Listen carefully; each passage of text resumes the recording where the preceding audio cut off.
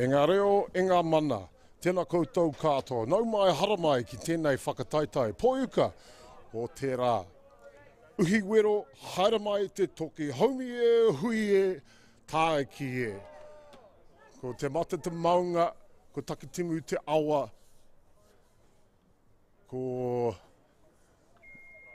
nā te kahununu te iwi, ko Jason Gerbies toku ingoa. Kia ora koutou katoa and welcome to continued coverage here from Ototahi, Christchurch for day number 3 of the National Secondary School Championships, and we're underway. We'll have 5 matches coming to you live streamed here from Christchurch as it's the boys' turn on day 3 here live on Diamond 1, and kicking us off in the first game is the Shirley boys and St Patrick's Silverstream College. Taking you away in commentary on this one, Damien Collins, joined by our friend Joe Fariza.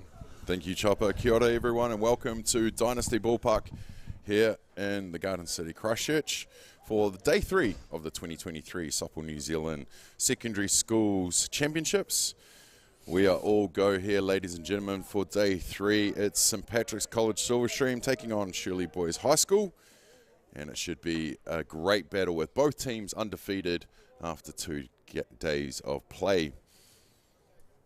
Well, leading off for the Stream Boys was Zarshaw Wallace, the shortstop, who popped out to right field for the catch made by the right fielder, wherever his name is. And now into bat is Thompson Tukaport. Thompson has had a big season for the Hutt City United Club. Also member of the Hutt Valley under-17s and under-19 boys. National champion when he hit the walk-off double to score the 2 runs to win against Wellington in the bottom of the 7th in Pukekohe in January. Well, he gets the walk there. Good batting there from Tomo.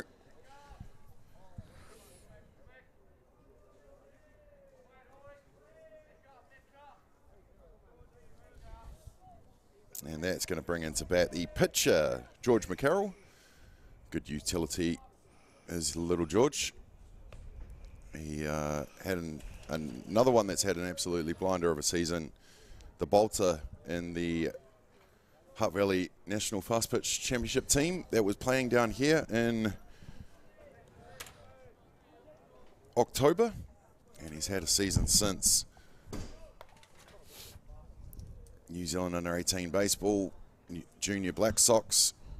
One of those names for the future for sure is George McCarroll.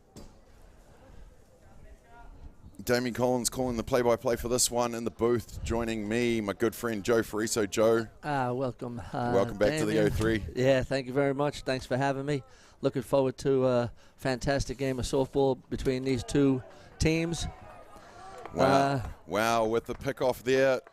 Tukapor goes for it, gets the call from Craig Wallace, the coach at third base, and they get him at second base with the tag. Good play there from Shirley. Yeah, it was a nice rete slide, and was trying to Omar Whanoki steal a base, but unfortunately got caught stealing for the second out. He sure did. Well, George McCarroll will pop up to right field where Leroy Sherry will make his second catch of the game. And that's a quick 3 up and 3 down for the Stream Boys as they go back into the dugout to get themselves ready to go out to field. It's Shirley up to bat in the bottom of the 1st up against St Patrick's College Silverstream.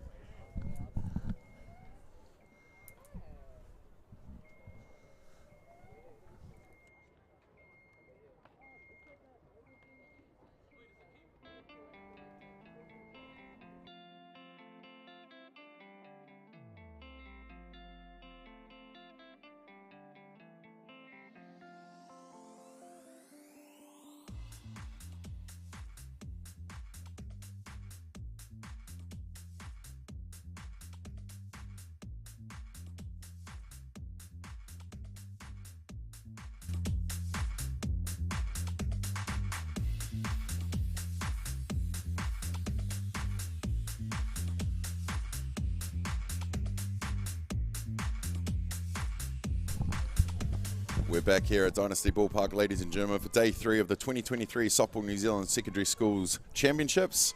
We had the Wahine Tour on Diamond 1 yesterday, and it's back with the boys for day 3. Well, here's the fielding lineup for St Patrick's College Silverstream. On the hill, George McCarroll throwing to behind the dish, Jericho Whatahinga. Noel Krynen is at first base. Second base is Keenan Easthope. On the hot corner is Jude Dawson.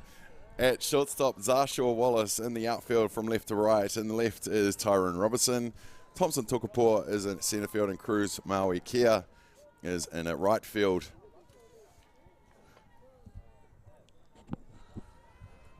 And the batting lineup, Joe? Yeah, okay. The batting lineup leading off, the center fielder, number 21, Fergus Sincutt. The left fielder, number 11, Dane Jorgensen. The shortstop, number 35, Hapani Kumaroa. The right fielder, number 22, Leroy Cherry. The catcher, Cairo Isefo. The second base, number 6, Nakao Kennedy. The pitcher is Rico Ratu. The designated player is Reese Kosa Asefo Stowers. The third base, Yuki Mori. And the first base, Bronson Mackley Flutie. Fantastic. A couple of those surnames I've seen around the traps throughout the season. And a few of those boys have some sisters that were at clubs just a couple of weeks ago at Fraser Park. Yeah, that was a fantastic tournament. It sure was. Well, first offering from George is at 1-1 to 1 ball, 1 strike to get him started here. The Fergus Simcock picking up the hit by pitch to get on base first. George usually a shortstop or second or third or outfielder or wherever you put him, but he can throw the ball as well. Yeah, he's a great little utility player. Plays for Hot City United Club, but also is representing his school at this tournament. He can do it all. Can George McCarroll. Opatahi, ball 1.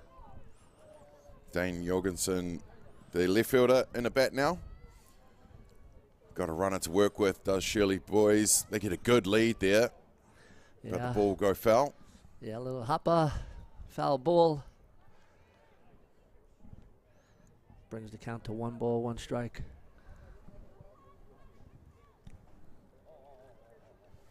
Well, they have a little quick corridor on the mound here with the pitcher. I'm guessing there's some techniques that they want to tweak with George. Liam Stewart is the base ump. We'll just find out who our man is behind the dish. I can tell you that Sherry Dimes is the scorer for this one. Yeah, I think they just wanted to have George hold for a second longer. The old pause. Releasing, just that pause. The 2-second full stop pause. Gets a lot of pitches these days, actually. Just wanting to get into their windups. Well, that's going to go foul. I'm sure we're going to hear a bang on the roof there, and we do. Yeah, hopper, foul ball. George McCarroll on the hill here, MVP of the Under-17 tournament at Nationals in January. Throwing to Jericho Whatahinga behind the dish.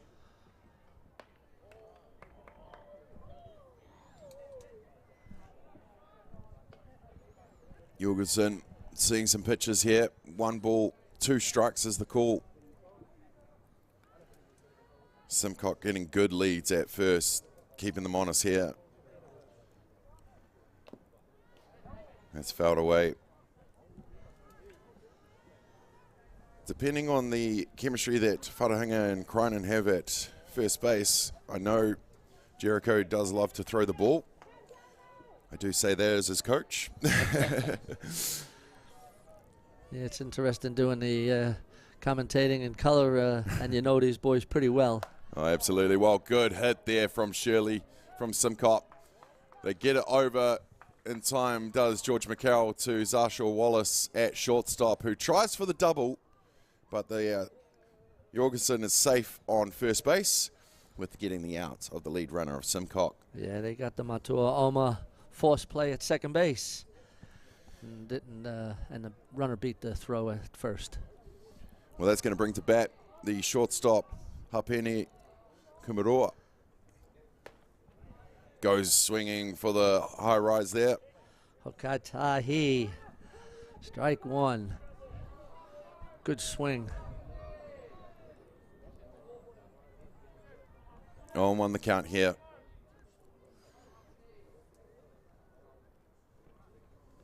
Down in the dirt.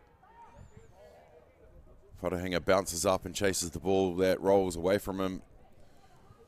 Jorgensen safe on second base, giving them a runner in scoring position early. 1-1 the count.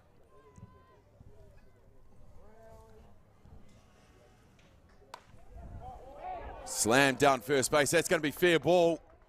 Going over the first base. They're going to score their first run of Jorgensen is Shirley Boys. And with Kimaroa safe on second base. Well, Joe, that was a good smacking hit down the line. A beautiful pow down the right field line. Great hit. He came up swinging. He was always going to be aggressive. You could see that from the first pitch. And he hit a nice double down that right field line. Well, just the one out. Now with another runner in scoring position. Shirley take the lead 1-0. Early days, though. These games are timed here at this tournament. 1 hour, 30 minutes.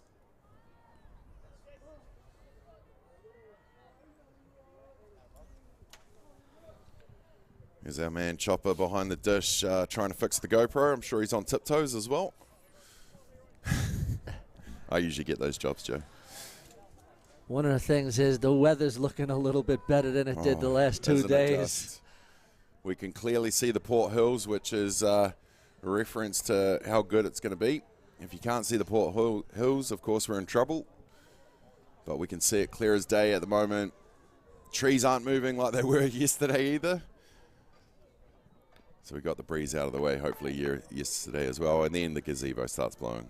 Yeah, there's a commentator's cursed. There's a sprinkle of blue sky out there, so I'm expecting it to be a nice day. Yeah, look at those. Look at those hills. The Port Hills here in Christchurch.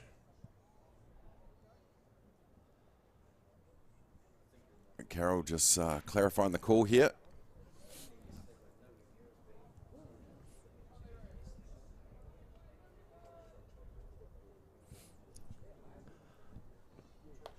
Fouled away. We'll take the count to 2-2.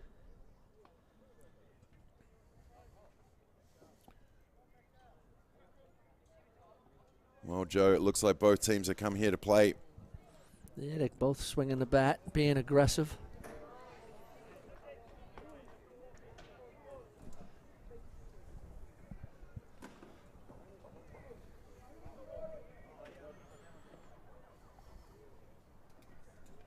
Shirley Boys Boys to pull the strings on that one, but it goes up high for the ball. And there will be the walk, giving them 2 runners on base now.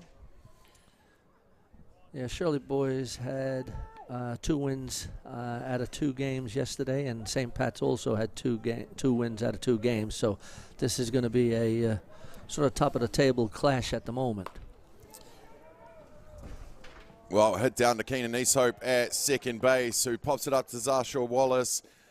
The throw wasn't exactly on the money, but Noah Cronin at first base makes the play to retire the side, leaving 2 runners on. Well, no, one of them was a double. So, leaving 1 runner on, but already scoring 1 run. Shirley Boys High School with 1 completed innings lead this one 1-0. The decisions we make matter. The cloth you put on your back, that comes from somewhere. Ours is Ecotech, and it comes from here. One of these equals 38 of these, not in landfill. High-performance fabric worthy of what you stand for. So sponsorship from New Zealand Carbon Farming has been fantastic for our sports teams actually who went away to tournament week. We're a community who's driven by sport, but often money and the cost of travel and the cost of accommodation and uniform can be a barrier for some of our students. So to be able to have the support of New Zealand Carbon Farming has been fantastic this year. It's been used to get new uniforms and all that sort of thing. It makes us look a lot better than being in older uniforms from 2000s. It's good that it's reversible as well. Yeah, so you don't get confused with the other teams. Yeah. One of the things that our students get down on, if you like, in sport is not looking as good as the other team, and to come out with a new uniform for a number of sports, particularly our basketball teams who have been away at nationals, has been uplifting for the students, for our students and for our community. The support from Carbon Farming has been wonderful. Big thanks to New Zealand Carbon Farming for everything they've done for us. Without them, then we wouldn't look like this.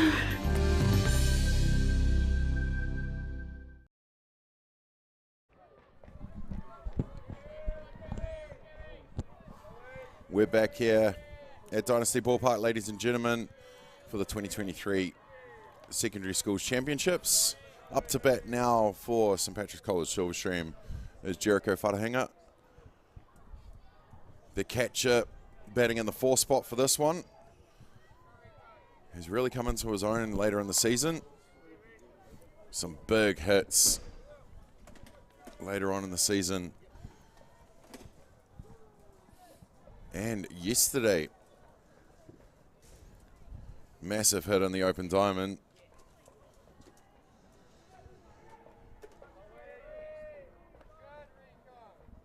Well, he leaves the outside pitch. Yeah, Poitoro, ball 2. Poirua, ball 2.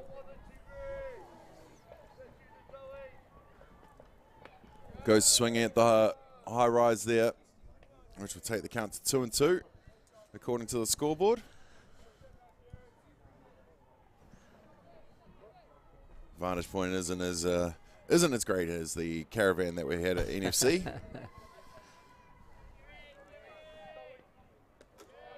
Whatahinga leaves it down low to load the count. 3 balls, 2 strikes.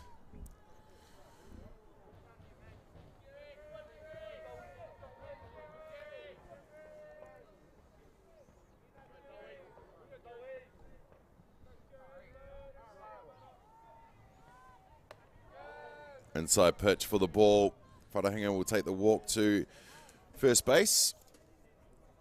Yeah, good at bat by Whatahinga to reach first base. Always good when your catcher knows the zone. And that's going to bring to bat Keenan Easthope, the second baseman for the Stream Boys. Hato Patariki.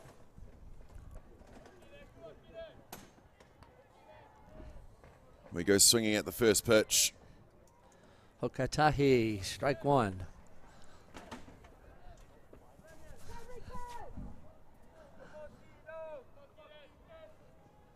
Keenan Easthope, confidence player when he gets going. There's not a lot that can stop him. Another member of that national championship Hutt Valley under-17 team. Was down here in second place for the under-19 Hutt Valley side. Who was coaching it? Was that you, Damien? The 17s? No, Yeah. just manager, mate. Oh, just the manager for the 17s. Who was the coach of that? It was Bodie Foley and Bodie Scott Foley. Robertson. Oh, right, yeah. Oh, you did a I was just the guy. fantastic job. I was just the guy that did the washing, Joe. You did a fantastic job managing that team. Thank you, thank you. Well, up top for ball 2, or 3 actually. Yeah, Poitoro. 3 balls, 1 Okay, strike on Tahi. Keenan Easthope. 3 balls, 1 strike. With a runner on 1. None down, bottom of the second. Gets it, slams it down, third base. And surely Craig Wallace put out the mitt to stop that. No, he didn't. No. Ended up in the back, so... Joe, looking at this diamond, the new artificial here at Dynasty Ballpark, and I got to say, mate, I wish we didn't go for green at Fraser Park. Oh, well, I tell you, you read my mind because this is a beautiful diamond that they set up here. Keenan Easthope just popping up to centre field Fergus Simcock there, who makes the catch for the first out. Jericho Whatahinga tags up on 1. Yeah, once the seeding takes place on the edges, it'll look fantastic. But boy, oh boy, the brick color does look very nice on both diamonds. Yeah, absolutely. They just finished off Diamond 2 yesterday, actually, so they're getting to play on it. First people to be playing on it today. They were working in between showers yesterday to get it all prepared. So the first teams have been playing on Diamond 2 for this one. And it looks like Kaiapoi is over there taking on Noah Kreinen into bat. Big hit into left field where Dane Jorgensen is under it to make the catch. And that's going to be the second out. Even Jericho Wharahinga still stranded on first base. Noah's going to come out and do the running for him, surely.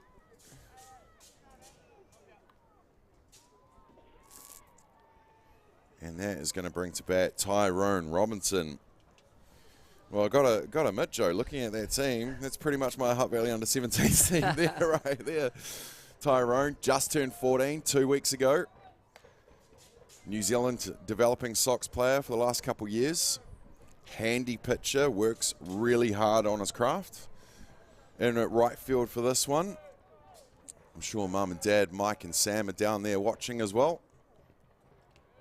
Down in the dish there for the ball. Well, watching both of these teams, you could see there's a lot of talent out on both sides of the diamond. Absolutely. Shirley looked like a very polished team, and St. Pat's obviously have some good Hutt Valley representatives in that squad. And two junior Black Sox. And 2 junior Black Sox, yes. But I was overhearing a couple of the Shirley boys before this game, so definitely talking up what they were looking to do against George on the hill. So I'm guessing they all know each other. Robinson hits it down the hot corner where Yuki Mori makes the play to first to retire the side, leaving one runner on, unable to convert is Stream, but they'll go back out to the field to try and keep the donut in the next innings for Shirley, but they still lead this one. Shirley boys, 1 to Streams 0.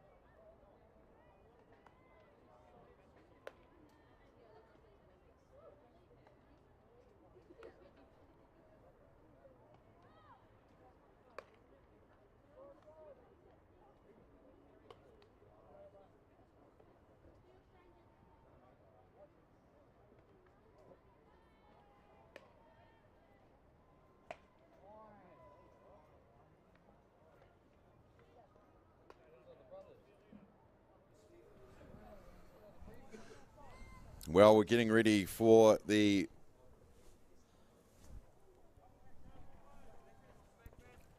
bottom of the first here, bottom of the second here, and game number 33 on the schedule. After a bit of a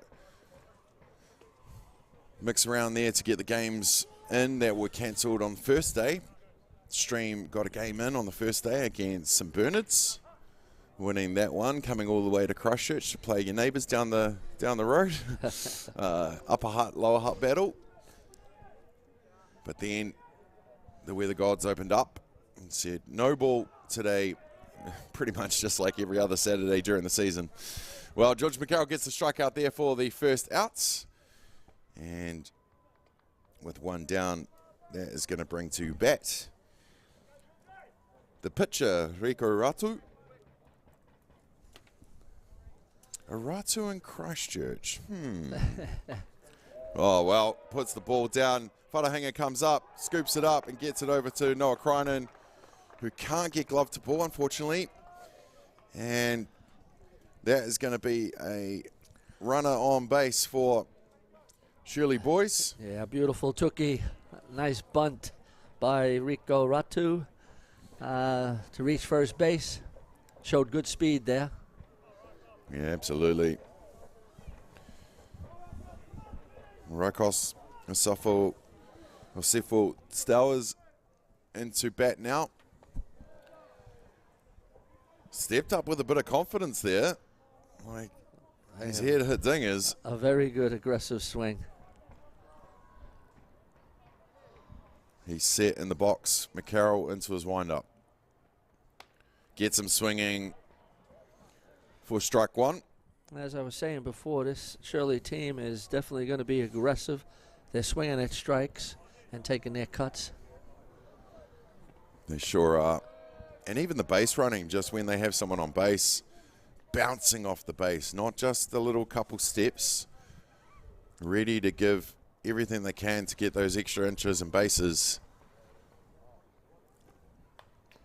Yeah, well coached. You can see their technique is spot on when they're taking the lead off the pitch. Shirley boys with the early lead here in the bottom of the second. After that first run, batted in the first innings. Slamming it down first base, did Jorgensen.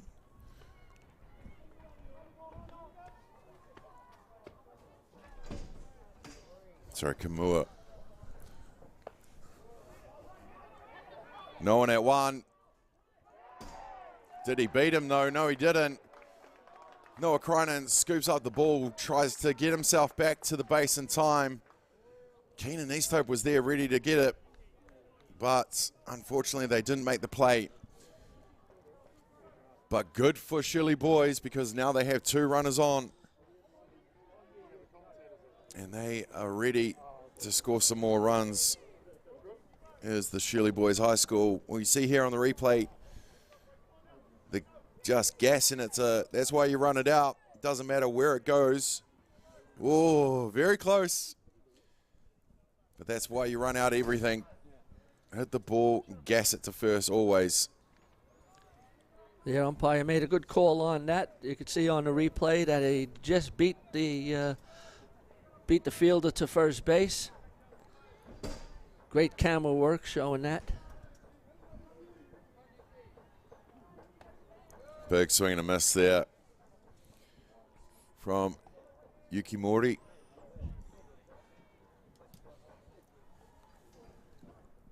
Yukimori made a nice play at third base in the last inning. Now comes up here to try to drive in some runs. Well, the outside pitch. Wharahinga tries to get the pick off at 3 with the steal from Shirley Boys. Bounces off the glove of Jude Dawson. But Zarshaw Wallace is there to tidy it up.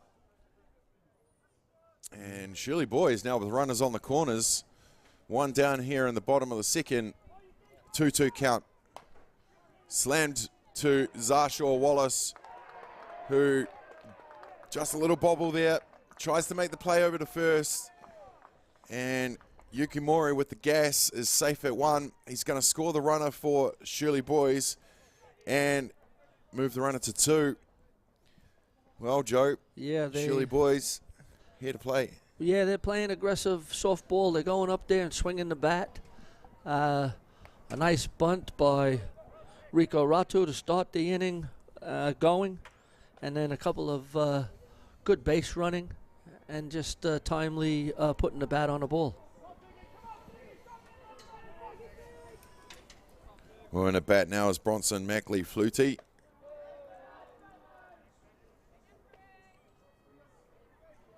Right-handed batter. 0-1 count.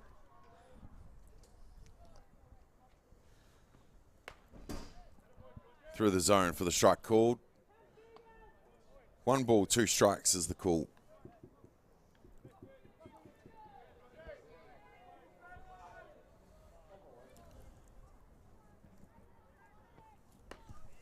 Well, he goes down swinging, does Mackley Flutie for the strikeout, and Stream needed that one. Still with 2 runners on, Shirley Boys, 2 down. They're going to bring to bat the top of the order, Fergus Simcock.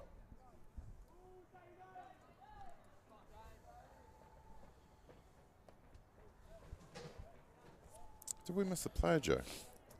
Yeah, I think. Oh, it's the Denver, of course. Bronson was had been That was DP'd Ferguson, for, yeah. and Fergus Simcott had the got K. you, So got you. Dane Jurgensen's up now.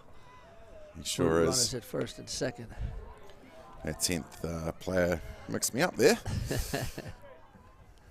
I guess you're not allowed designated runners in this competition. Totally forgot you could have DPs. Well, he squares up and thinks against it to go on the outside pitch. Takes it to 1-1. Yeah, putting the bunt on just puts a little pressure on the infield. Well, gets that, hits a foul down the left side. Count remains 2-2.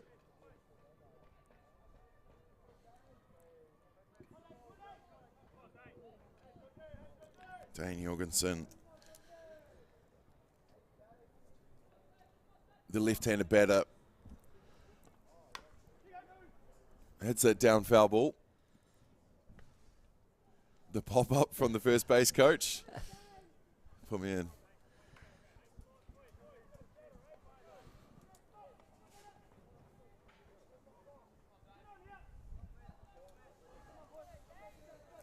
Dane Jorgensen smacks it down the first base line. Noah Kreinen unable to get to it. Cruz, Maui Kia gets it in from right field to home.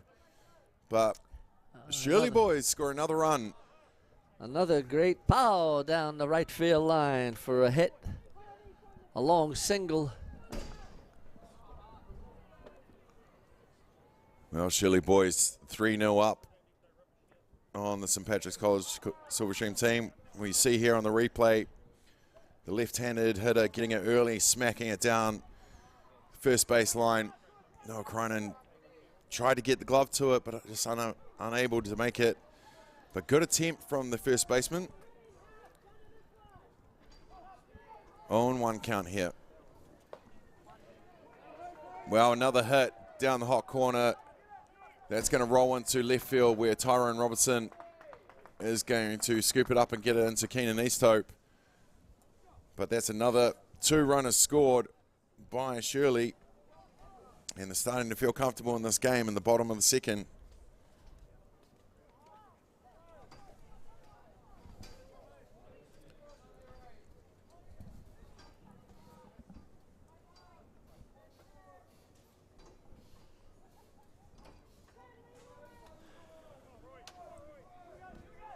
Yeah, Shirley definitely swinging the bats, being aggressive. Leroy Sherry in at bat now. Pops it up to centre field where Thompson Tukapua is under it to make the play. And that will retire the side, but not before Shirley boys add another 4 runs to their total. They lead this one 5-0.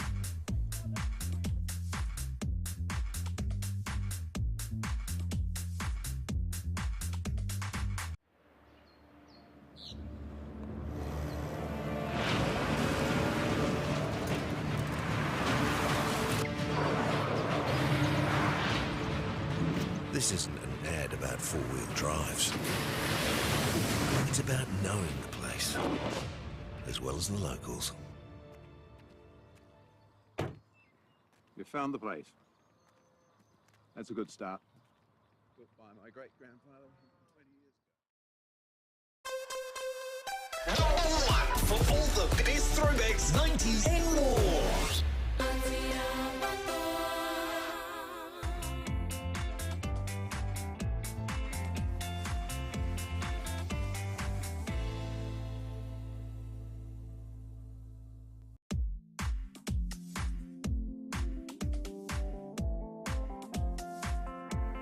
We're back, ladies and gentlemen, here at the 2023 Softball New Zealand Secondary Schools Championships on day 3 for game number 33 at Shirley Boys High School. Out on the field, Ngatama o Ruaparoa taking on St. Patrick's College Silverstream Hato Patariki. Leading off for Stream is the right fielder Cruz Maui Kia. Plays his ball for Te Aroha. And I think senior ball for Dodgers, if I remember correctly. Yeah, I think I did see him in the Dodger colours. You'd love that, wouldn't you, Joe? Yeah, plays his age group for Te Aroha and his senior ball for Hutt Valley Dodgers. There's a few boys in the Hutt Valley system that get to play senior ball, unfortunately, not for their club, but they still get to play senior ball, which is important. And continue their ball with their junior club, which is always special.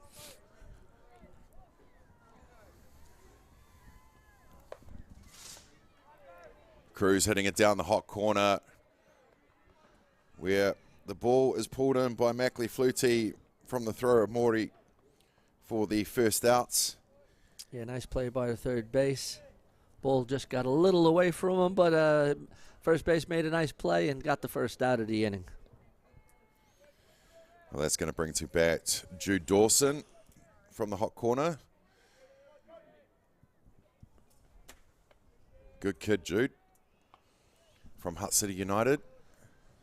From the famous Dawson family. Yeah, families. Softball is a family affair. Absolutely. And he's in a long line of Dawsons in the Hutt Valley.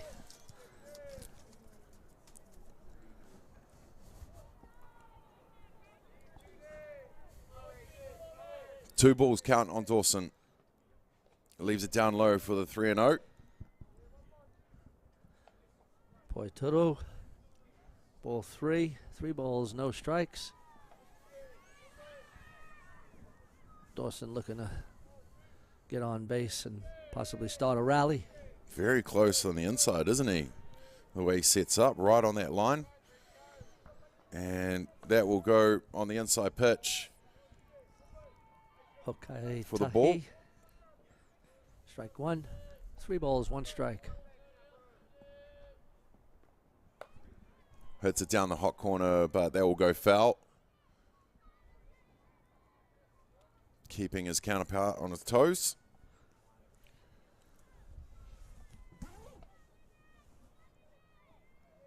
Tell you, when that grass grows in that in between the outfield and the infield, it really is going to be a picture at this diamond. Both of them right next to each other. Yeah, Canterbury Softball has done a fantastic job with that. Swung on a miss there for the strikeouts. So Dawson goes down for the second outs. And that's going to bring to bat the top of the order, shortstop Zarshaw Wallace. Pitcher turns around and tells his outfield to go back to the fence.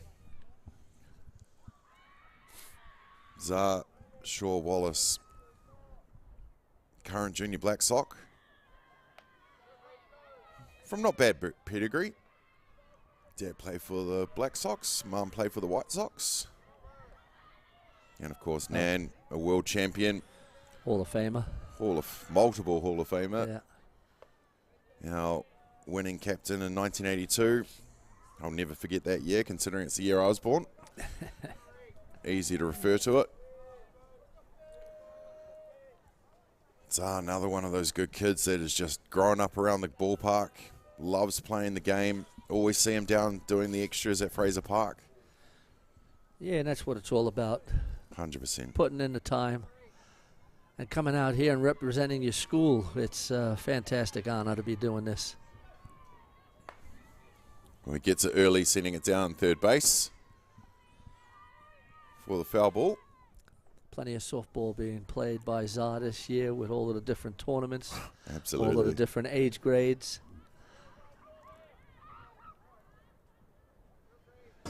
Yeah, you can't get enough that kid. Some Bernards down here watching the game. Another team that's here to play. Oh, Zark getting it out past his counterpart at shortstop to roll into center field. Shaw Wallace now safe on first base and getting a runner for Stream, which they need in this one. They're going to bring to bat Thompson Tukapua, the center fielder, who made the last outs to get themselves out of the innings in the last. First hit of the ball game for Stream.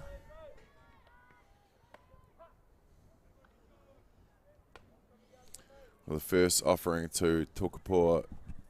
Is a strike called? 2 outs here in the top of the third. Up top will take the count to 1-1. I say so confidently.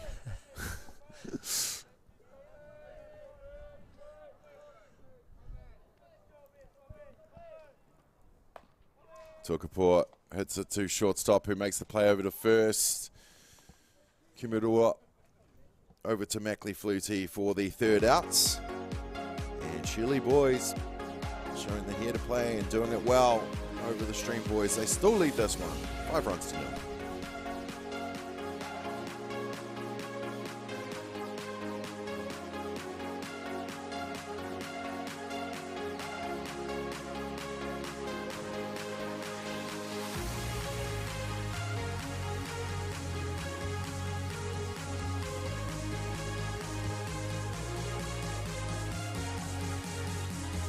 No time to fluff around today? No worries. Just swing into Caltex and pay for fuel with Pay an App to speed on through. Ooh, yeah. Feels good. Use it at your local participating Caltex.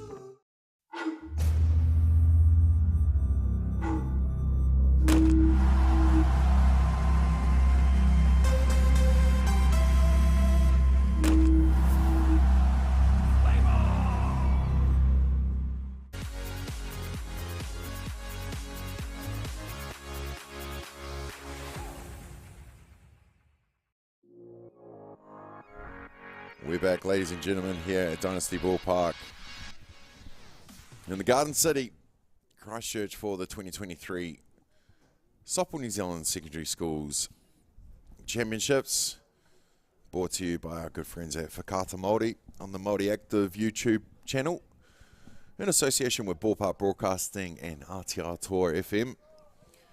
It's an absolute privilege and honour to bring you our up-and-coming stars here in Christchurch. Well, first offering from George McCarroll is a strike called.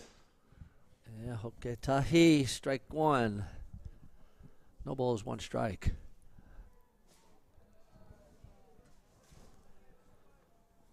Poi tahi, ball 1. Leading off for Shirley Boys High School is Cairo Usefu.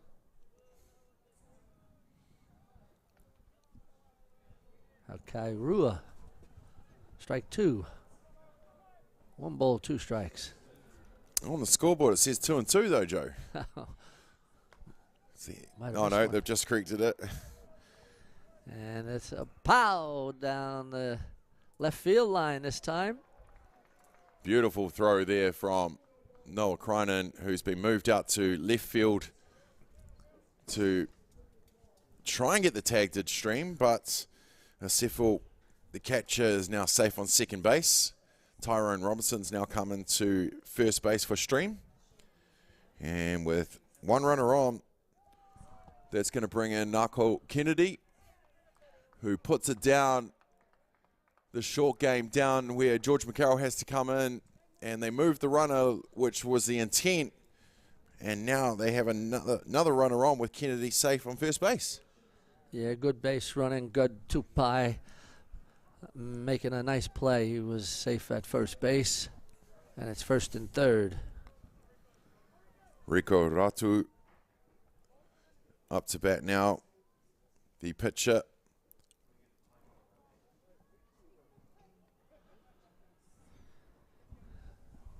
Yeah, Shirley staying aggressive.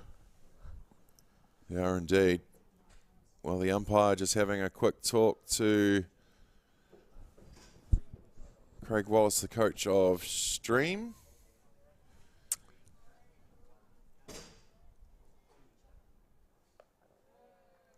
Up top for the ball.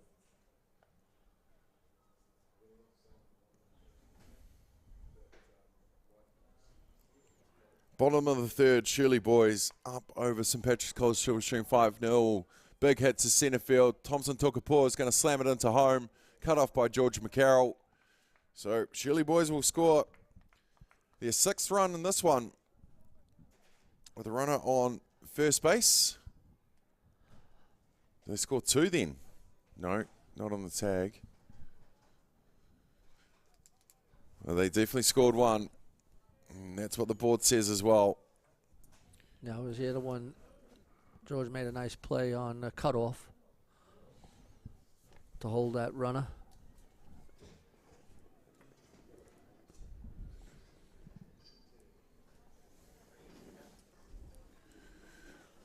Still a lot of ball game left in here. Oh, absolutely. And St. Pat's just got to get back to work when they're hitting. This Shirley team has been aggressive all game, swinging the bat. Oh, absolutely. Standouts. Just doing everything right here. Bounces off the glove from Wharahinga. They'll advance their runner, Kennedy, to first base. Oh, second base, sorry. Rakos, Asifo, Stowers will take the base with the hit by pitch.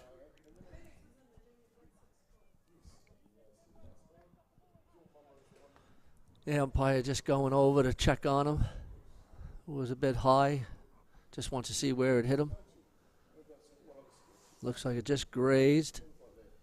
Umpire wants to check. It's important that these young athletes are well looked after. Oh, absolutely.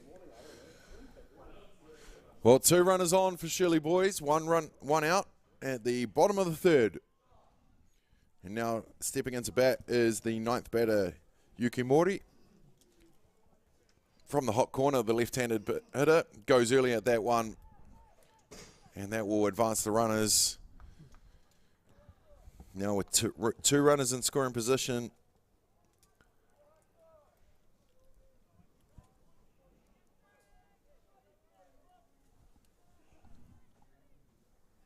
Squares up for the bunt, which will go foul, putting him in the hole 0-2. Yeah, Yuki Mori handles the bat really well. Hits with is a good hitter, but also can play that short game, which is important. So important in today's game. Goes early, fouling that one off as well. Count remains 0-2.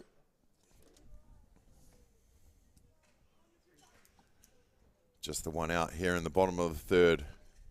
Shirley boys, 2 runners on. Mori looking to move the ball. Goes swinging at the rise pitch.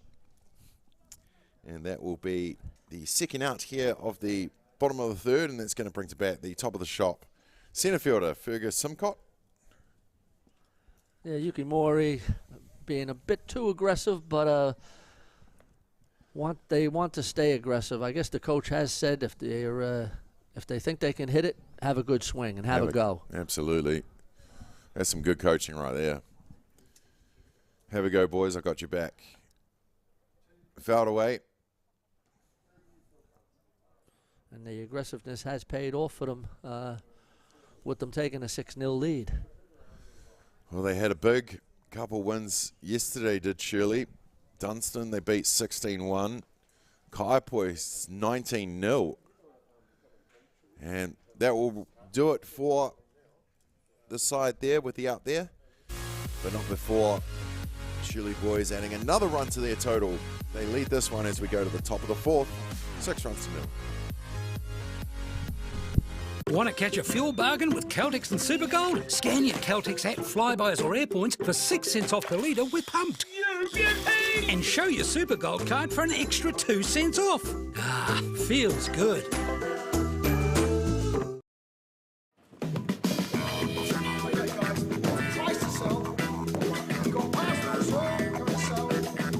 Ladies and gentlemen, this isn't about what we wore back in the day. we're going to go now. Going once, going twice, no more offers. Sold! It's about being trusted to get a better result for our clients since 1973.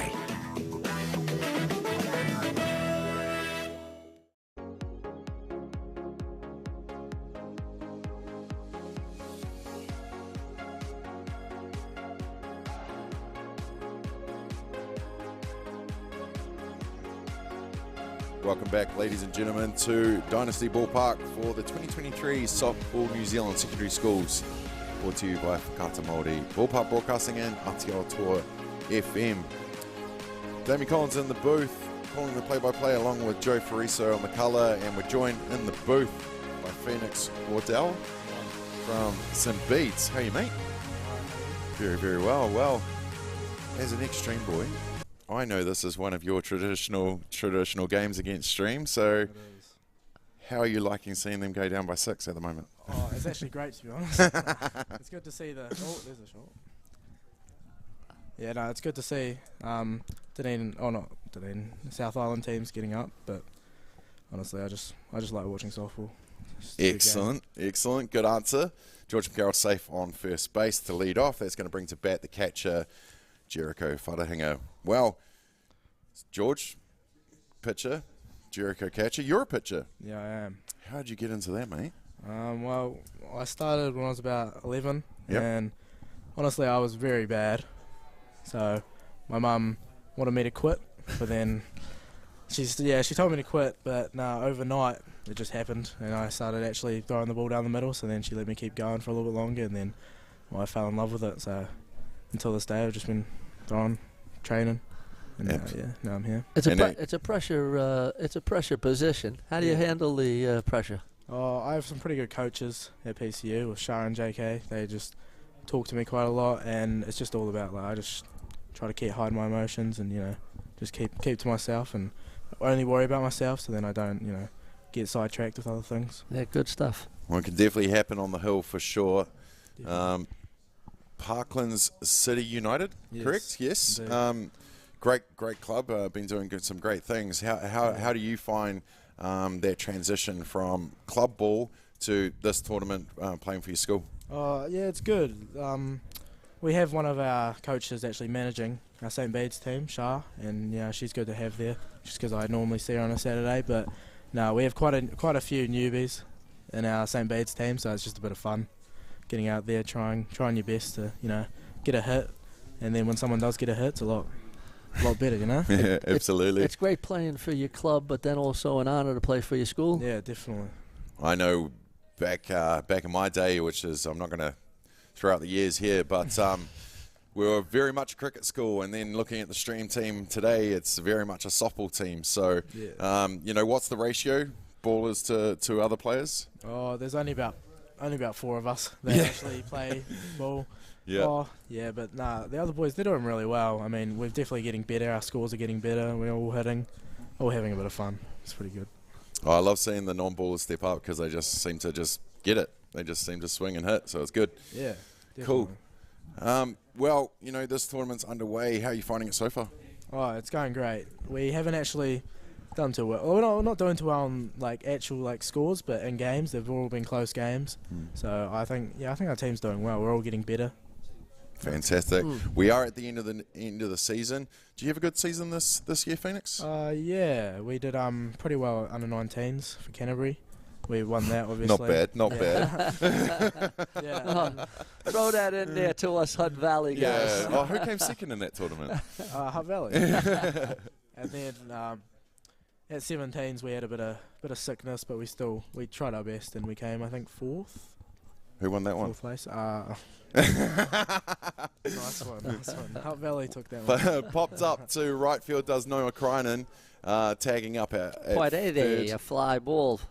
Tagging up is George McCarroll, who's going to score at home, and Noah Krynen's going to come out and do the running for Jericho Whatahinga. So we've got St Pat's College Silverstream on the board here, and up to bat is Tyrone Robertson. Well, Phoenix, I appreciate you coming in, mate, but we are at the end of the season, so what does winter look like for you, mate? I'm going to be playing football for St Bede's and most likely Christchurch United, so it's going to be quite good. I'll obviously be doing some training in the off-season for softball, just getting ready for next season, but yeah, no. Does a pitcher ever really stop? No, never. No, he doesn't. No. Well, do you still have the traditional against Stream in first 11, or is that first 15? No, it's more first 15. Yeah. Yeah, we're playing them it's about a few weeks, I think. We're going up to play them. Outstanding. Well, mate, all the best for the winter. Thank you for coming in, and all the best for the rest of the tournament. Go well. Thank you very much. Thank you, Phoenix. Thank you. Yeah, well done. Thanks. Phoenix Wardell, the pitcher for St Bede's. in the booth. He spoke very well. He sure did. And for a young player, playing for his school, representing his school and also his clubs down in the Canterbury region. Yeah, PCU beating finalists in the women's clubs a couple of weeks ago, but absolutely outstanding to see the club going through. In at bat now is Tyrone Robinson. He's got a 3-1 count. Down low, he'll take the walk and advance Noah Kreinen, who's doing the running for Jericho Whatahinga, to second, with Tyrone going to first. And that's going to bring to bat Cruz Maui Kia, the young man from Te Aroha. Another one that's grown up around the ballpark, I'm sure. Streamer on the board now to have first and second. Sometimes you just got to break that donut to get the rhythm on. Oh, I love the pickoff attempt from Cairo Osefo. Yeah, good throw down to first base, keeping the first base runner close.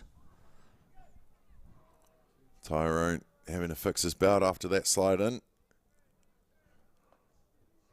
Cruz off the handle, pop up to the catcher, and that will be the third out. But not before St. Patrick's College Silverstream score their first run, but some Shirley boys lead this going into the bottom of the 4, 6 runs to 1. 100.9 and 94.9 Atiawa Toa. When the radio's on and the sound's hot, you just have to enjoy. There's no way to stop. That's where it sounds like the best every day of the week. Better than all the rest. We let the music speak. All the best throwbacks, 90s and more. Atiawa Toa. All the best throwbacks.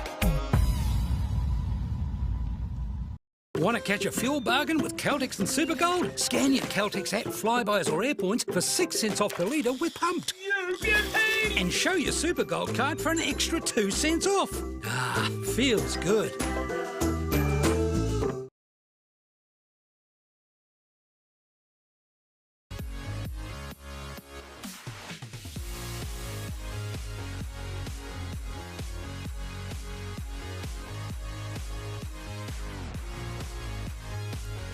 Welcome back, ladies and gentlemen, to Dynasty Park here in Christchurch for the 2023 Softball New Zealand Secondary Schools Championship.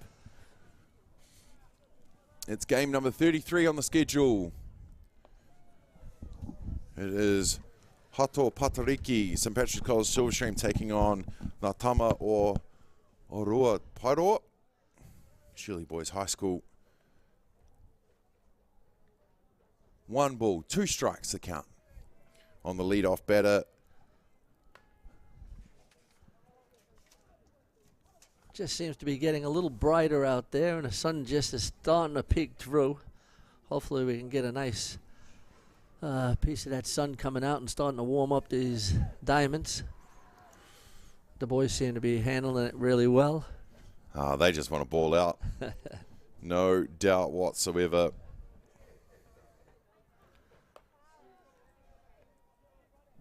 Up top for the ball from McCarroll. Takes the count to 2-2. Drew Jorgensen into bat now. Has cross home plate with his first 2 at bats. Hit it up the middle in his first. Smacking it down the first baseline in his second. And ready to have another hack at this one, I'm sure.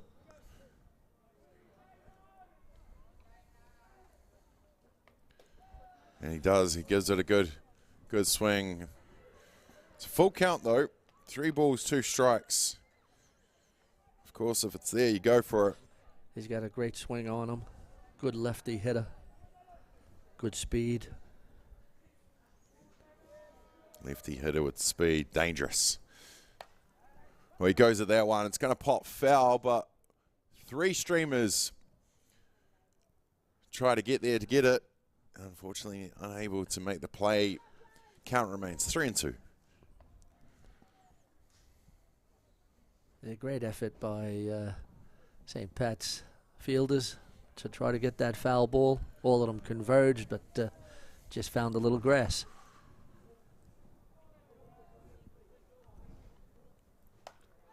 Well, takes some speed off that, and one bounce to Cruz in right field. We'll have Jorgensen with another base hit. And going off previous experience, that's not what Stream want, because Jorgensen knows how to cross home plate. And especially with Hapeni Kumarua into bat now for Shirley Boys. One runner on. Bottom of the fourth. Second base hit for Jorgensen.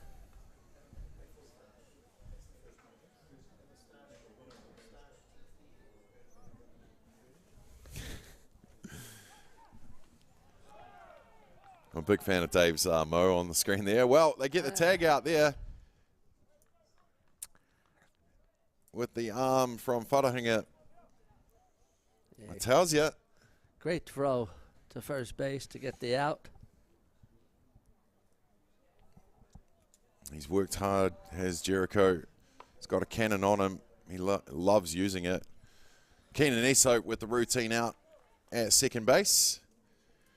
And a quick 1-2 for Stream, and this is what they want. But coming up to bat is Leroy Sherry. Well hit ball to second base, and a nice play by the second baseman to get that out, 4-3. Goes swinging at the change. Gets Wharahinga as well behind the dish. Yeah, that was an Ipe Maminga change-up.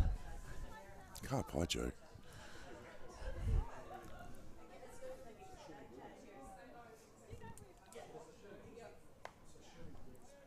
Or Hohepa.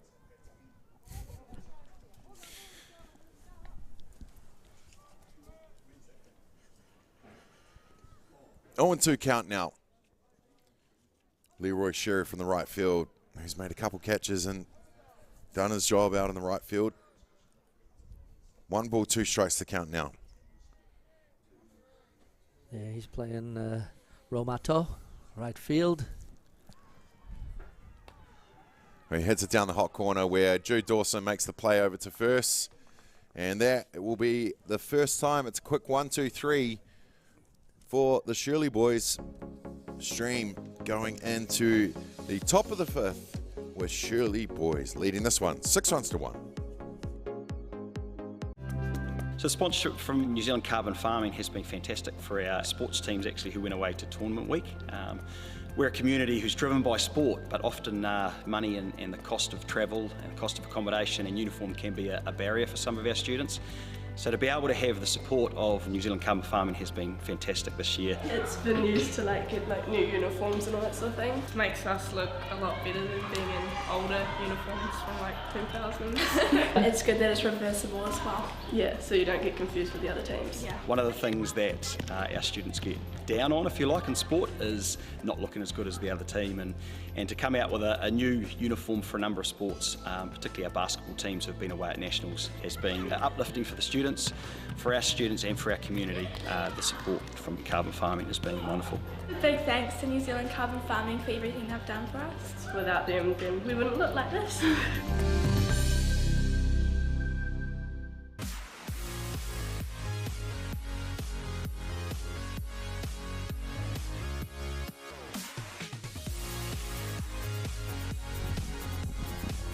Welcome back, ladies and gentlemen, here at Dynasty Ballpark.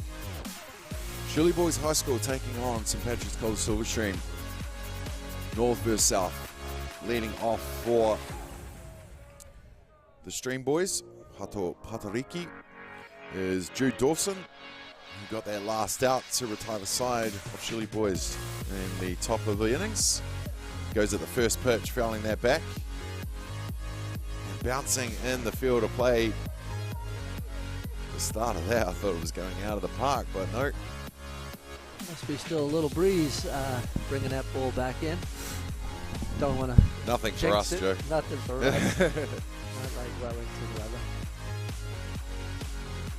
or the last 2 days that you've experienced. Or October. Or October.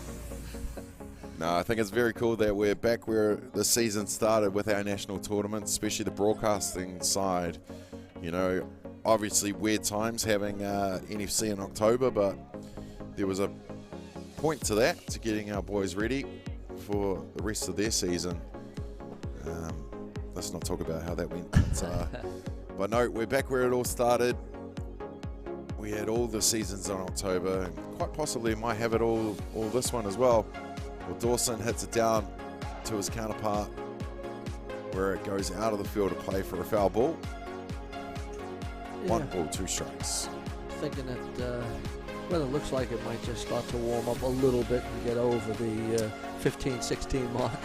Well, going off my commentary yesterday, mate, every time I talked about that blue sky, it disappeared. So maybe we'll leave that there. Dawson swings at the rise for the strikeouts, and that's going to be the first downs. But that's going to bring to bat the top of the order, Zarshaw Wallace, the shortstop who hit it out of reach of the shortstop into left field in his last bat. Caught by right field in his first at bat. And we know Zar can move the ball, and now's the time to spark something for his team. Virginia Black Sox. But Shirley boys haven't changed a thing, and they don't need to. Chipping away quite nicely throughout this game.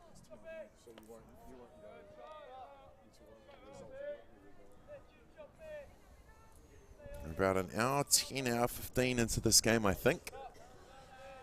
Yeah, it's a little bit different with not playing a 7-inning game, and you do need to be mindful of this time. What did you say, Damien, we're into? 10, 15? I think about, yeah. Hour 5?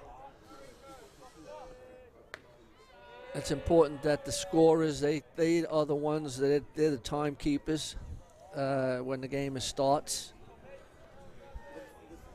They sure are.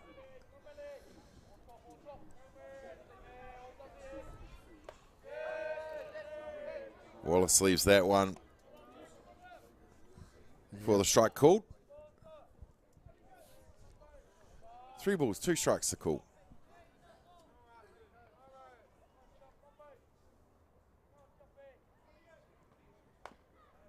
Hits that foul, gets that away, gives him another at bat. Wallace, confident about going deep in the count. Type of player he is. He's in the leadoff spot for a reason, not just because Dad told him to. That's outside for the walk, and that's a runner you want on.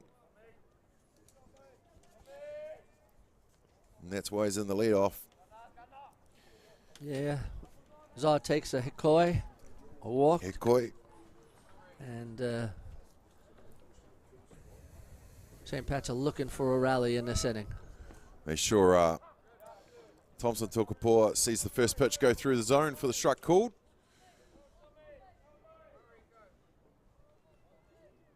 Zarshaw Wallace safe on first base. Thompson Tukapua heads it down to Yukimori. And Tukapua safe on first. Shaw Wallace safe on second base. And could this be the Stream Machine coming back here? Well, up to bat now is Jericho Wharahinga.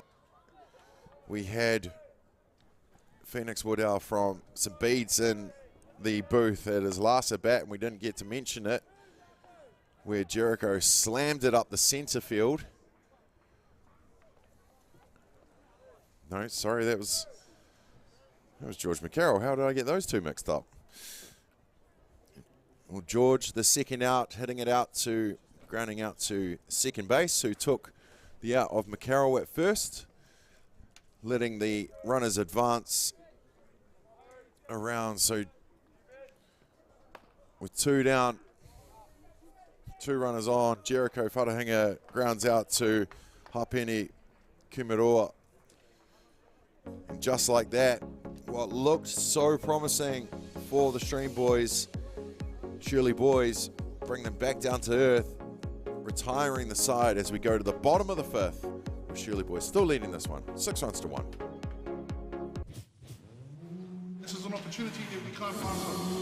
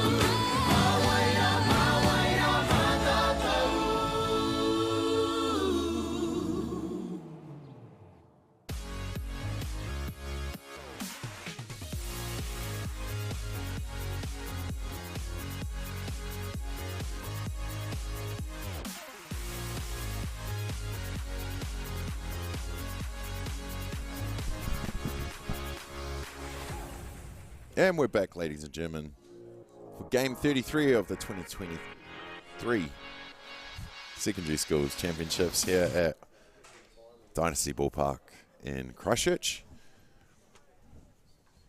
It is Hato Patariki, St. Patrick's College Silverstream, taking on Natama o Oroa Pairoa, Shirley Boys High School. And at bat now is Kairoa Sefo, the catcher, hitting it foul. He's got the 1-1 count.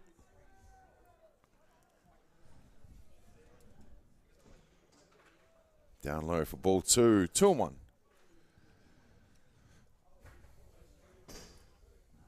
Sticking with McCarroll on the hill here is Silverstream.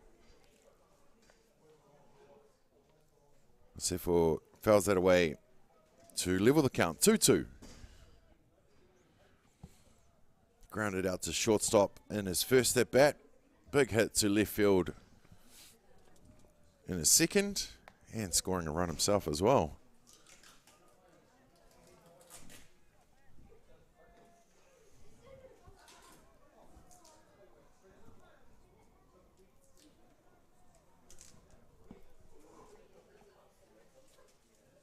Tries the change-up, does McCarroll. Sefo will take the walk, though. And with one on, with none down, that's going to bring to bat Nako Kennedy, the second baseman, into bat now.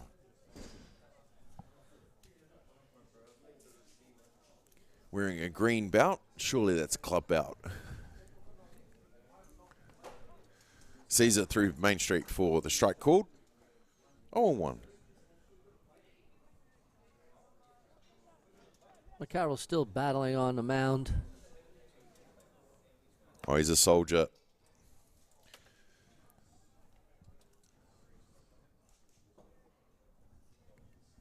And there's one of Kaiwawos, the umpire. Yeah, I've got to talk to Dave about what he uses to twirl that mustache, since mine's in that state as well. You're getting there. Not up to Dave's standard just yet. No, I don't think I've actually trimmed the mow this season. Definitely the beard. We're almost at winter, surely shave off. Well, he goes for the bunt and the 3-1 counts. Jericho guns it down to his club mate Tyrone Robertson, both from Totara Park Softball Club in Upper Hutt.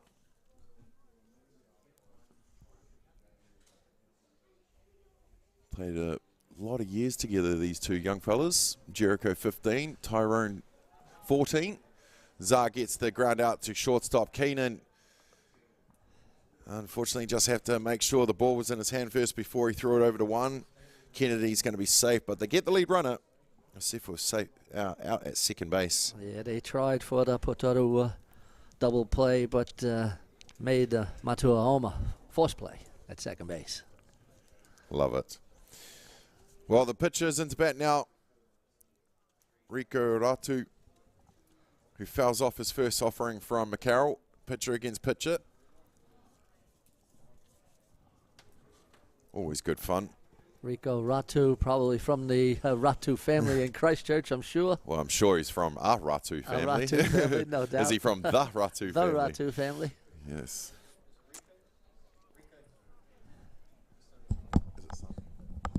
And thank you, Adrian Royal, behind the scenes, giving us the snippets. It is, of course, Stephen Ratu's son.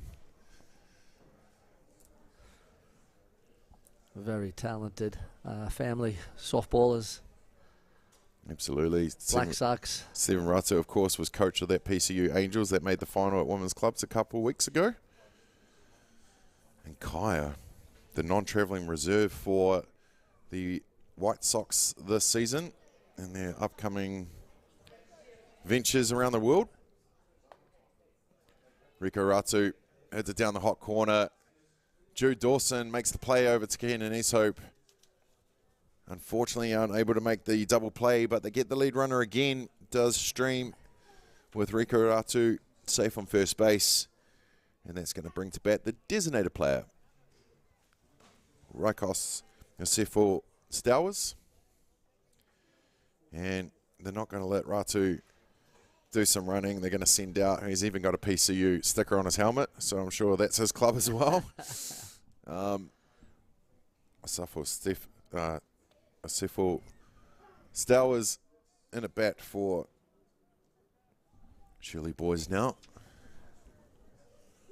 Did they bring on Keegan Piper for the pinch runner? Keegan Piper. Number 9.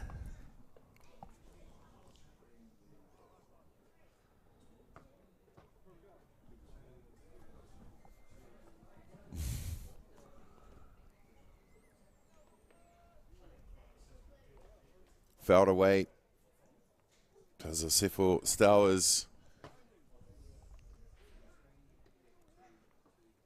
So 1 runner on, 2 down here in the bottom of the 5th. Shirley Boys leading this one 6 runs to 1. Asefo Stowers hits it out to centre field where Thompson Tukapoa is under it to make the play. That will be the 3rd out. In it, centre field. Well, are we going to the 6th or are we out of time? The coaches are on the diamond. The players are going out. Hour and a half with a 1/4 start. Give or take 10 minutes, Joe, you reckon? Yeah, there's about 10 minutes left in the ball game, I would say. Stream will have to get the bats going and getting them early. I think if they don't finish the inning, then it'll go back to the last inning. So Stream will have to score and score quickly to extend this ball game. I sure will.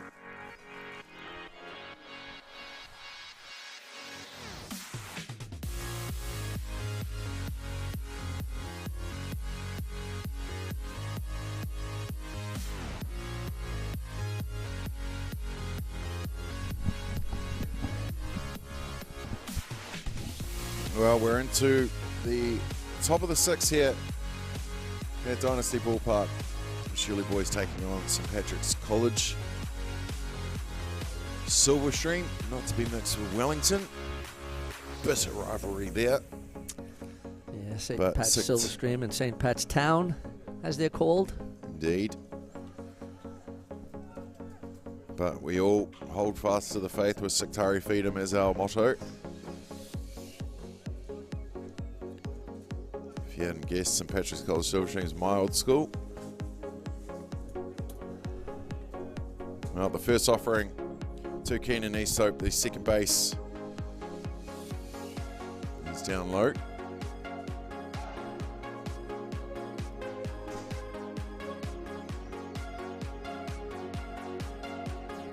You know, any of the East Hopes from the Hutt Valley, they may be small in stature, but they know how to ball out.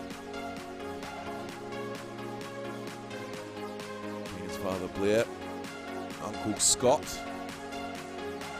All way bigger on the inside than they are on the outside. I love going to the ballpark. Here's Edward Hardy. Seeing old friends. It's always a good time. Well, Kenan East Hope gets the walk. And with none outs, runner on. Noah Cronen's going to come up to bat. Now playing in at left field. And we're looking to spark something for his team here. Noah, I forgot to mention though, he was in -17s as well. First day, Joe, we turn up.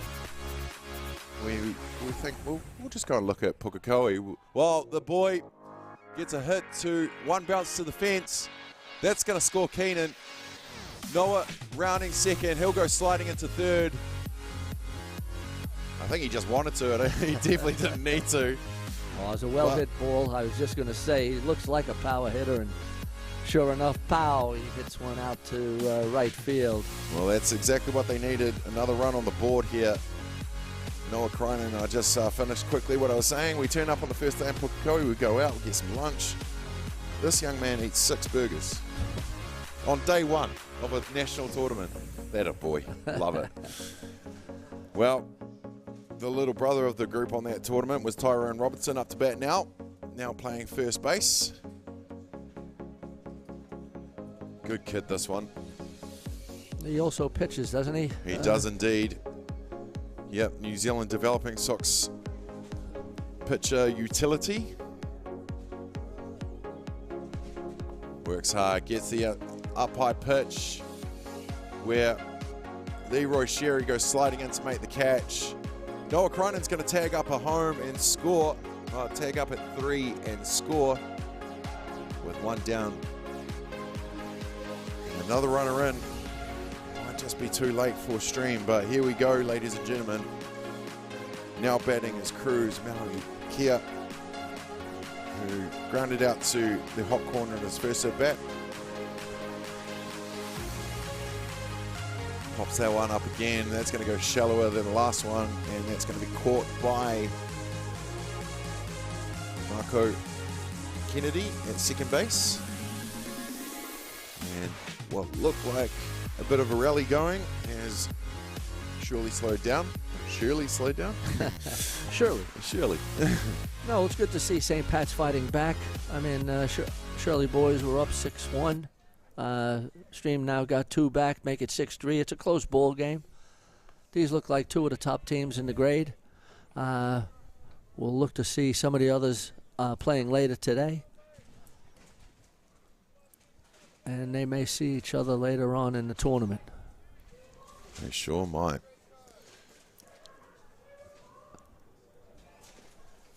Well, Jude Dawson in a bat now. 1-1 the count.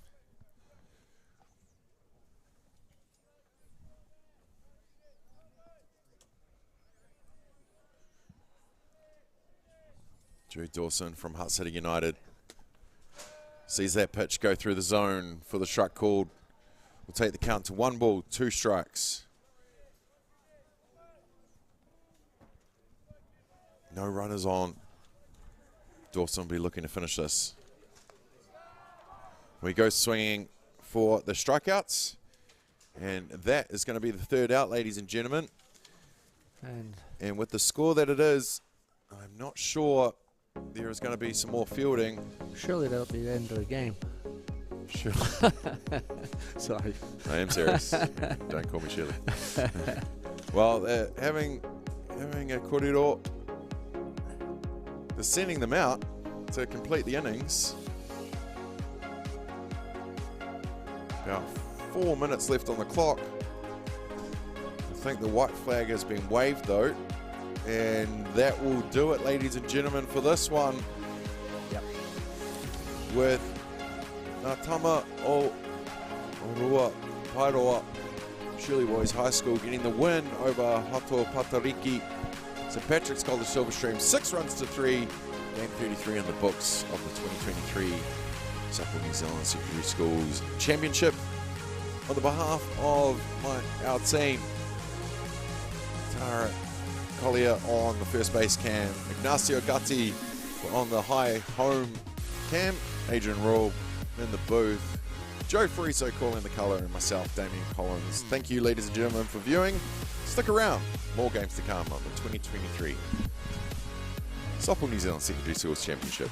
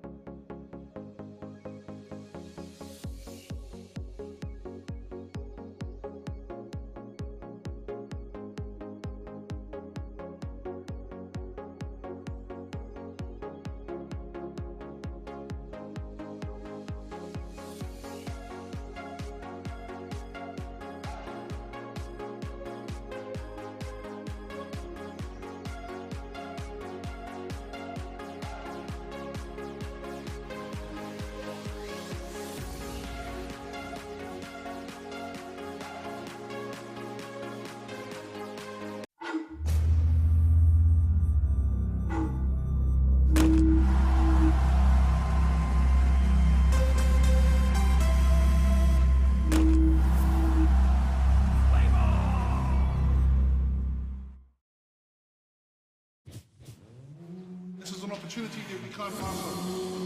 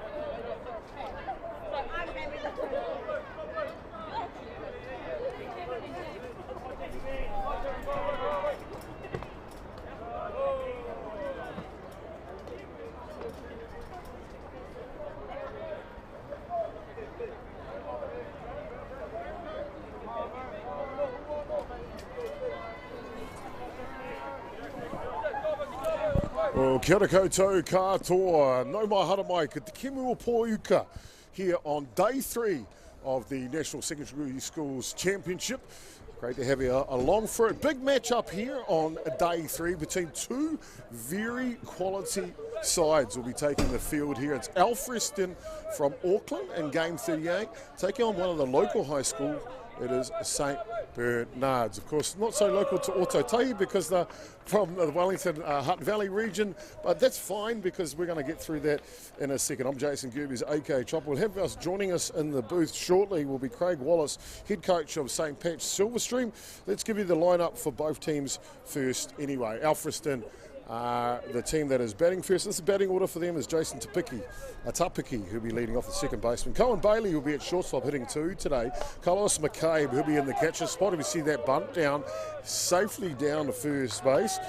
He'll be in the 3 spot as McCabe. But hitting clean-up today, Nate Murray, centre fielder. Richard Murray Terude will be pitching and hitting in the 5 spot. Hunter Bailey, Villain Tapiki were batting 6 and 7. Jerome Mika, Jason Mariso, and will round out the batting order, the left field. That's Alfreston 1 to 9. St Bernard's. Now they are a really good school. Coached well as today. Hemi Orupi is in charge of the team this season. And if I'm just going to get their positions for you. We're just going to catch up with those and I'll come back to you with their fielding lineup. But we're just underway here in the top of the first innings. I mentioned a top matchup because these two teams we've seen already over a day and a half's play. Day 1 of the competition was affected through weather. And now we're underway on day 3 with fantastic conditions here. A little chilly here locally, but all in all, not too bad. Defensively for St Bernard's, see that one pop up. Now ranging over for the second baseman. Nice catch. Taken just in foul territory by Arlo Cross in the infield. He's paired up the middle with Jason Williams Baldwin, or Jackson I should say. Third base today is Jerome Pierce-Orupe. Over at first base in the other corner is Mason Carey. Outfield now for St Bernard's, left to right in the outfield. Angus Little, Taikaha Cross, Wilson. And at right field for them is Tai Mariri. Doing the catching today is Mason Carey. Sorry, first baseman was Shaquin Roberts.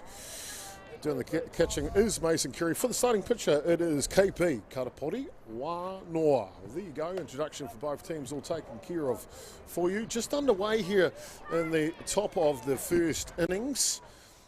And I mentioned I've got a special guest in here for the booth for this one. He's going to stay as long as he can because he's got to coach the next time slot. It is head coach, softball extraordinaire, won tons of titles across different types of age group. It is St. Pat's head coach, Craig Wallace. Hey, Chob, how are we doing today? Thanks for having me. Good, bud. Hey, are you enjoying how warm it is in the booth compared to outside? I was just about to say it. I actually just took up your option to come in and help so I could get out of the car. But yeah, it's pretty chilly out there. But yeah, it's good to be inside. Well, great to have you here as well. Fantastic to have your knowledge and insight. Secondary School Nationals, Craig, here, presented by Whakaata Māori and Softball New Zealand. What is secondary school softball all about? Yeah, Chop. It's a bit different to, obviously it's a bit different to when you're coming out to the rep program or even your local club stuff. You know, you're getting a lot of kids that are just good athletes out here.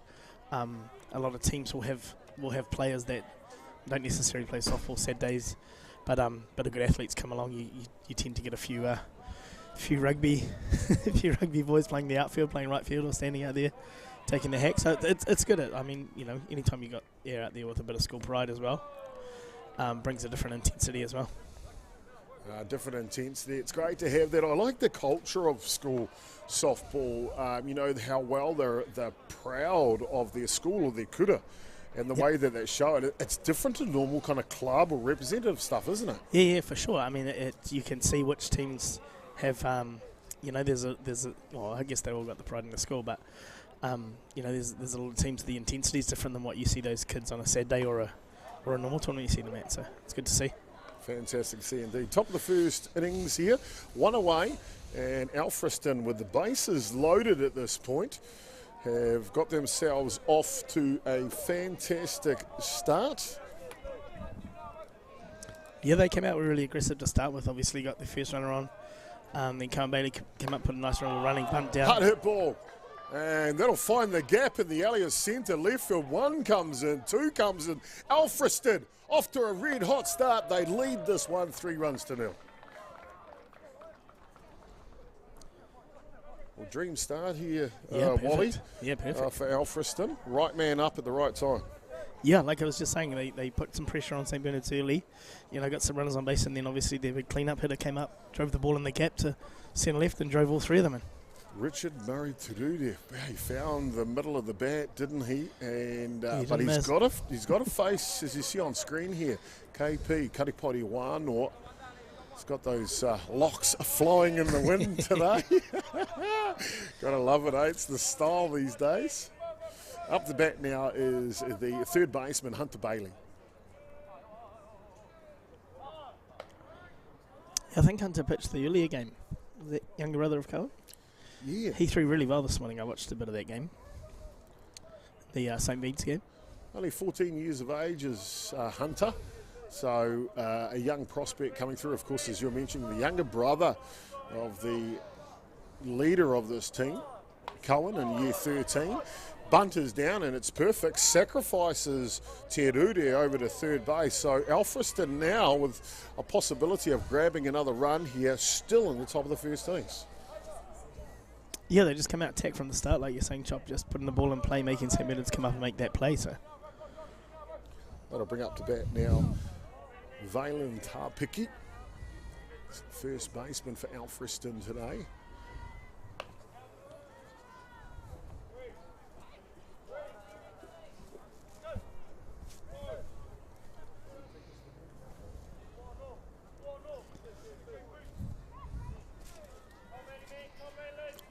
Kaiapoi one more starting pitcher here for St. Bernard's. This one's up and it's high. It's got icicles on it.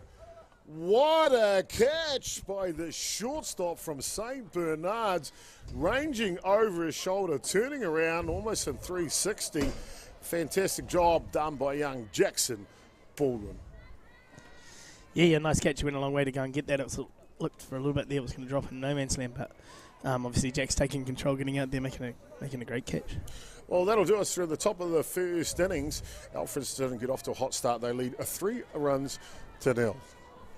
Fantastic to have you along from. Thank you so much for tuning in here to Whakaato Māori presentation on, of course, the Māori Active YouTube channel and Softball New Zealand's event page. It's fantastic to have you along for it. Hope you are enjoying the talents that are on offer here of these young rangatahi and kura at the National Championships here in Ōtautahi, Christchurch. Just have a look at the offensive lineup now for St. Bernard's as they'll come out. Bernards are playing in their navy shirts today, and it'll be the pitcher, Kaiapoi Wano, will lead off in the top spot. Jerome Pierce Orupe, third baseman, will be hitting two. Jack Roberts is at first base today in the 3 spot, and then the talented shortstop, Jackson Baldwin, with that catch over his shoulder. He's hitting clean up today. Watch out for him. That kid does not take any second chances lightly for sure. Arlo Cross hits 5 today, the second baseman, Mason Carey. He's doing the catching in the 6th spot. Tai Mariri will be at right field hitting 7 today. Kingsington Wright will be the designated player hitting in the 8th spot, and Taikaha Wilson. No. No, Taikaha Cross is actually identical twin to Arlo Cross. Okay. Close to Taikaha Wilson, who obviously plays in the Hutt Valley. But yep. Taikaha Cross playing centre field today.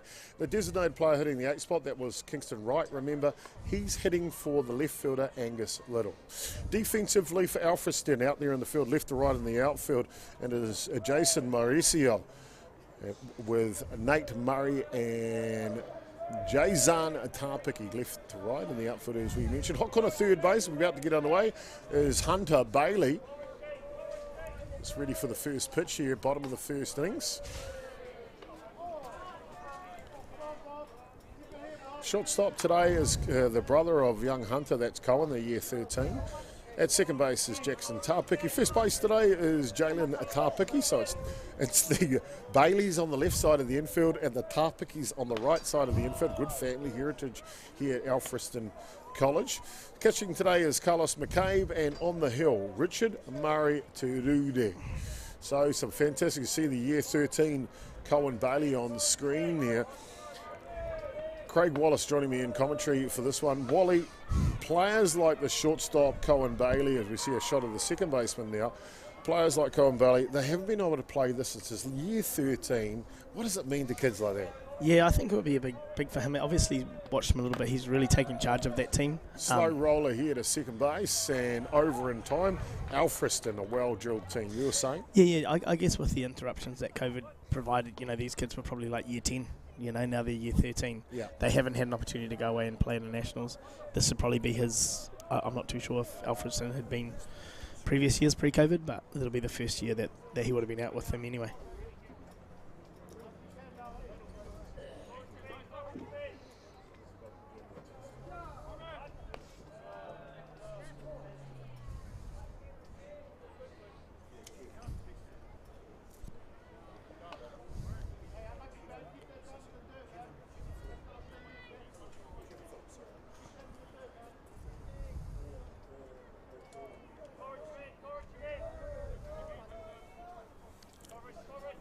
Bottom of the first innings continues to work here as we see a bunt play down, and it's a bang play at first base.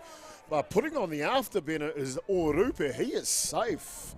That kid is quick, Wally. Yeah, interesting to see Jerome hitting left-handed today because he's naturally a righty. You've probably seen him at the 17 rep team for Hutt Valley this year hitting right-handed. A couple of years ago he was hitting a little bit left-handed, but interesting to see. I hadn't seen him hit lefty for a while, but interesting he's back out hitting left-hand today. We'll bring up to bat now the first baseman as Orupe takes off on the first pitch. Boy, oh boy, I tell you, he's in a hurry today. It's quickly down to first He's always base. been quick, Jerome. He doesn't run like his dad, obviously. Must get some speed from his mother, but he's always run well. You know, once he gets on base, he can be a bit of a threat. So it's actually pretty good seeing him out there slapping the ball on ground and using that speed. So. Well, so runner in scoring position here for St. Bernard's. As this one pops up, ranging over, and a great catch at right field by Jason Mauricio. Boy, that was good. The fence was coming large too. Yeah, he made Solid just kept tailing, didn't it? I thought it was made good ground to get to it. 2 outs now. And it'll bring up to bat a couple of the big boppers in the team. It'll be Jacqueline Roberts, followed by Jackson Baldwin.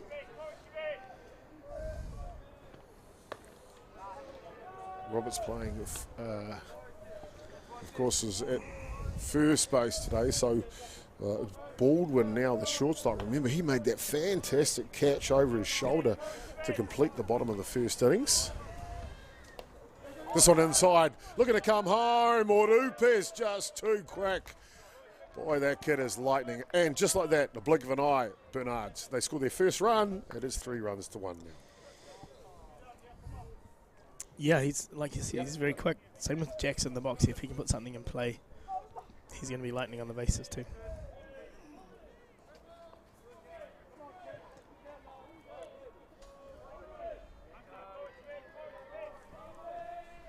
Next pitch to Baldwin is right down the edge of the pipeline.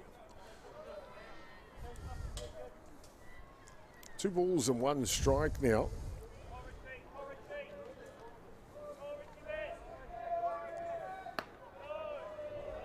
This one's a little low. So hitters count here for Baldwin.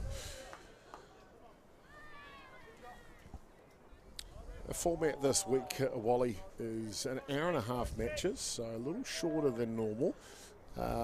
With that in mind, you see a ground ball here to third base, and Bailey, with a strong throw over, will erase Baldwin, but not before St. Bernard's. They get on the scoreboard with a pass ball while Baldwin was batting. And the score is 3-1. Alfreston leading this one. Top of the second coming up next. See you all soon.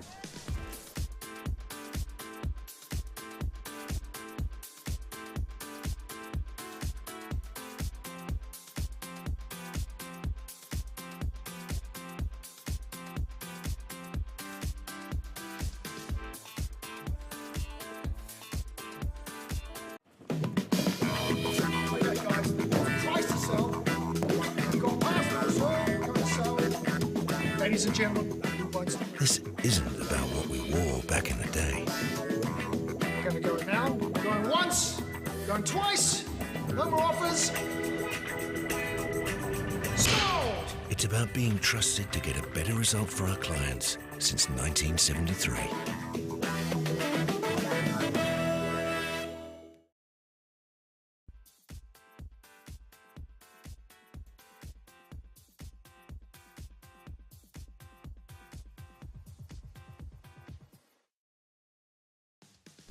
Welcome back, ladies and gentlemen, here. Top of the second innings, off to a hot start on a day 3 game that's on the diamond here. Alfreston's taking on St. Bernard's out of the 04 region. Game 38 on the schedule. 63 games in total scheduled here in Atiawa Christchurch at Dynasty Ballpark. And day 1 was affected with a bit of weather, and we got through about half of the matches. And now, though, we are under good weather, good conditions. Don't think we're going to get any changes. Cool day today, 12 degrees Celsius, heading for a high of 15. But the good thing for me, there is no rain on the radar, a little bit of breeze. Today scheduled 28 kilometres an hour coming from the southwesterly. But at the ballpark, it actually right now, Wally, feels a little still. Yeah, no, it's definitely not like it was. It was really cold yesterday.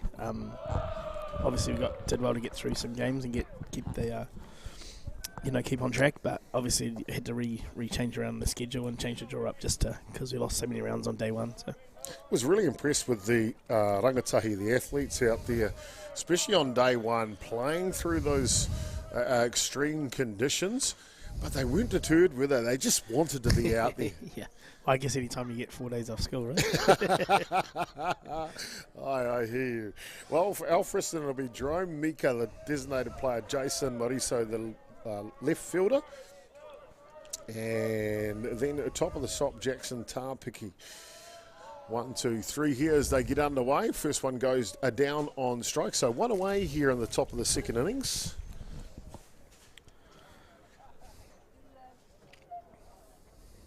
Yeah, I watched a bit of the Alfriston team play yesterday and then again this morning. They've been really impressive. They sort of built around that county's rep side down to 17. Yeah. Sort of rep team. But they've been really impressive all year. The county's got a good crop of kids coming through at that age group.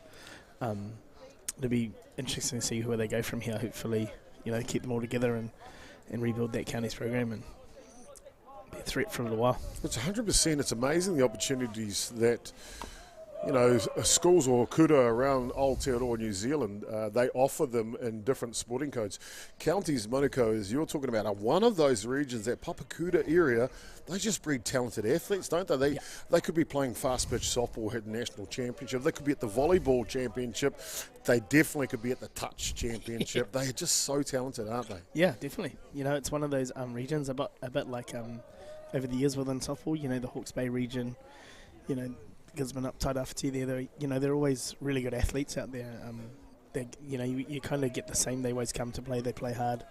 They're aggressive. They run the base as well. Good athletes. Hard hit ball down the line. We're talking about good athletes, and just on cue, Jason Mauricio rips one down the line for a double. And that's what I was saying about the aggressiveness. Like he hits the ball down the line straight to the left fielder, but it's going 2 bases out of the box and turns that single into a double.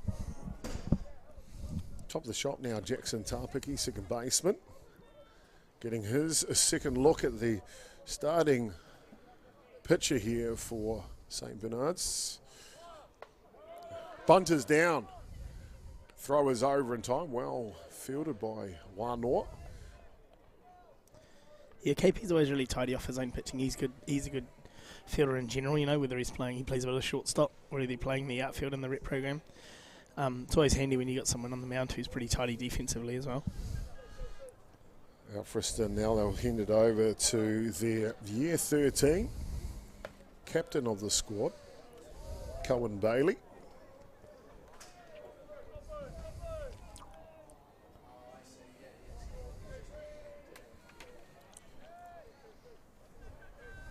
Wānoa now. This one fouls back to the screen. Yeah, Cohen Bailey's been a tidy player for a little while now. He's obviously one of the better young players that have come through the county system over the last probably 10 years or so. Currently in the under-19 Junior Black Sox squad. Fantastic young athlete. Again, could probably be playing basketball, volleyball, probably run the 100 metres too in 10 seconds. But this time, it's KP Wānoa from St. Bernard's gets the better. And we'll strike him out to leave the thread runner on third base. No scores come in the top of the second. We'll be back with more action here live from Ototahi Dynasty Ballpark on day 3 of competition at the National Secondary Schools Softball Championships. 3-1, Alfriston leading.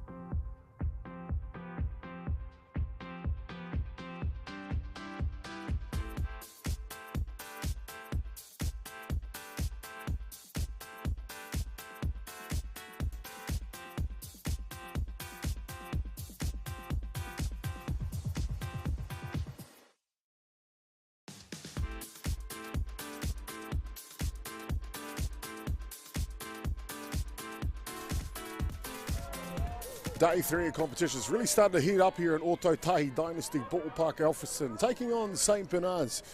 Alfriston with a 2-run lead here in the bottom of the second innings.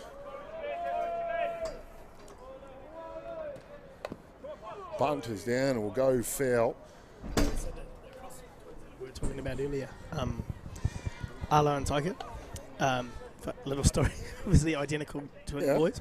One's left, one's right. So, but Arlo being left-handed is the second base. Oh, really? Yeah. And Tiger's obviously playing out in right field. So, twins have actually one of my good friends from school, Lisa now Cross. Her sons and her husband Stephen Cross, who was a really, really good cricketer. And in the Lower Hutt Wellington region, played for Wellington for a little while, from my understanding, and really good rugby player as well. Plays slap and play from Cross.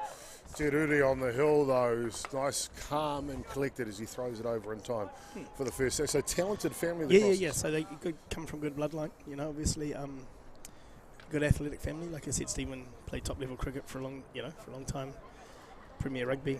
I think he's still involved with the cricket and rugby through the New Zealand Police. So. Fantastic. Up to bat now, St Bernard's.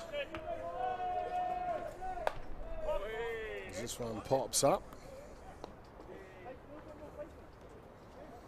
it'll be their 2 tear. A backstop here. Mason carries. He fouls that one first back.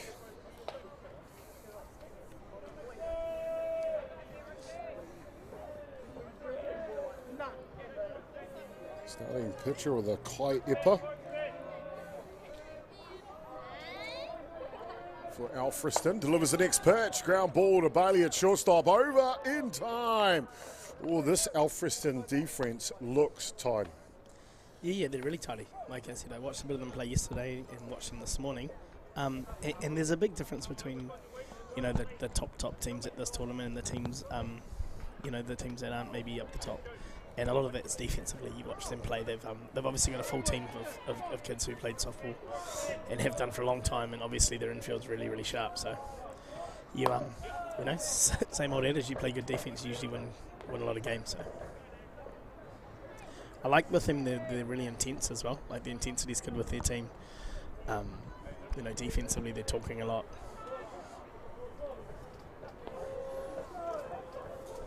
That's the key, communication. Knowing where to be, but also letting your mate know where to be and how to be. Makes a big difference, doesn't it? Yeah, I mean, we're one of those games it's just in general, you see good teams, they're loud, they're engaged, like the intensity's good. There's some things that are always the same when you watch a good softball team play. That's some of the teams that may struggle, they might go quiet, or they start to doubt themselves a little bit, get a bit nervous on it, whichever, then they go quiet. It's pretty good indication when you see. Hard hit ball down the line, and it's Goody as he's off to the races around the corner, and a head first Superman dive, getting her done. St Bernard's runner in scoring position. Yeah, nice little hustle too from Kingston, right? Hustle down the box, exactly what we saw the other half inning from Alfriston.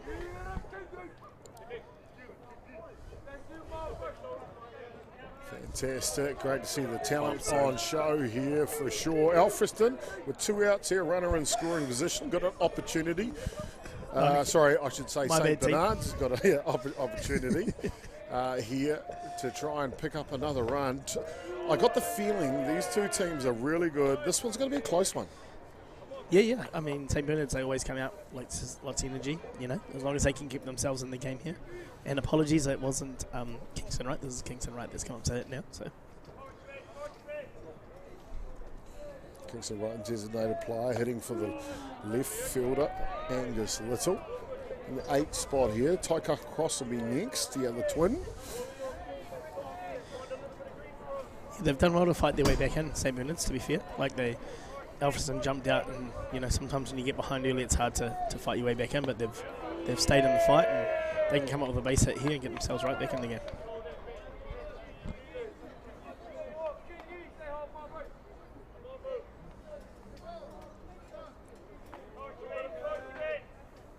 Cherry leans back now. 2 balls and 1 strike to count. Late swing will go foul. That'll level the count now 2-2. Another thing too with the Alfredson team, they've got 2 accomplished pitchers. You know, like they don't let, you know, both are really good pitchers on the mound, which is big. At secondary schools, you don't get too many teams that have 2. A lot of teams will have 1 good pitcher, but not many teams have 2. So.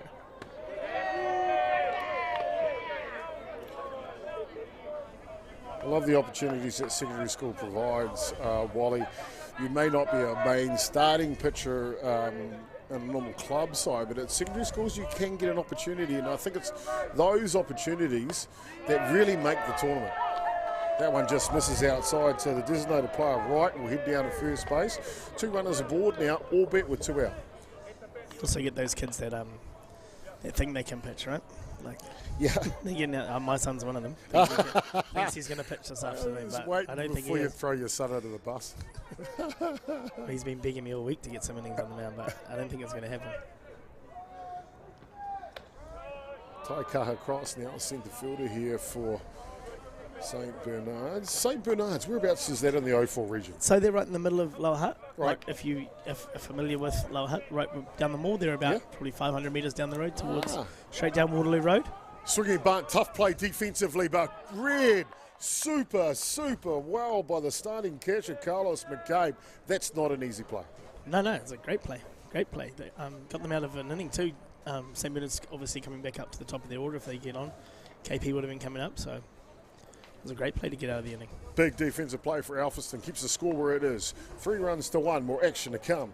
When we come back to the top of the 3rd innings.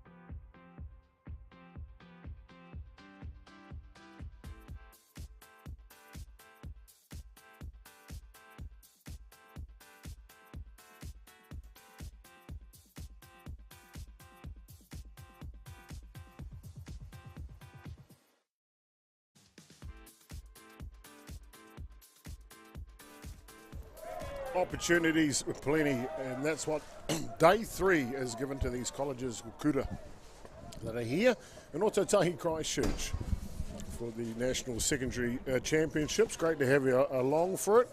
Fantastic to have you all here. You can see that defensive lineup for St Bernard's now. Little, Cross and Mariri left to right in the outfield. Orupe in the hot corner. Baldwin is the starting shortstop. Arlo Cross is the second baseman. Roberts over at first base. Carry behind the dish, and KP one or designated player Kensington right. So they're all ready to go again here in the top of the 3rd innings. Alfredson, they've been very good, especially in the first inning, scoring 3 runs. You can see their offensive lineup. I want to draw your attention to the players in the second spot there. Cohen Bailey, he is dangerous, the shortstop, year 13.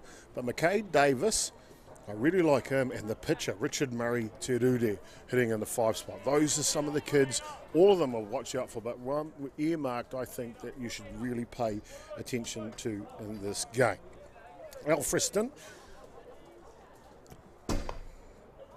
setting up their clean-up hitter here with 1 down in the top of the 3rd innings.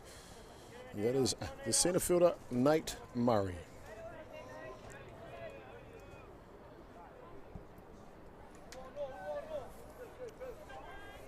Outside set by the catcher. This one will take it a little bit high. Craig Wallace joined us in the booth here, the head coach, but also softball extraordinaire, but a head coach of St Pat's Silverstream. The pitcher here for St Bernard's, Kaiapoi B, what type of pitcher is he? Yeah, he's been pitching a long time. He'll move the ball around a lot. He kind of changes his pace a lot. Mm-hmm. KP used to he's one of those kids that grew up pitching every game. Over the last few years, he's probably backed off a little bit from pitching all the time and kind of increased his time playing out in the field. He plays, like I said, he plays a lot of shortstop for his club. For Dodgers, he played a lot of the outfield for the rep program, that sort of stuff. He's still pitching at their level, but he's probably not as pitching as much as he used to. But as you can see, he can still come out. He throws strikes. Varies his speed up a lot, which is good. Swing and just taken in foul territory. Murray will get a chance to come back into the batter's box. These kids, when they've got the opportunity to play at a national tournament, what's some of the key factors for them that's required? To get here, or just to... Yeah, let's talk about getting here for starters. Yeah, I guess it's a bit different. In regards to, your usual stuff, your rep programs run by your province, your club programs run by your club, but... coming to schools, an event like this, it's a different, there's not too many schools that probably softball's the main sport at their school, if that makes sense, so it has its own issues sometimes around funding wise and getting here. And I know when we were looking into coming for a start, it was going to cost the kids sort of $900 each to come down. So obviously school did a great job getting us some funding, and the price obviously decreased a lot. But it's a bit different because it's not. You probably got to have someone within the school that has a bit of drive behind them for the softball stuff. Obviously schools, their rugby programs are big, your netball programs are big, yes, your football. So really important to have a good teacher in charge of kaimahi to support the sport program. Yeah, for sure. Excellent, well, fantastic. So see that little pick off down there. Murray obviously headed down to first base. Now it is the pitcher, was one of the players we were earmarked to watch here. That's Richard Murray Te Ruri.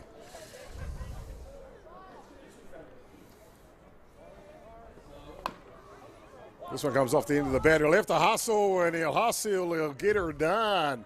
So Alfriston, in the top of the third innings here, only one down, and they've got 2 runners on.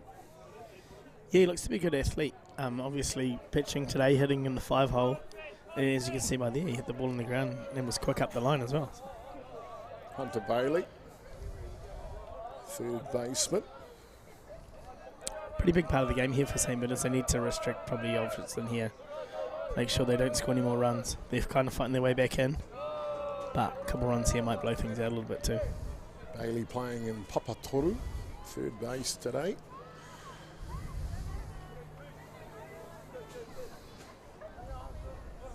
Steps back in to go to work. It's the Kaiapoi pitcher. Swing over the top of a drop ball by squeezes away from the catcher. Alfriston will move their runners over to second and third now.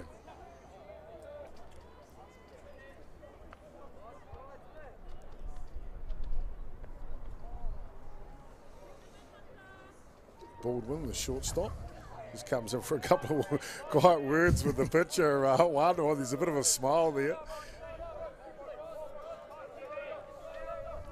1-1 the count.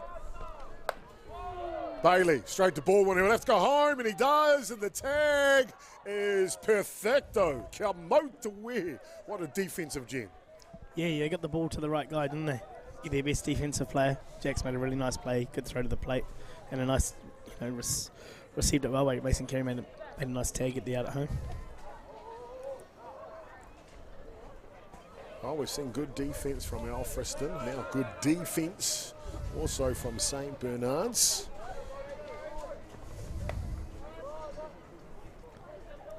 That'll bring up Valen Tāpiki in the position of Papatahi, first base.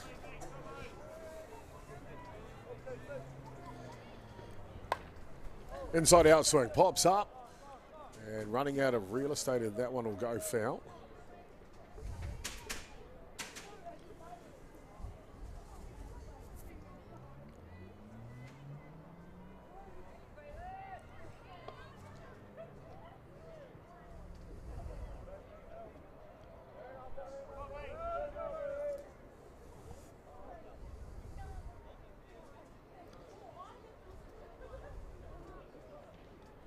And the umpire just explaining a little bit here. I think I've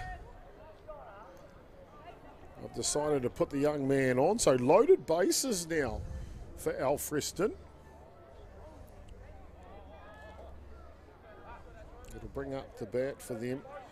So Tāpiki has put on first base. Now Jerome Mika, designated play, is hitting for the right fielder Josan Tāpiki. There is 2 away here, so St Bernard's, Wally, they just need to squeeze out another out.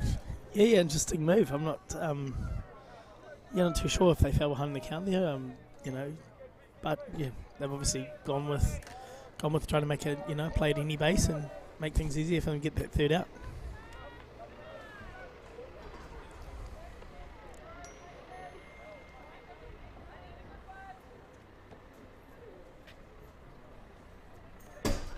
Lots of communication. You talked about communication being a key. You can see lots of it out there. Baldwin coming in again to the Kaiapoi pitcher, Wano.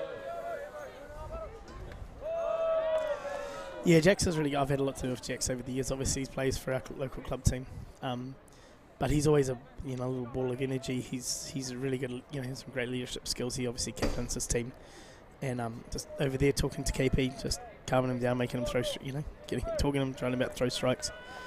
Probably just trying to say, get the ground ball to me. I would be saying to the Jacks, to be honest. But definitely the leader of this team, provides a lot of their energy too. Well, there's a big couple of pitches to come here now for St Bernard's. Loaded bases, 2 outs, 3 and 1 count. Hitters count here for the designated player, Jerome Mika. You are probably running into the, when we put the base runner on there, we lead the bases, which means it makes it tough on the pitcher having to come out throw strikes. Getting behind, there's no real room for error there too. So he's fought his way back here to 3-2 count, which is good. Ready now for the challenge. Runners will be in motion on the pitch. Off they go. So does the swing.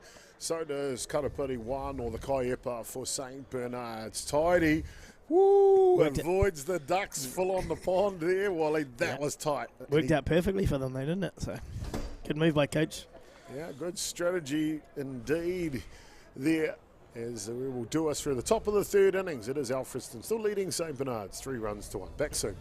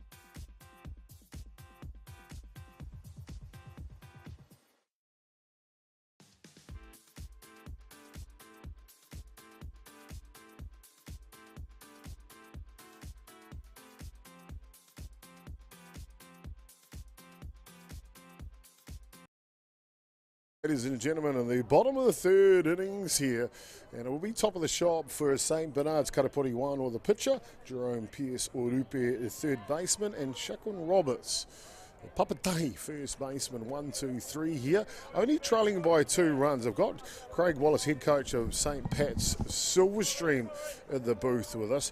2 runs in a game of softball. Is that a big margin? No, not at all, especially with the top of St Bernard's batting order coming up, This is a really good opportunity for them to fight their way back into the game. Ground ball to the 3rd base. Bailey gets it over in time. 1 away here in the bottom of the 3rd innings. As you so rightly mentioned, top of their order. This is number 2 in their order now, the 3rd baseman, Orupe. Yeah, see how I said before, he hits left-handed, he's come back in, this time he's in right-handed. So I'm not too sure. I would have thought after the last at bat when he beat out that ground ball, he would have stayed left-handed, but he'd probably get the ball down and beat it out again. Maybe looking for a little bit of pop. And first pitch is just over the top of the strike zone. Yeah, so I'm looking down to Dad as he walked into the box to almost like, what side do you want me to hit from?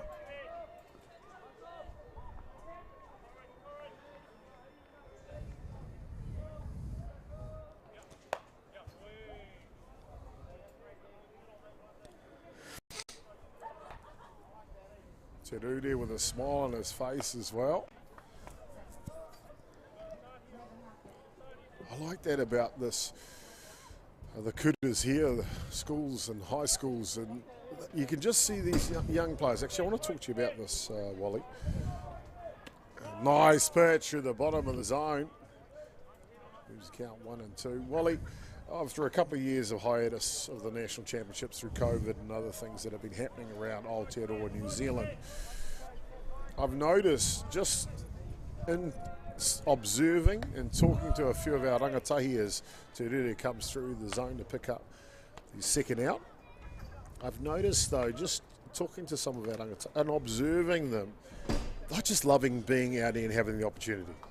Yeah, for sure. I mean, the downside of what COVID provided was we just didn't get to get out and see our friends and see, like a lot of these kids have played against each other for a long time. They see each other at rep tournaments. They're really good friends off the diamond. Some of them didn't see each other for 2 or 3 years, when we weren't able to get to the national tournament. So it's good for them to get back out, connect with, people that they hadn't seen in a while. Well, it's about connections, and that's the thing, you're right, connecting again. And we saw after COVID that our rangatahi, young athletes, is tough play here. Bailey's got to be quick.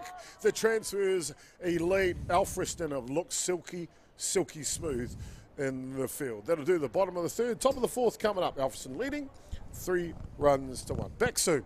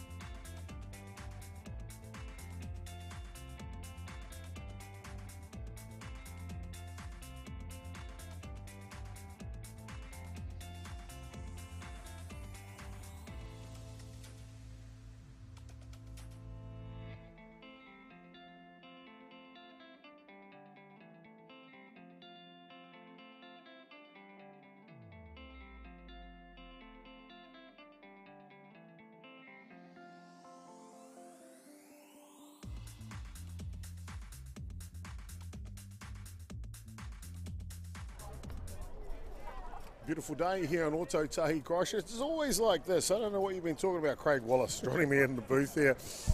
He loves coming to Christchurch, don't you?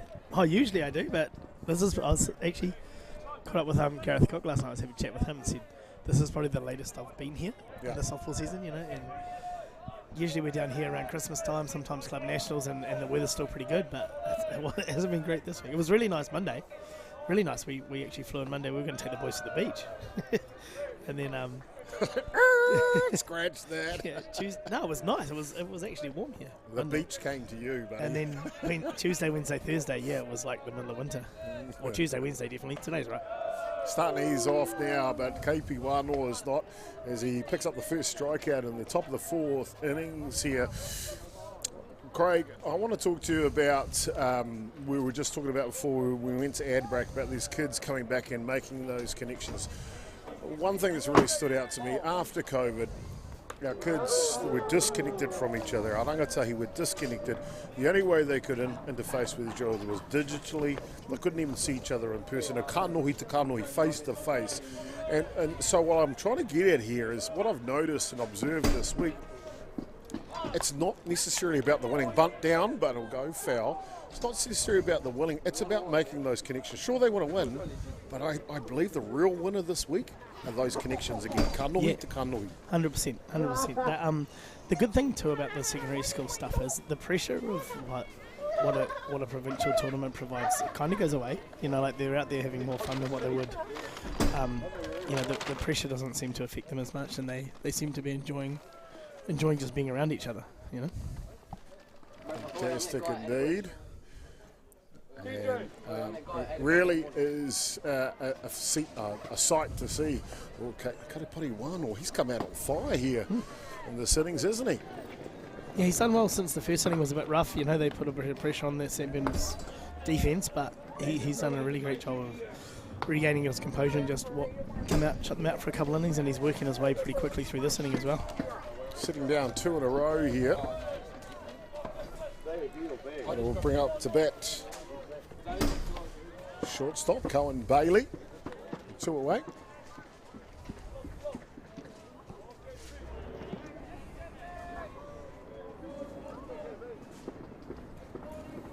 Bailey watches on, and he tries a quick sneaky bunt, can't quite get her down.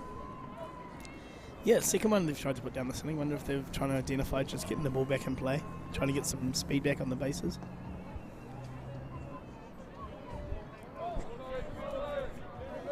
Well, Alfreston.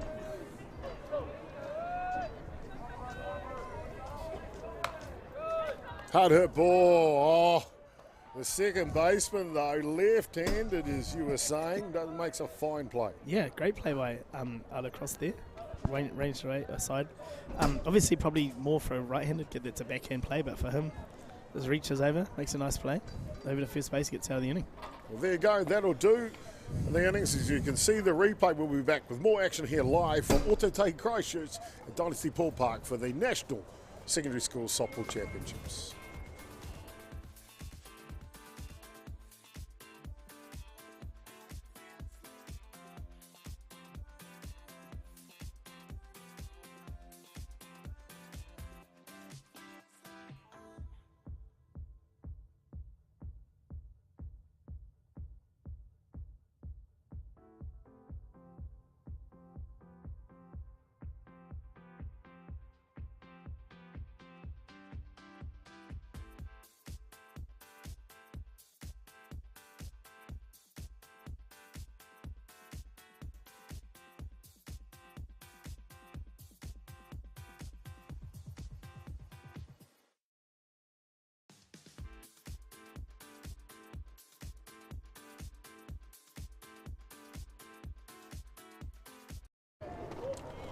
Kia ora koutou katoa, no mai, hara mai, ki te kemo o Pui Uka. Welcome back into what should be a fantastic conclusion to this match between Alfreston and St. Bernard's. Alfreston out of the South Auckland region, St. Bernard's are from the Lower Hutt region in the 04. You can see the young shortstop here now, Jax Baldwin. Lead off here at Bernard's, and he gets a comeback at the Terure. Woo! I tell you what, we've said it a couple of times already today, Wally. This Alfreston team is slick in the field. Yeah, it's probably been the difference between the two teams so far. You know, they haven't put a foot wrong every play they've made. You know, where St. Bernard's probably didn't make those plays in the first inning, Alfreston's been making them the whole game, so making a big difference. Second baseman, left-handed, Arlo cross. Just made a nice play to finish the last inning, obviously. They could play, get a hit. I just been informed from Arlo's mother that all softball talent comes from her, doesn't come from Dad. So all softball talent from the Cross Boys is coming from Mother Lisa, not Father Stephen. Well, fantastic for Lisa to pass on that talent to her two twin sons. Thank you for tuning in. Hope you're enjoying today's broadcast. Of course, on behalf of Soccer New Zealand for Kata Māori, produced to you by Ballpark Broadcasting and Atiawa Toa FM on this one. It's a complete privilege and honour to do that for you. Bunt is down from cross. Off to the races. The dive head first. It's bang, bang at first place. Alfreston, though, still silky smooth in the field. Yeah, another nice play. I thought he'd, Arlo runs well. I thought he might have got that down close enough that he was going to get there, but they made a great play to get him. Nice little bunt. Again, athleticism from the pitcher off the mound. You know, we talked about him hitting in the middle of the lineup. He was quick up the line before, makes another nice play. Pretty much doing everything this inning, isn't he? Mason Carey now. The Hopu, apologies, catcher. Watches one go low. Levels the count, 1 ball and 1 strike.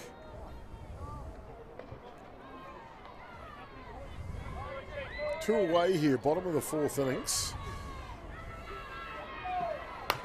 Hard hit ball. Looking for the alley, it'll find the alley like a cat.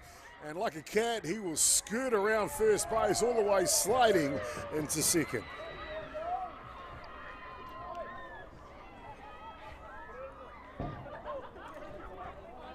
Where'd that noise come from? That's coming from a Diamond 2 here. Over on Diamond 2 is a Division 1 women's game that's on at the moment. And that's between Westlake Girls and Rolleston. And it looks like Westlake may have just crossed the home plate to score a run. And they set the girls into hysterics. Yeah, it sounded like there was a girls' team watching this game there. I thought young Mason Carey might have had some fans out there. They were really loud, but it was obviously coming from Diamond 2. Well, I tell you what, I'm a fan of Mason anyway, so hopefully that counts for something. Carlos McCabe now batting. Carry on second base, and his head goes to the sky. Oh, I just missed that one. Yeah, if they can drive the run in here, get themselves right back in, St. Bernard's have done a great job of fighting their way back in here. A couple opportunities. Again, comes out, gets another strikeout there, right? Stop that right there. This game is moving at a great rate of knots as we're 3 runs to 1. Alfriston leading. St. Bernard's will take the field, see if they can keep that scoreline close. Baxter.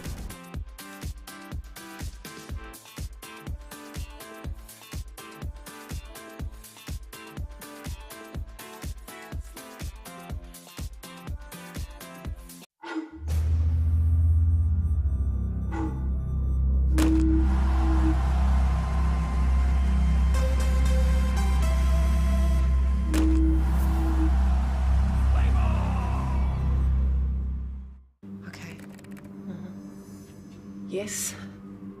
Okay. Yeah. This isn't about long-distance calling, technology, or living overseas. Do I have one more bid? Thank you. We're going to go once. We're going twice. And we are sold to the Kiwi phone bidder from Manchester. It's about Bailey's finding buyers that others can't.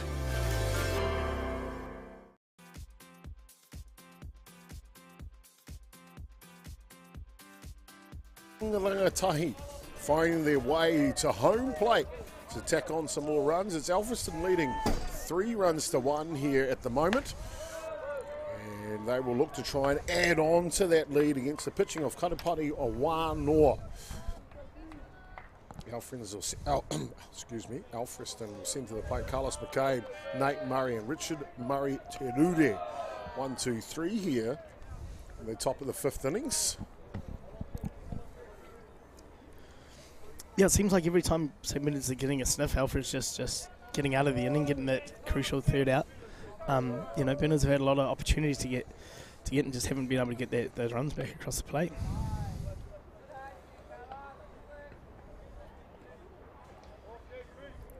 St. Bernard's middle infield and the right side there, first baseman and second baseman. Preparation for the delivery from Kaiapoi. And it's a good one too that sees them on the front foot. I don't know if it's just me, Chop, but is the mullet running wild at St. Bernard's? Like you got, well, KP's isn't really mullet, it's just flying, but first base, second base, shortstop, DP, left field. It's a real thing. Apparently it's Atahua. It's handsome these days to have a flowing mullet. I wouldn't know, because if you ever got to see Chopper in real life, you'll know that there's no chance of a mullet whatsoever. You and me both, mate. We don't have much. Those days are well gone. Yeah. Nice. Texas league at a centre field. Going for the second base. Nice. Oh, I love the pace of these young rangatai here in attendance. That's a great double. Yeah, like we were talking about earlier, they push the boundary, they come out, that's just a base hit to centre field. Just comes out, hustles out. It seems like a way that a lot of the county's teams play. They play really good defence. They're really aggressive on the bases. But kind of like what a lot of the Hawke's Bay teams play like over the years. When I was growing up, they all played that way. As you'd well know, Chomp. Tino Tere real quick around the bases, aren't they? And just if they can just get a glimpse of an opportunity, both hands, they're off to the race as well. The athlete up the bat now playing in the Rohe Hanga centre outfield. And up the bat now, Nate Murray. Yeah, came up early, obviously, in the game with the loaded bases and drove all 3 runs in. So here's all 3 RBIs for them for this game.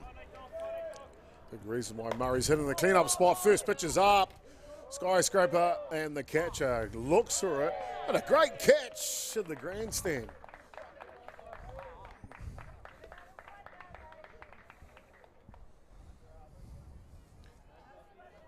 Now, if I'm not mistaken, we got a message in from the mother, Lisa Cross, about where the talent came from. Well, guess who caught that ball in the grandstand? I was just about to say. Yeah. Like I said, he's a good athlete. Maybe the dad's got a bit of talent too, eh? Yeah. No glove on, see? Easy. He's got those cricket hands. He's all good. Come on, Mama. Look after Papa. He's got a bit of talent too. What about how you came up and saw us in between innings? Thought I was going to be in trouble, Lise. You get me in trouble. That's not hard to do, that's for sure. Kaiapoi B continues to work here against the dangerous hitting Murray. 1 ball and 2 strikes the count.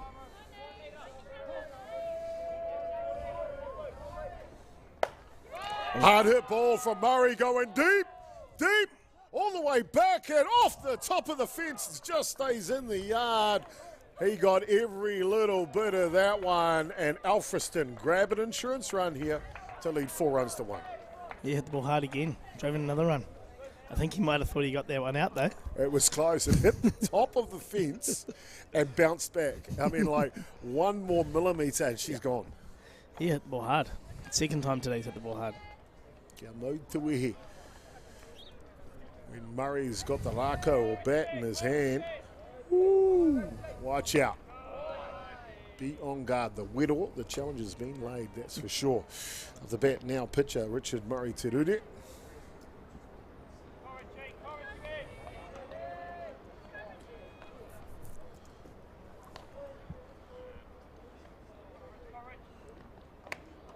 Looks to shape for Bund here.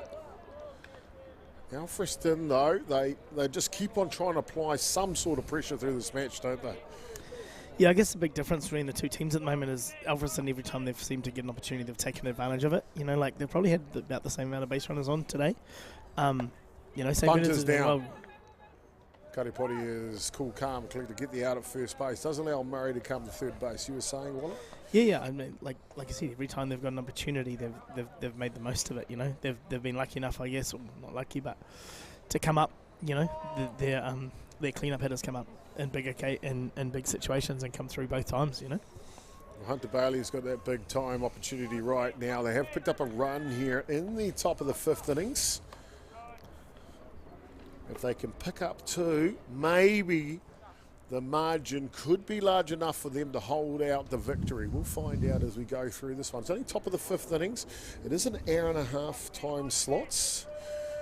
At the end of an hour and a half, they'll complete the innings first. If they're tied after a completion of innings, they will go to tiebreaker.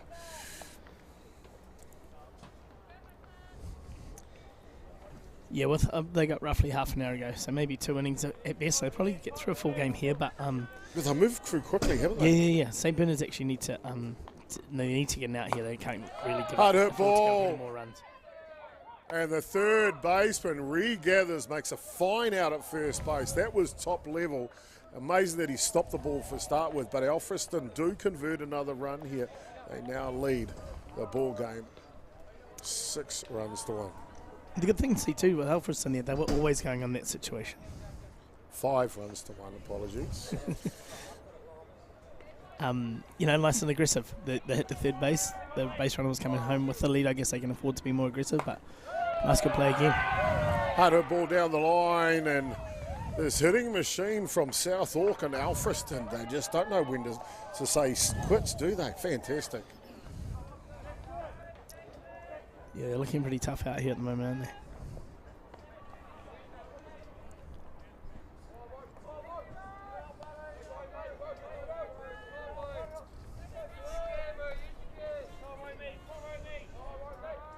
Designated player now. Full swing on that one. By Jerome Mika.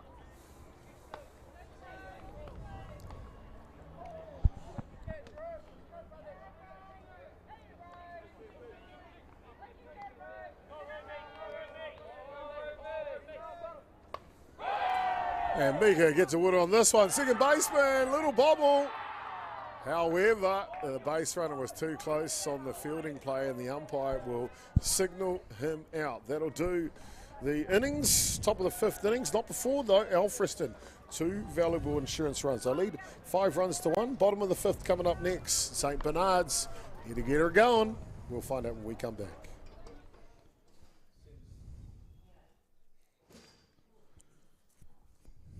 Actually, we'll stay up here, Wally. I want to ask you, we're talking about 4. There was only a couple of runs in the game. It doesn't mean much. Now we're at 5 runs to 1 for St. Bernard's against the silky smooth defence of Alfriston.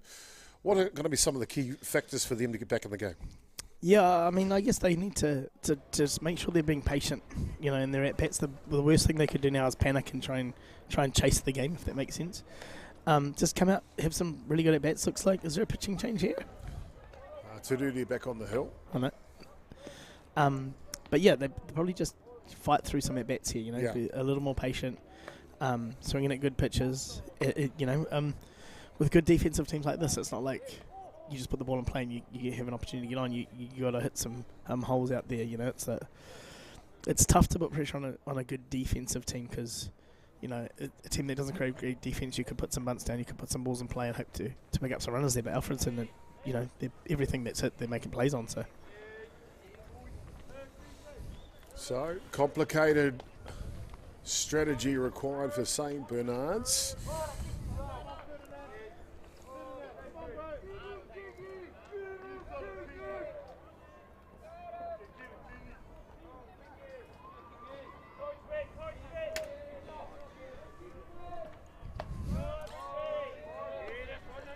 And it'll bring up here for the Bernards team. Kensington right in the designated player role today.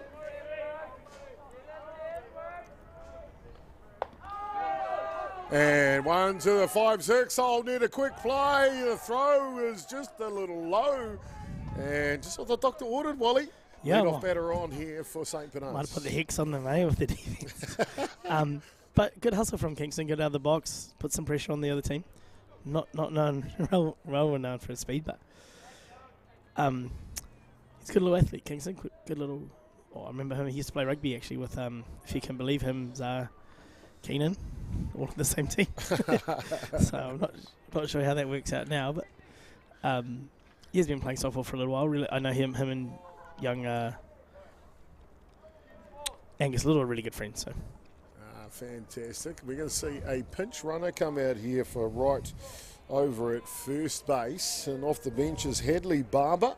He'll be the new runner now. So injected a little bit of pace in for the runner here. Hadley Barber was Dodgers premier bat boy for a long time when we were there. So for you boys out there, this is where Hadley is now. Yeah, he knows the game then. Yep. Yeah, he's been around the game forever. He probably picked up the bats for our team for 5 years. Wow. So good to see him still playing out there, obviously enjoying himself. He must be year 9 now. Well, Taika Cross, the St. Bernard's. Their first baseman, just a smidge in. Casey's a bunt. First pitch is a hard swing, though. Will go foul out of play. Exactly what St. Bernard's needing, getting some runners, getting some traffic out there, coming back up, you know, almost back at the top of their order. So the pinch hitter, Barber, down at Papatahi, first base running. Tududu continues the pitch, does the Kaiapoi. This one outside.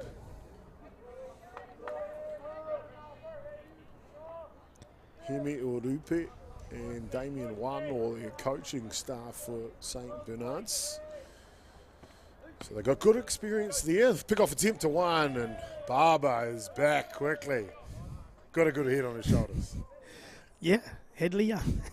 Funny story. He used to be our bat boy, and we'd turn up to like random club nationals tournaments, and he'd be there. Like we'd turn up in North Harbour and he's there. And his mum and dad had flown him up. They brought him up for the week, stayed, and he would turn up at the park and still be the bat boy. It was awesome.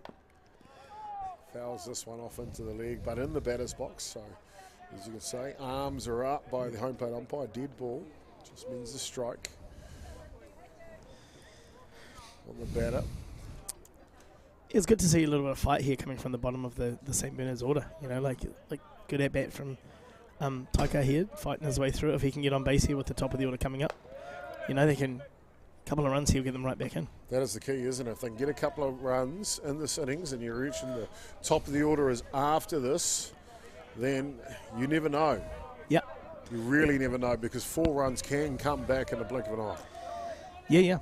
This is exactly what you want out of your 9-hole hitter, Like, I know he obviously hasn't come with a hit, he struck out there, but, he's made the pitcher work hard. Tough little 6-7 pitch at bat. Probably... with KP coming into the box now, probably see dividends here of that tough at bat. 1-1 now, facing Te Rure. He fouls this one off, go out of play, but first pitch swinging. The whittle or the challenge has been laid here, that's for sure. I mean, how many times do you see like that? Hitter before 6-7 pitches and pitcher just wants to come out, get ahead, Comes out, throws a strike. KP obviously couldn't take advantage of that, but happens all the time.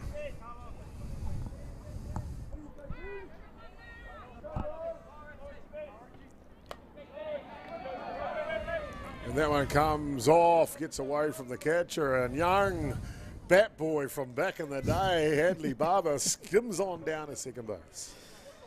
Yeah, I'd like to see Kaiapoi just bear down a little bit here, drive the ball the other way somewhere like that, get on base, keep the line moving. Hokoi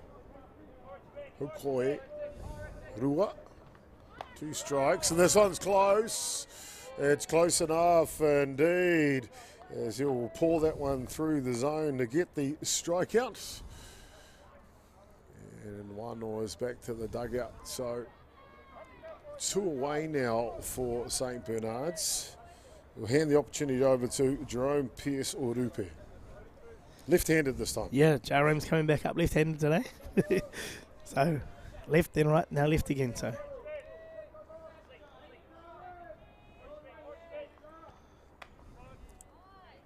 and swing at the first pitch. Tell you what though, you see young Orupe coming back to the batter's box. Big smile on his dial. He's enjoying it, isn't he? Yeah.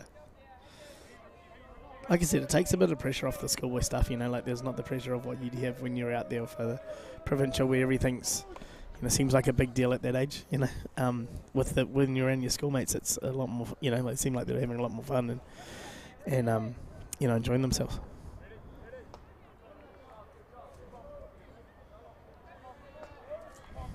Orupe.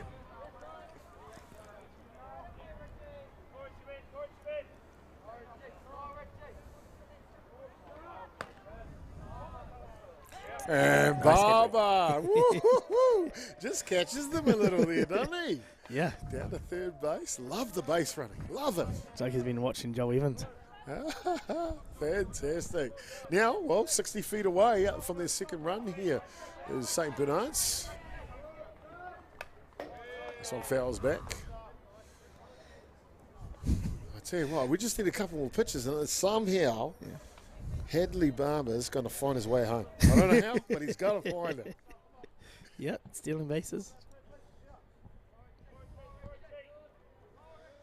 Oma Whanoke, steal a base.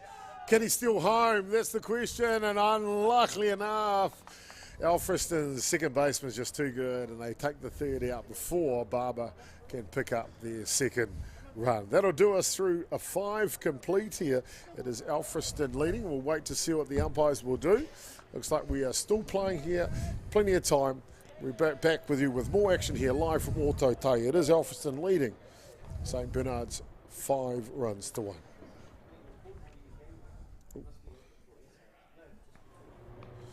Actually, in saying that, Wally, let's carry on here, because I know you've got to go shortly and get ready for your next match. The rangatahi that are here, how do you prepare them for playing this competition? Yeah, well, it's a bit different. You don't have the time that you do, at club and provincial based stuff. I mean, we haven't even been able to have an opportunity to get in and have training. School calendar's really busy this time of year. You don't get as much time with the team that you normally would. But and also in saying that the school pride kicks in a little bit too. So they already all know each other, so that makes things a lot easier as well.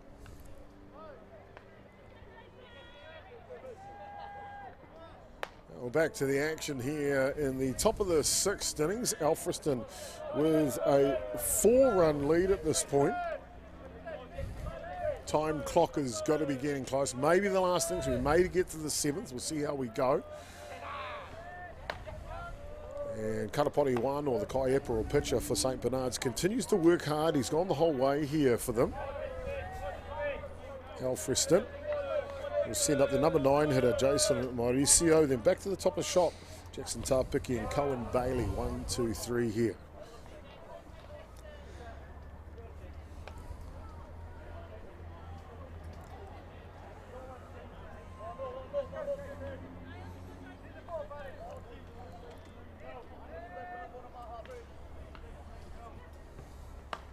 This one pops up and it'll just go foul out of play.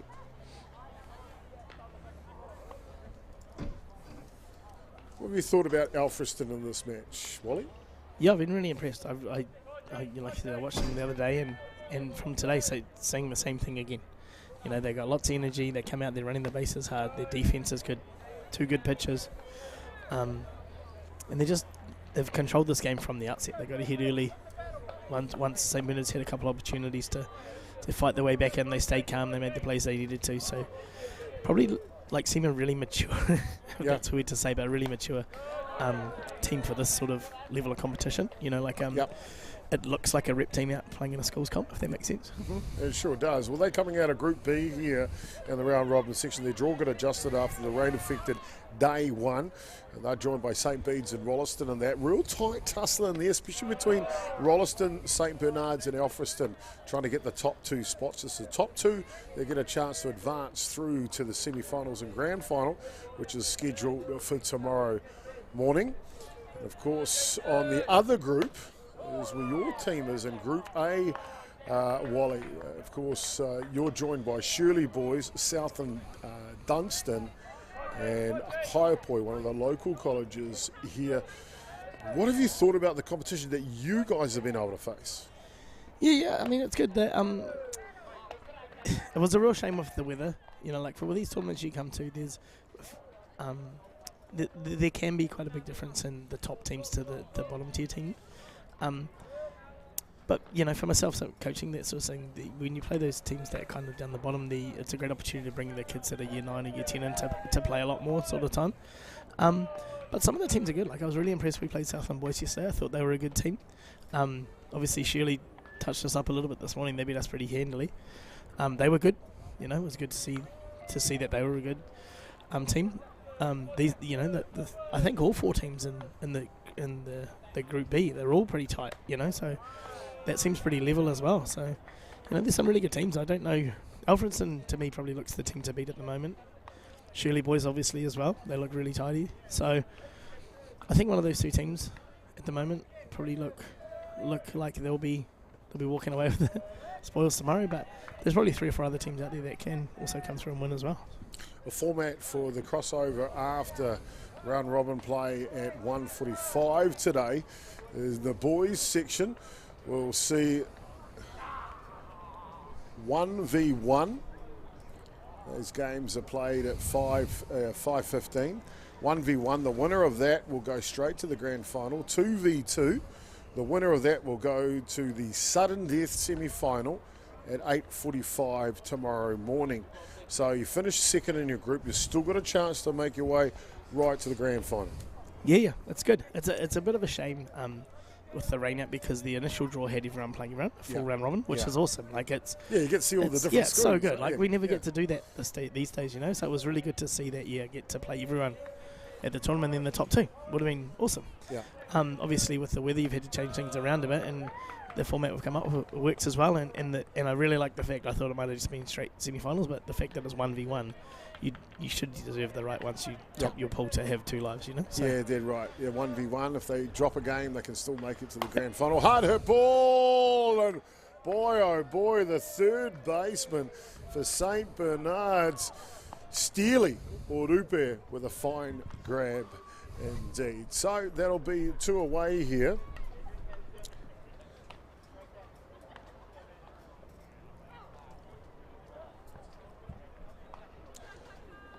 In the top of the 6th innings.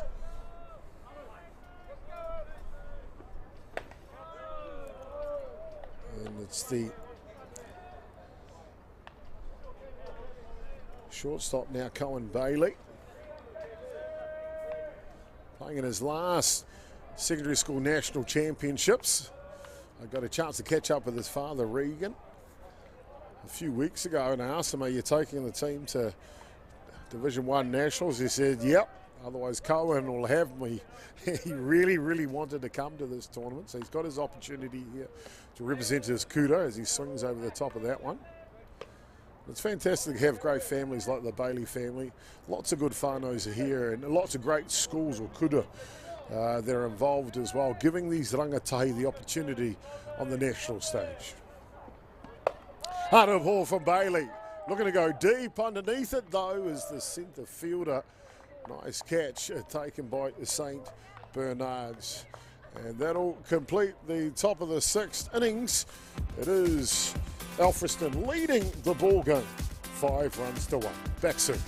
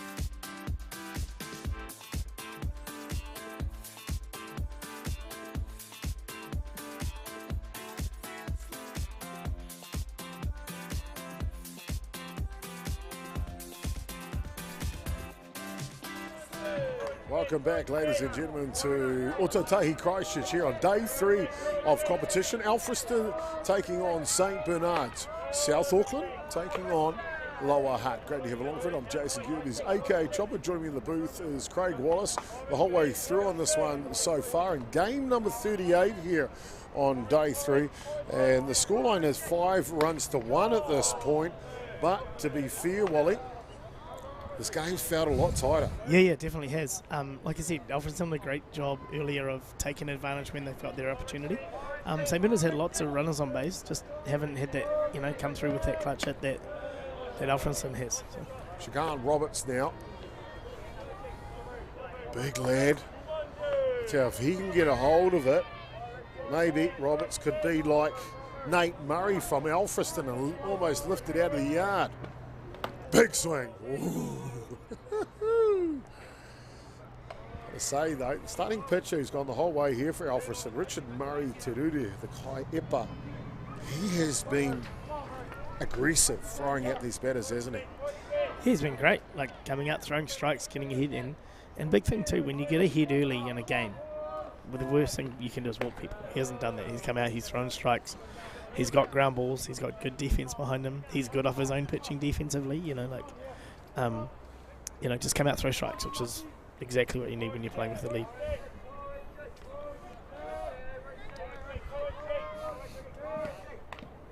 And again, another strike, another foul ball. Count is full, 3 balls and 2 strikes. Yeah, just busting him hard inside. He kind of don't know if he was trying to get out of the way to start with and thought he might take a swing. To do this, set now, full count. Change of pace, it's a beauty with a bow on it. Ties the knot and gets the out. Yeah, great pitch. Well, it obviously looked like he was looking, Hilda Roberts was looking for something in again, you know, and completely tricked him with the change-up. So. Jackson Baldwin now, starting shortstop for St. Bernard's. Sporting the, what do they call those things? It's not a scarf. Gator? Gator? Yeah. He's always got all the bling, doesn't he? Young Baldwin, doesn't he? Yeah, he's got the Hutsy one, but I think he's rocking the white one, not the blue. Hard hurt ball for Baldwin. That's why he's got the goods. He's got talent to burn and respects the outfielder's stroke. He'll trot back to third base. But that's what St. Bernard's need. They need base runners, and he's there now. Yeah, good heads-up play too from Jax. You know, usually in a situation, a tight ball game, he'd be going 2 bases easy, you know, or like pushing anyway. Yeah. But obviously realising they're chasing a bunch of runs and he can't get thrown out. Throws the brakes on coming around first and gives his team an opportunity to drive him in. Well, the twin son. Inside out swing will go foul out of play down the left side. The twin son of the very talented Lisa Cross up the bat now. She's had a lot of love in this broadcast, hasn't she? Yeah, she sure has. Fantastic. Well, you know, she will be rooting hard here for St. Bernard's to come back. Only trailing by 4 runs here in the bottom of the 6th. Good pitch through the edge of the zone.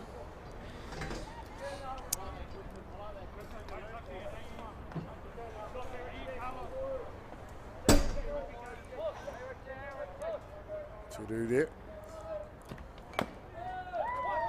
Tough play and a great stroke by Cross as he'll get down to first base, and just like that in the blink of an eye, St. Bernard's 2 runners on.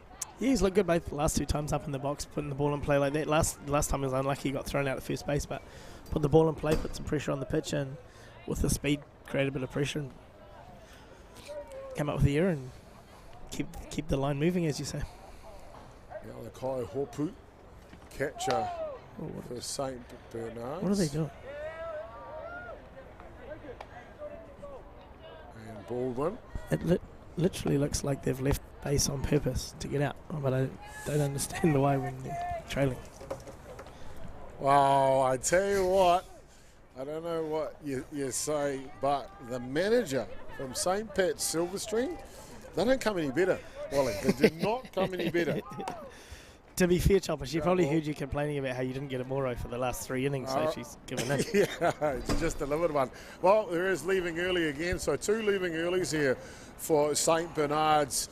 And I believe what they're trying to do here is force a 7th innings, give them a full innings to try and come back in the game. So we start the 7th innings. Looks like we are going to do that.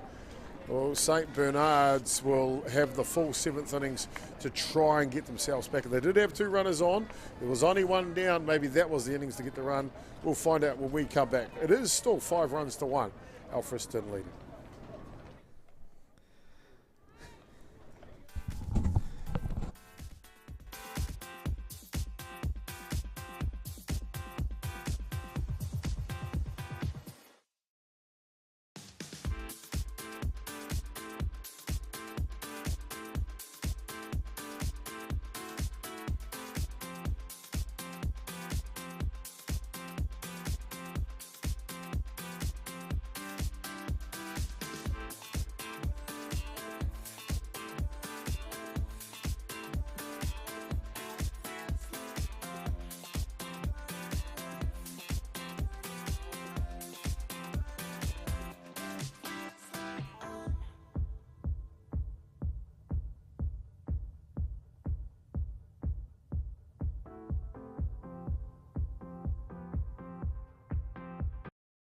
Here we go in the top of the 7th innings. It all rests between Alfriston and St. Bernard's here.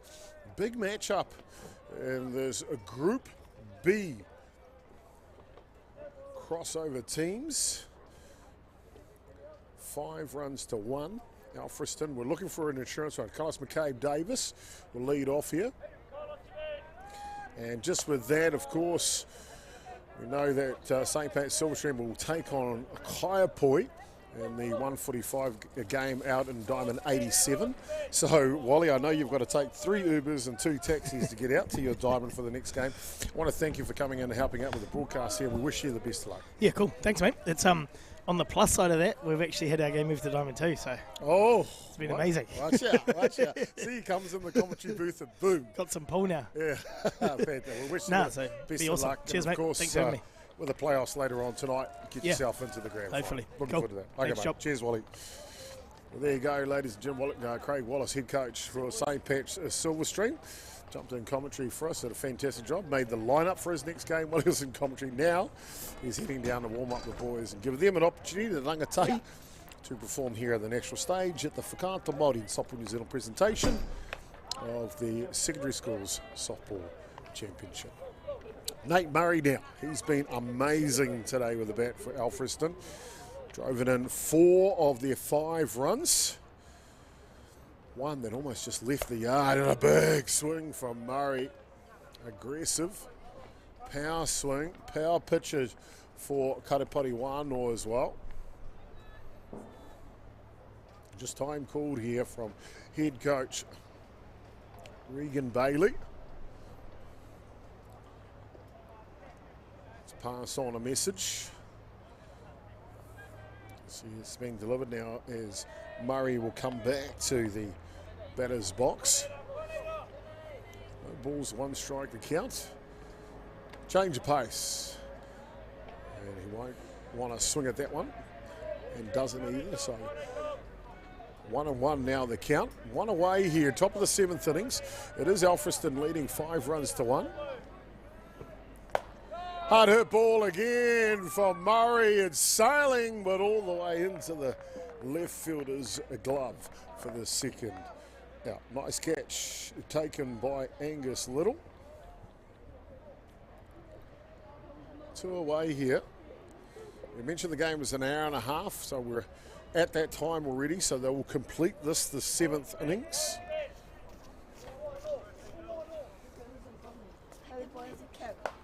Hard hit ball down the line. It'll go foul though.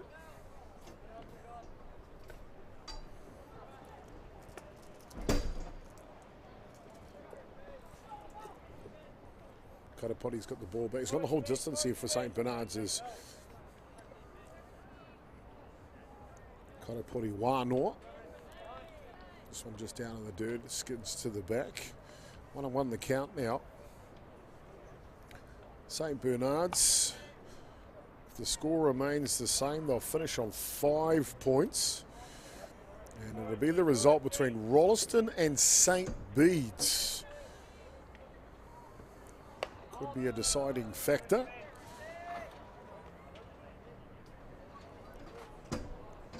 On who gets the second spot? Will it be St. Bernard's or Rolleston?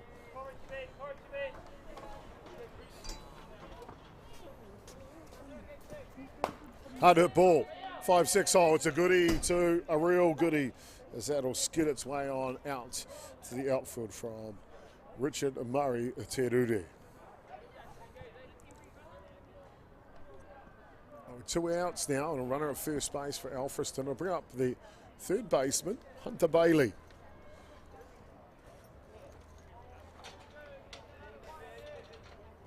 Just going to try find the result for you for St. Bernard's and Rolleston. That will have a bearing if they are tied on points. Rolleston, if they can get the win over St. Bede's, they should, in essence. Yeah, they will grab second spot. So St. Bernard's have to win this game. Hard hit ball from Bailey. Centre field, left field, ranging over. They'll communicate and get the job done through the top of the 7th innings. So St. Bernard's, they wanted the 7th innings to try and come back in this game. They finished the 6th quickly to do that, and now they've got their opportunity right here, right now, as the 2 teams will come out to get ready and get set for the 7th innings. It's been a real quick start to this game. Top of the 1st innings, Alfriston Bang, bang, bang. 3 runs, especially off the bat of the centre fielder, Nate Murray.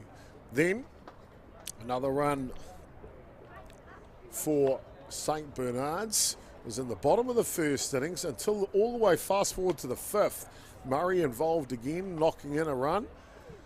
They score 2 there though, so they take the lead 5 runs to 1. That's the way the scores remained all the way now to the bottom of the 7th innings. 4-run differential in the match for St Bernard's. If St Bernard's can squeeze 4 across in this innings,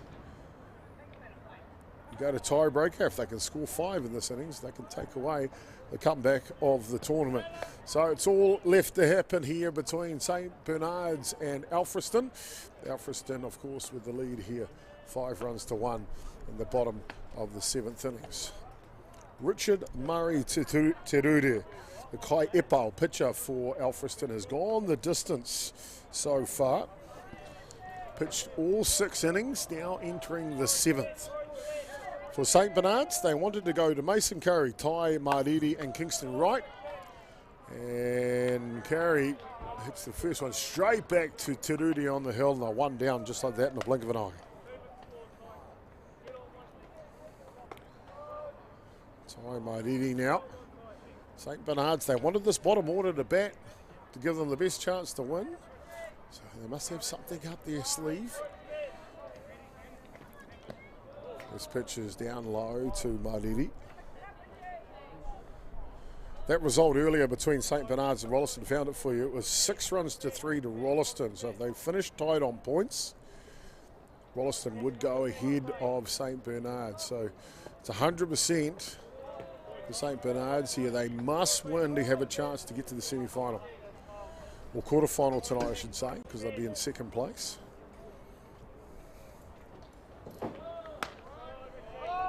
This one comes through. Terudi has been aggressive at the batters the whole way through. 2-1 to count.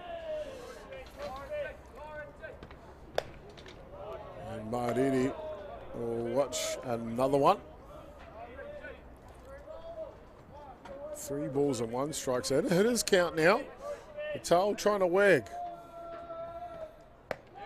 And it's down low, and Mariri is focused and steady.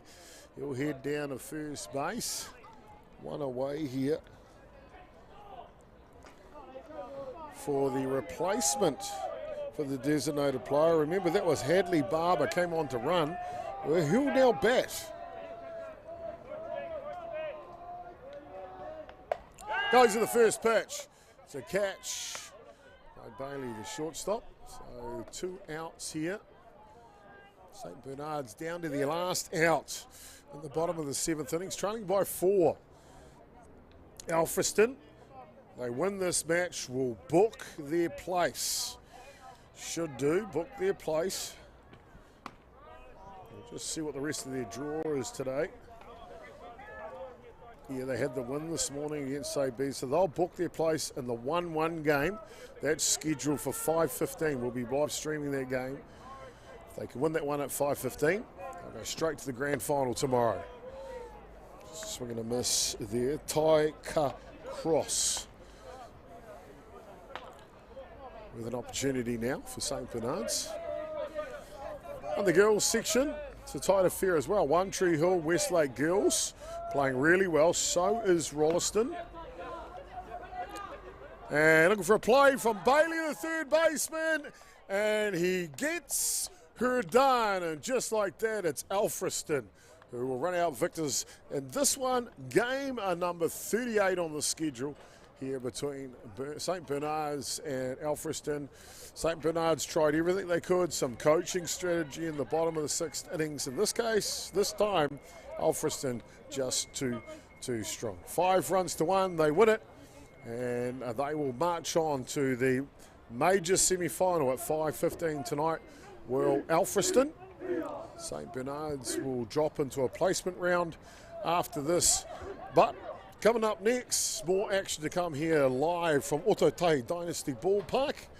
Great to have you along for that one. It'll be Shirley boys and Southland boys, a battle in the South Island.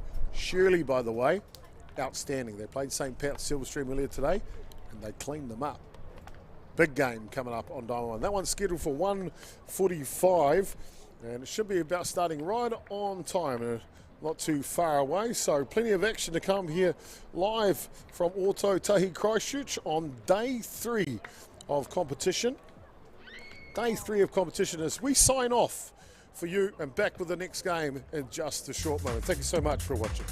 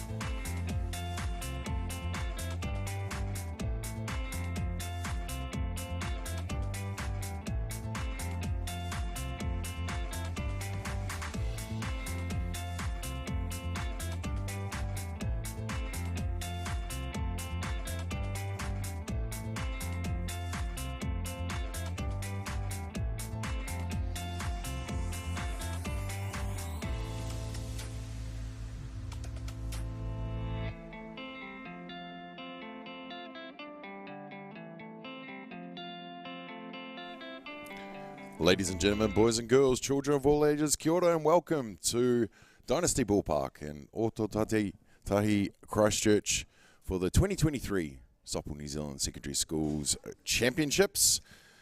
Damien Collins for Ballpark Broadcasting, calling the play-by-play in this one, and we'll be joined calling the colour by Joe Ferrito in the booth shortly.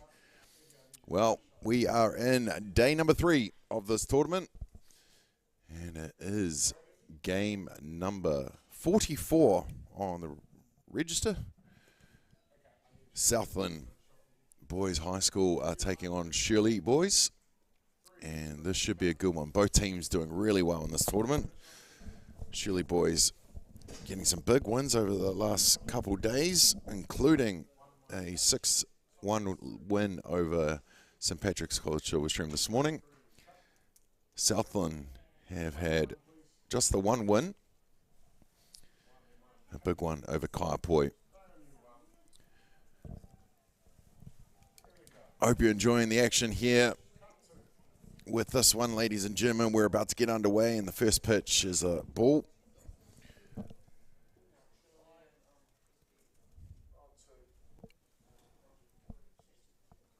The Southern boys are in the field. Shirley boys are batting with their leadoff, Fergus Simcott, the centre fielder.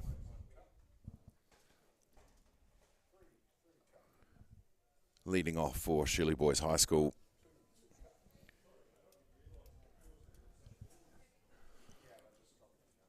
On the hill, Lincoln Tetai doing the pitching for Southern Boys High School.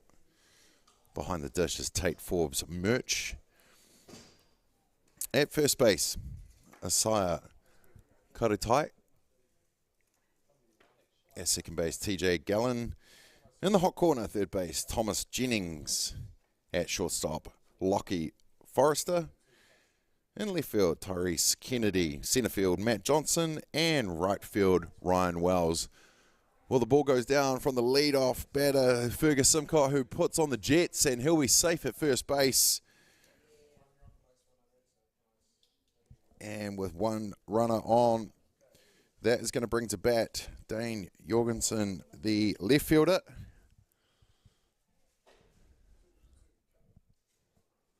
Had a good game against Stream earlier today. We'll be looking to continue the form. Puts down the bunt, goes straight back to the pitcher, who gets the throw off to first base, but unable to just keep the foot on the base for Southland Boys. And Shirley Boys now have 2 runners on base with 2 hits, 2 batters. Both going back to the pitcher, Lincoln Tetai.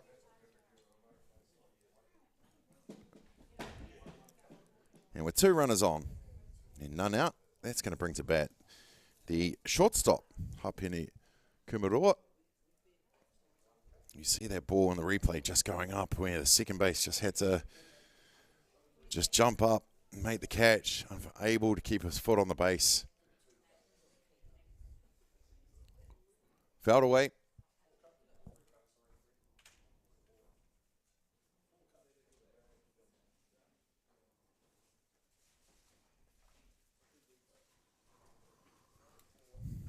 Hapini Kumaroa also had a good game this morning.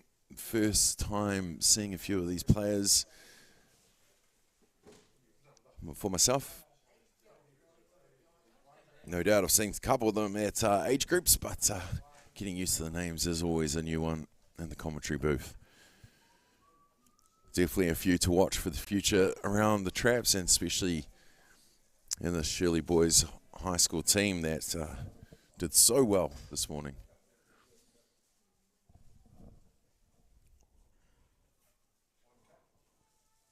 Ball the call.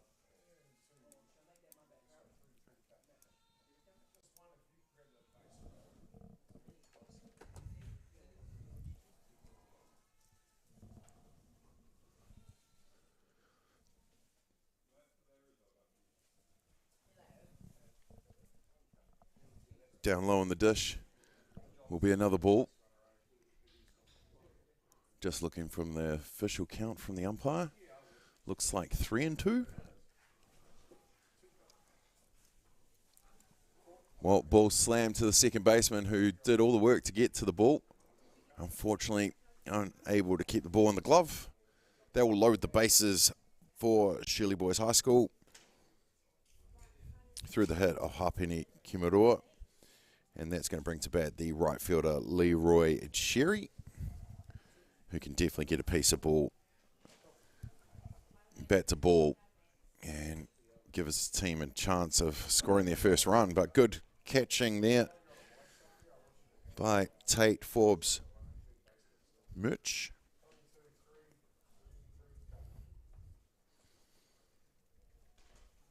Not the easiest of catches to make, and he stopped that really well behind the dish. That one just going past the glove. Bounces back up to make the play. But Shirley Boys keep their position on bases. 2 balls the count.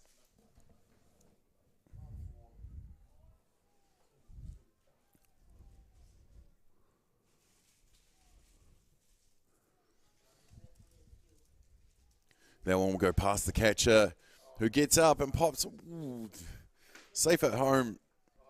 They did all the hard work, did Southland Boys. Good reactions there from the catcher to bounce up and get the ball back to the pitcher who come up to make the play. But good running from Shirley Boys, and they'll score their first run in this one.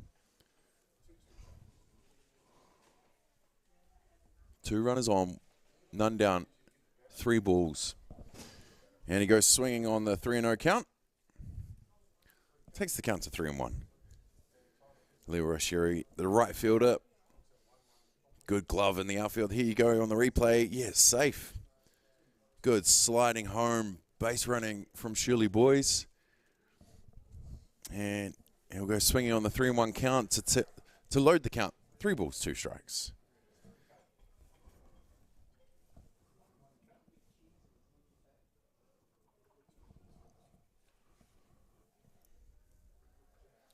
And leaves the outside pitch to take the walk. And that will load the bases again for Shirley Boys High School.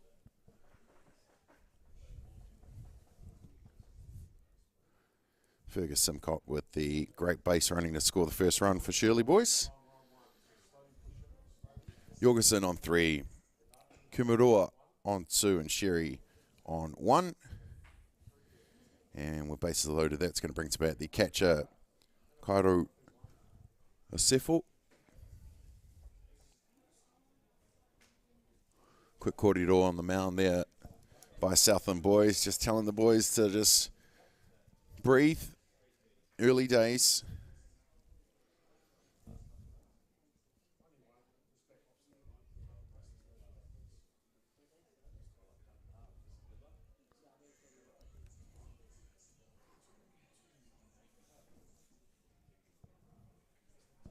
And a bat.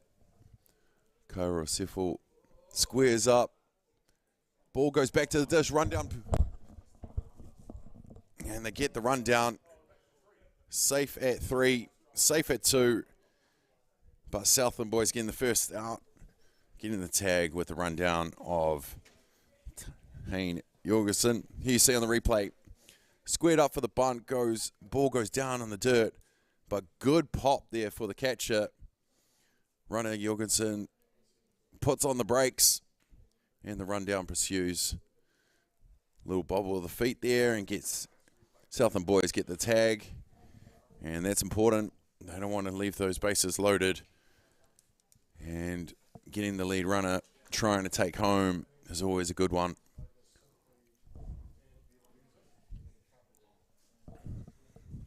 Good outside pitch there.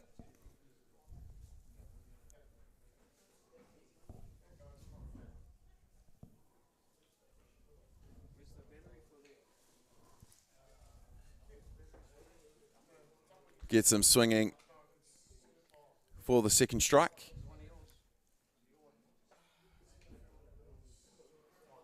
Two balls, 2 strikes. 1 down. Popped up for a foul ball. Count remains 2-2.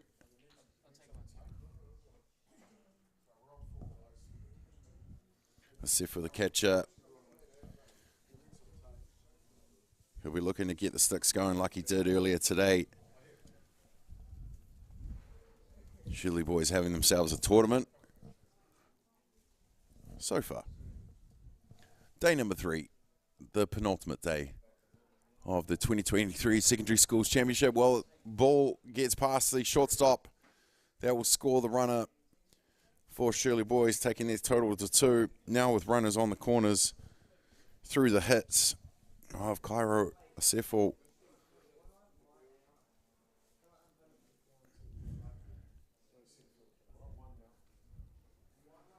And with 1 down, 2 runners on the corners. That's going to bring to bat the second base, Marco Kennedy, who sees the first pitch go through for the strike called.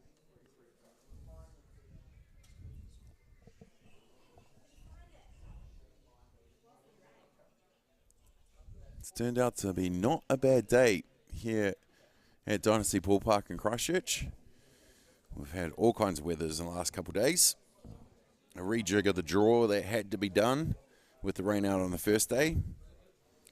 Makes it a bit difficult for some of the teams to book their spot in the grand final, but we roll with the punches in our sport. We must get on. And that's exactly what these teams are doing. Shirley boys undefeated at the moment. Southland with that loss to St. Patrick's College Silverstream.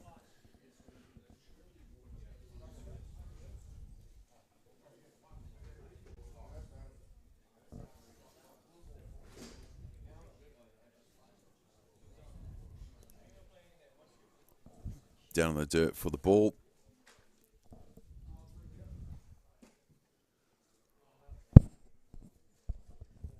Two balls, 3 balls, 2 strikes. Is the call. Hit straight back to the pitcher. Tries to get the tag at home with the safe call. And Kennedy just showing absolute gas to get from home to second base. And another score. And another score for Shirley boys.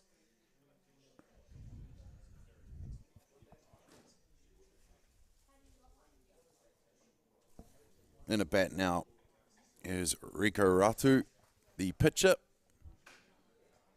Good handy player, this one. Had a blinder against the Stream boys this morning. Did all the right things on the hill and had his team backing him up as well.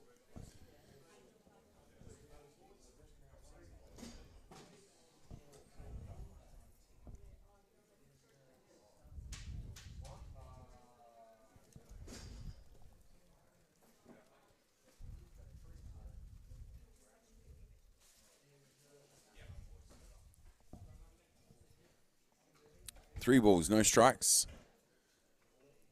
Hitters count with 1 out. 2 runners on the corners. What can Ratu do? He'll take their 4th ball and he'll make his way to first, and that will load the bases.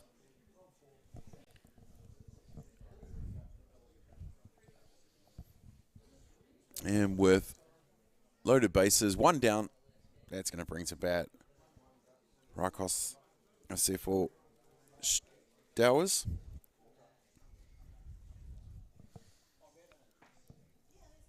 Whose first offering to him is a ball.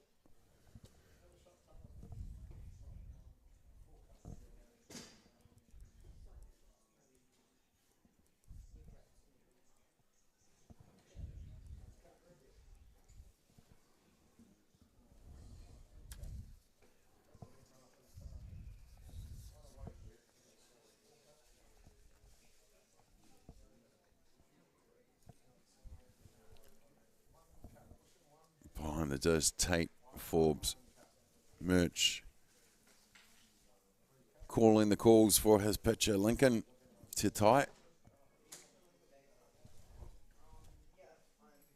Fouled away. Down the first base line.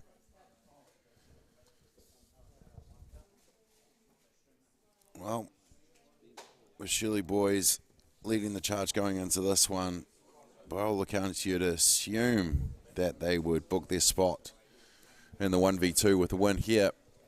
Back to the pitcher who gets the force at home, and they turn the double to Southland boys, getting the lead runner at home through Titai, throwing it to Forbes Merch, who gets it over to Karatai, and that will be the third out, but not before Shirley boys score 3 runs. We'll be back with the bottom of the first. Shirley 3, Southland 0.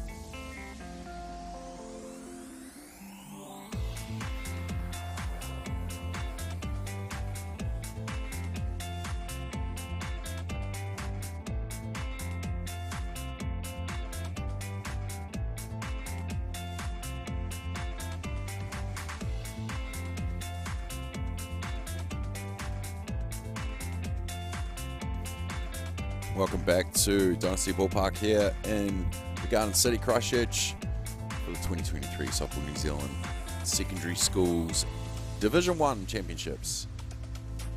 We had the Wahine Tour on the Diamond 1 yesterday, and it's the boys' turn for centre stage.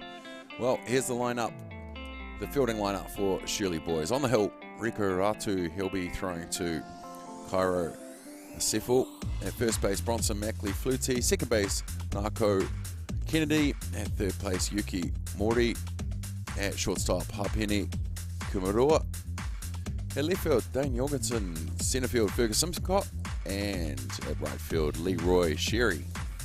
Doing the designated batting is Rykos Sefel Stowers.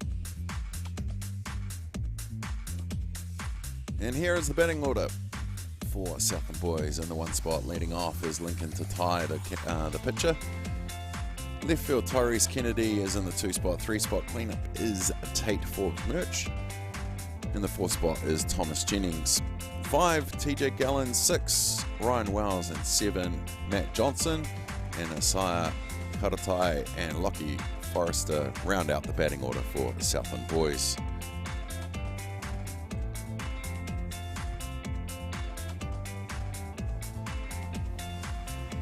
Well, Lincoln Tatai.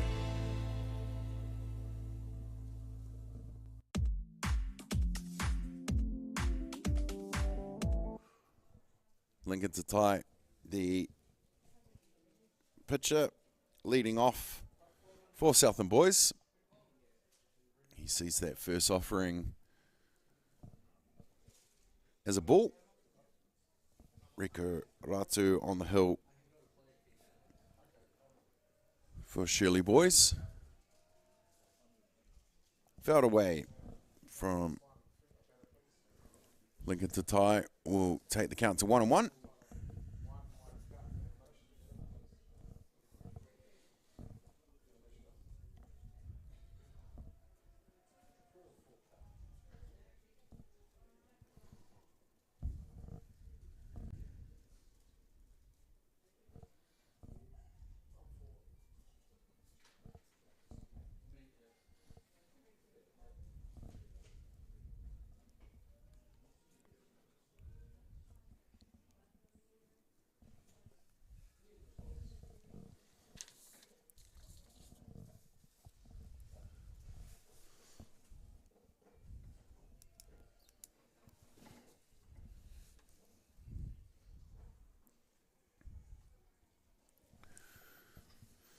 Lincoln Tatai, the Kaiapoi, the pitcher for Southland boys.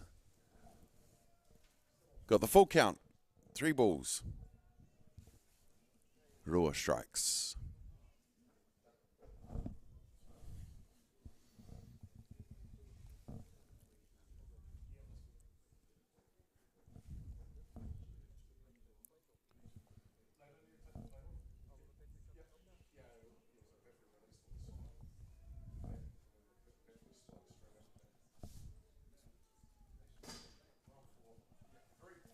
Gets it down.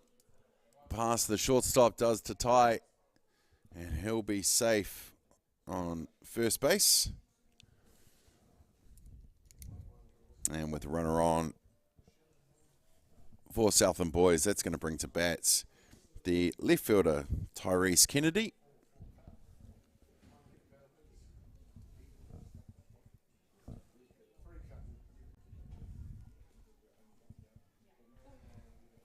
And Kennedy's out at first base, moving to tie to second.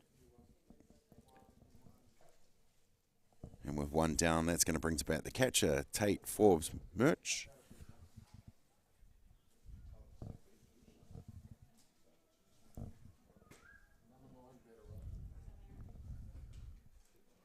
Sees the first offering down low for the ball.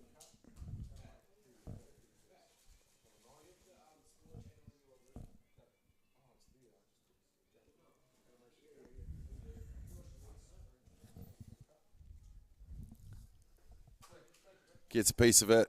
Shortstop doing all the hard work to get that. Can't make the play, but did a heck of a job to make that catch. I'd love to see a replay on that one. Just the angles here.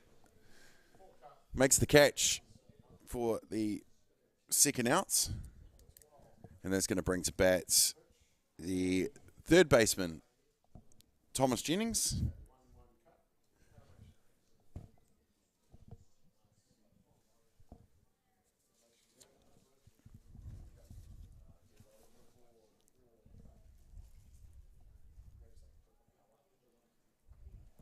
Gets a swing early, which is a big foul. Hitting just behind the caretaker shed behind us.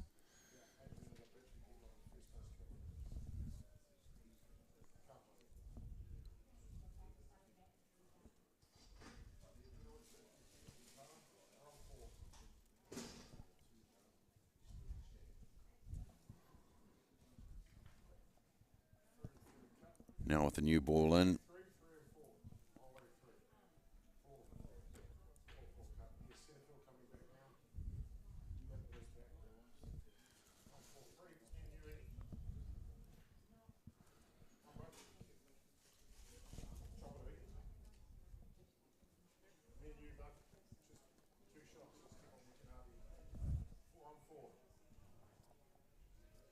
Sees the pitch go outside for the walk.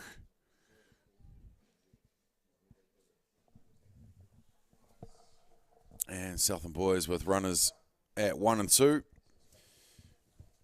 And that's going to bring to bat the second base, TJ Gallant.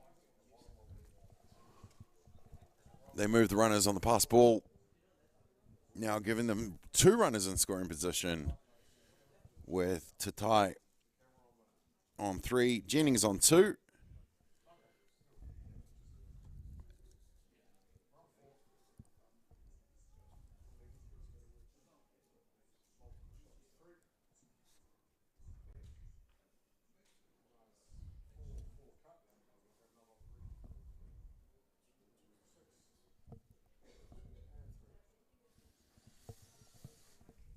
One count on Gallant. 2 runners on, 2 down here in the bottom of the first. Shirley opened their account early. Southland will be looking to do the same, converting these base runners into runs on the board.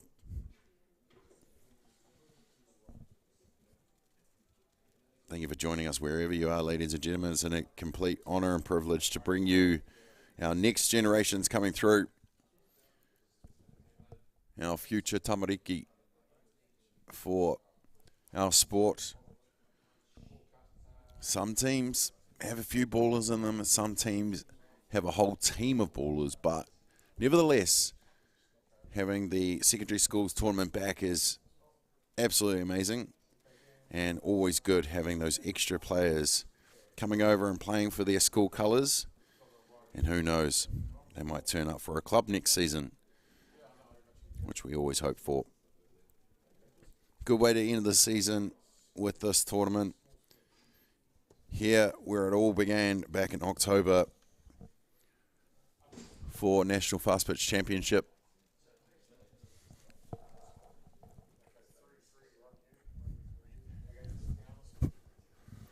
Into bat now is the right fielder, Ryan Wells.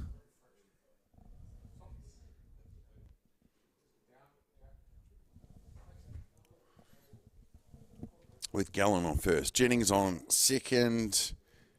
And to tie, they haven't replaced them yet with the 2 down. The pitcher's still out there doing the running.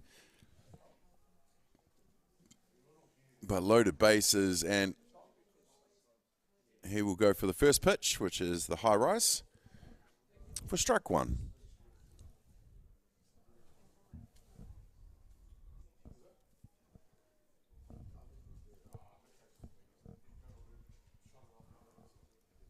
One count now.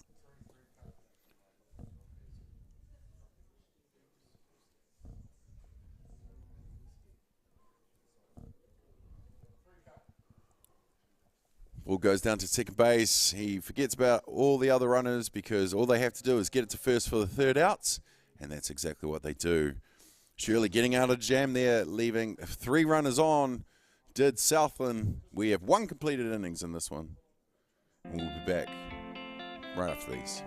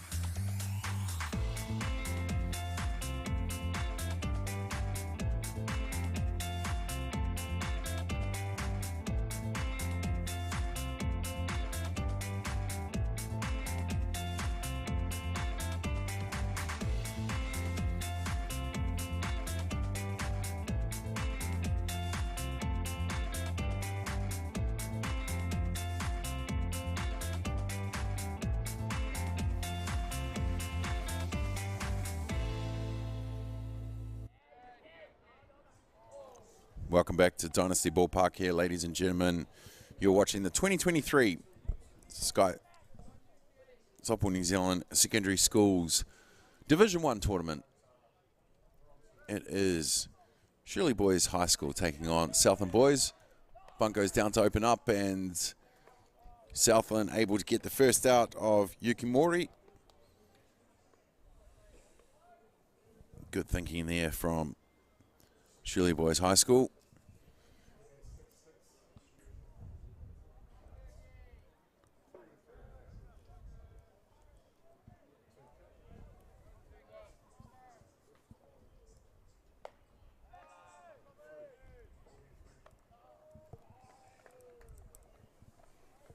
And the second out there with the leadoff batter, Fergus Simcott. And that's where Southland want to roll, get those quick outs. But we saw how dangerous this Shirley team can be, going on 2 down rallies earlier today.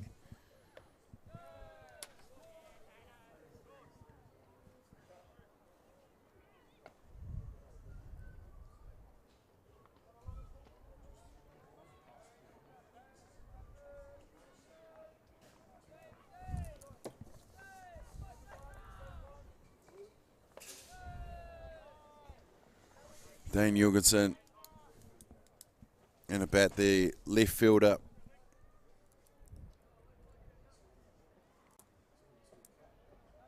Ready to have a cut for his team. Been putting back to ball throughout this tournament. Hit it back to the pitcher in his last at bat. Shirley already gone through the batting order. And he makes his way to first base.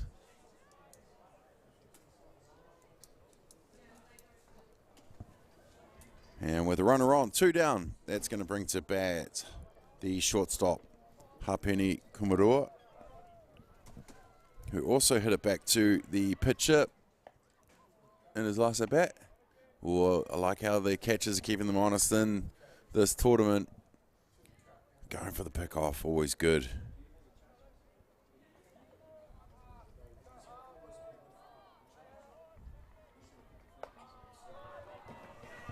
Ball gets it. One bounce to the centre fielder. That will move the runner of Jorgensen to second base.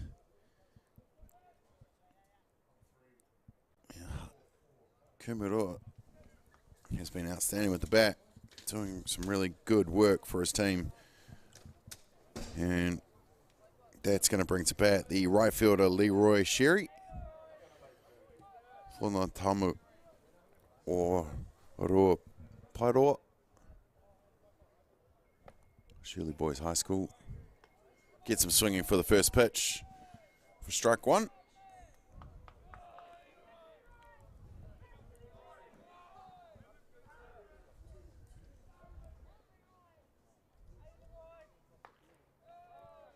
Goes for the pickoff at second base again. Great work by the catcher, Tate Forbes-Murch.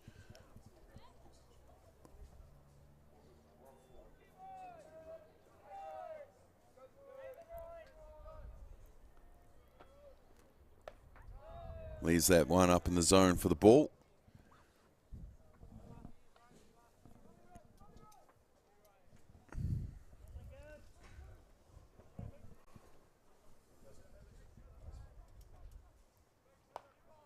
Gets a piece, sending it to right field, where Ryan Walls picks a spot, makes the catch, and that will be the third ounce of Leroy Sherry, hitting it to his counterpart in right field. And the Shirley Boys leave 2 runners on. Better innings there from Southland Boys. They're going to come in and use the 6 in the bottom of the second. Back after these.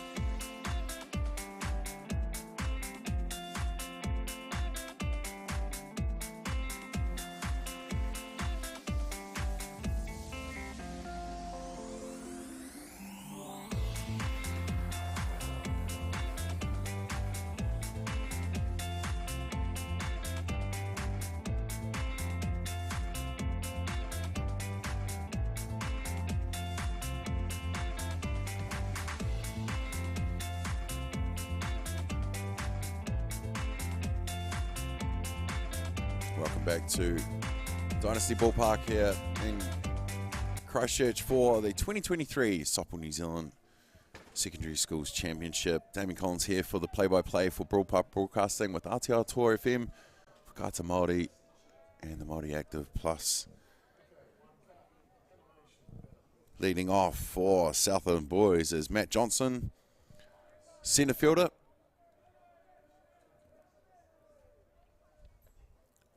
The outside pitch from Ratu will take the count to 1-1.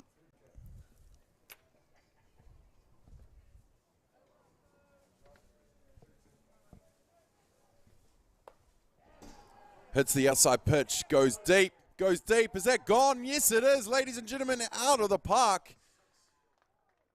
Home run from Matt Johnson, hitting the outside and up pitch and sending it straight over centre field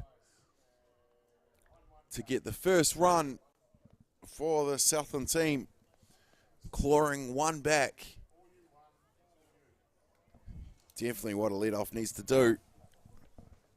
1, get on base, and 2, scores runs, and he does it with 1 swing of the bat out of the park.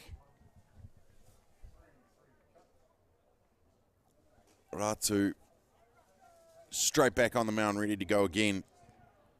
Asaya Karatai, the batter now for Southern Boys. First base.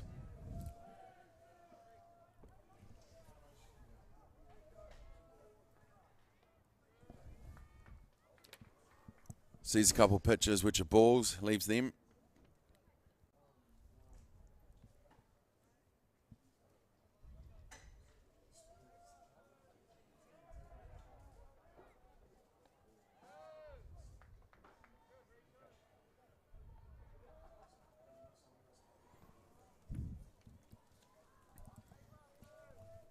Karatai coming in after that. They're still buzzing in the dugout as Southern Boys. Well, the change up gets him swinging, which will dribble down third base and make the play over to first. Did Maury to Mackley Flutie for the first outs.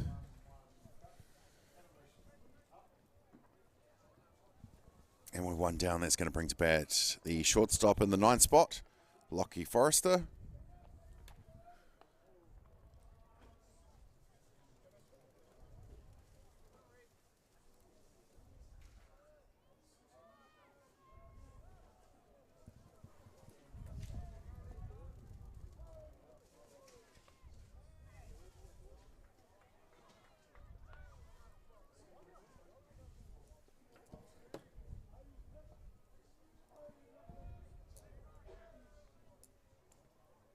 Ratu sends the outside pitch for the ball. Hitters count with 3-0.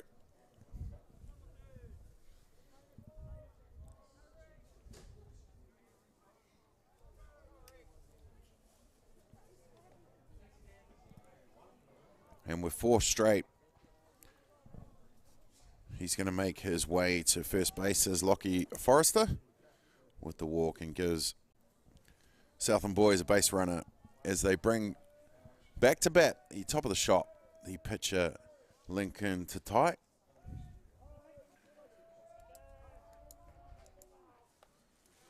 Lincoln Tatai, the Kaiapoi, the pitcher for this team.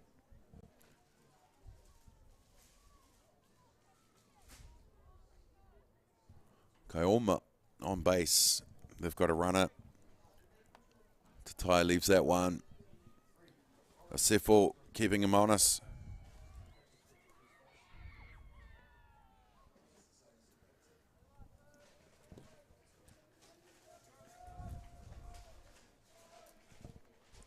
Tatai, the pitcher in the leadoff spot, gets a piece, sending it to left field. That's going to move the runner to second, who thinks against having a go at third.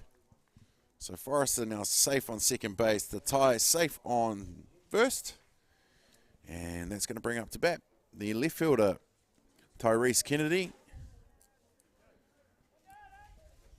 Out in his first at bat. But now he's got 2 runners to work with.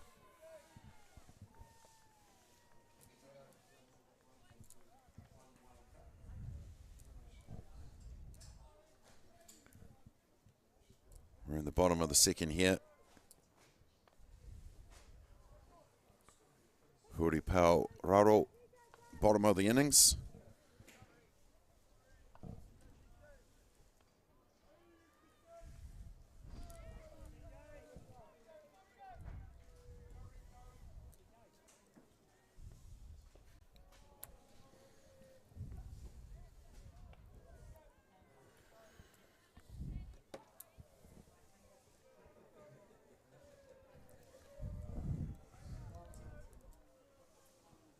Ratu sends it down, it goes foul off the bats of Kennedy.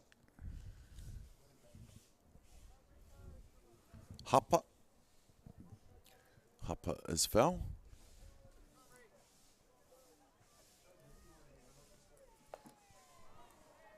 Gets a piece, sending it straight up in the sky with second base Kennedy catching it. Nako Kennedy catching Tyrese Kennedy. Kennedy catching Kennedy for the second outs.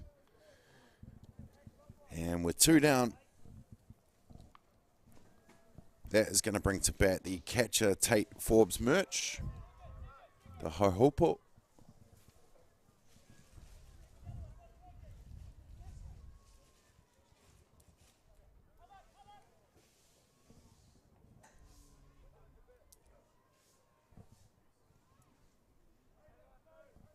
Ratu checking the seams on the ball there. Knows how to use them. I'm sure he's been taught a thing or two around the ballpark over the years. Well, that ball goes foul back behind the park. Tate Forbes merge to the catcher in at bat now.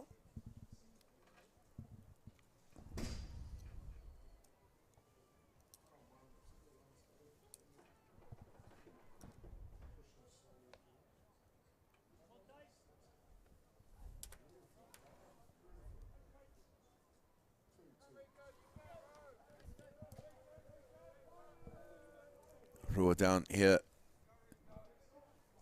in the bottom of the second. Big swing on for the strike.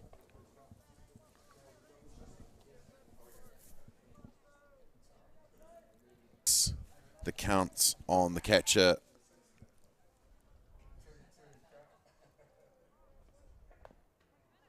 Gets a swing with a dribble down third baseline. Well, they keep them. They make them force the throw with the ball just bouncing off the glove of Mori at third base.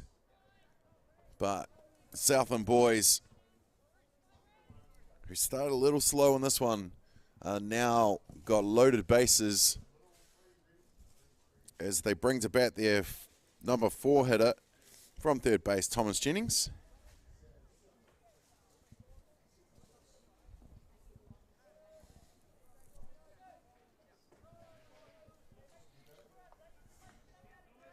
Southern boys going on their own little rally here.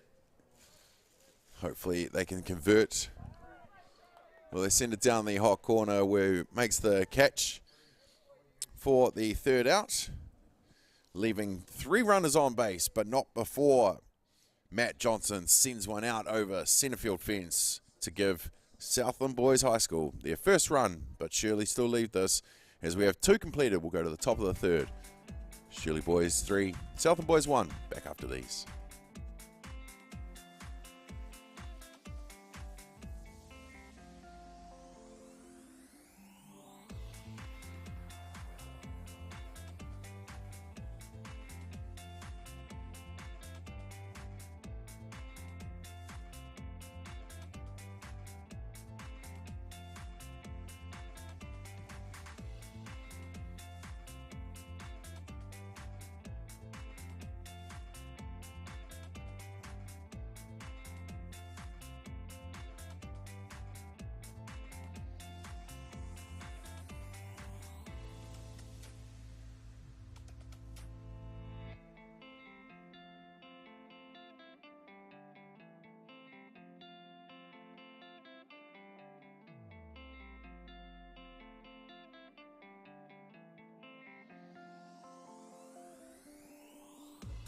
We're back, ladies and gentlemen, here at Dynasty Ballpark for the 2023 Secondary Schools Championships.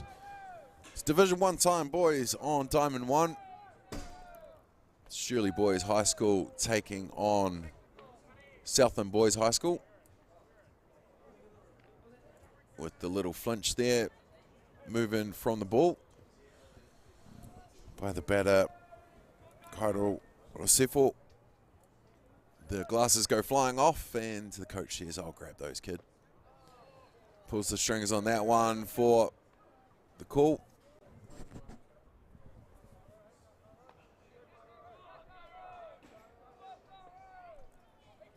Sifel with the PCU sticker on his helmet.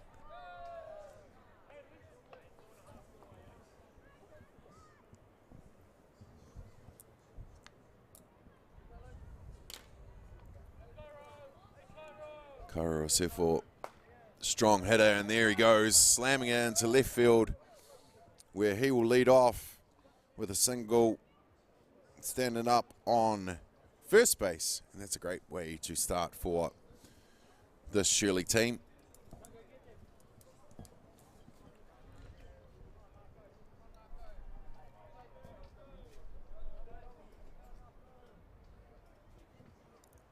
Let's just fix those colors, eh?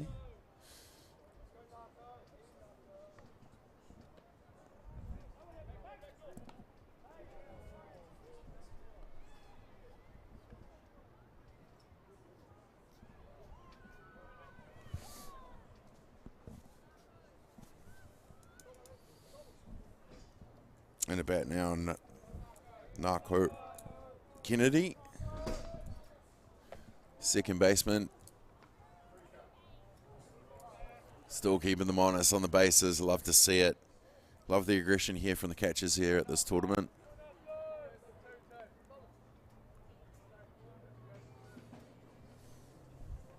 The backup from everyone is always good.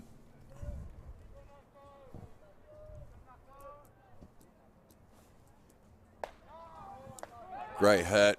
Caught by the shortstop. Do they get in time? No, they didn't. Well, what a play there from Southern boys making that catch, which looked, by all accounts, it was going to go to the outfield, but not today. And having the awareness to get it back in time, well, get it back fast to keep Asefo honest on first base. Of course, having to tag up after the catch. Now batting is the pitcher, Rico Ratu, who got a walk in his first at bat and left on base.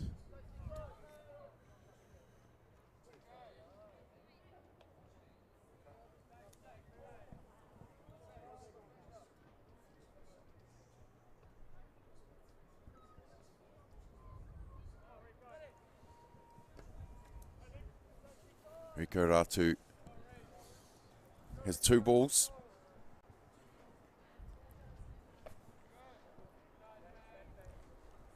One runner on. Shirley Boys High School, undefeated, looking to continue that role, but it looks like Southern Boys are here to play as well. Good South Island battle.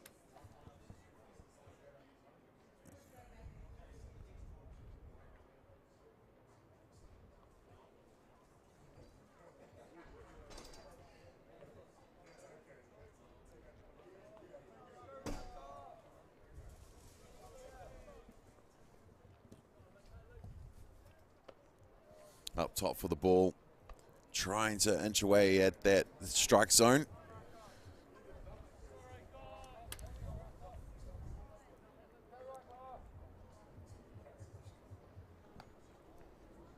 Just bouncing off the glove, where they try and get the runner going, and they do.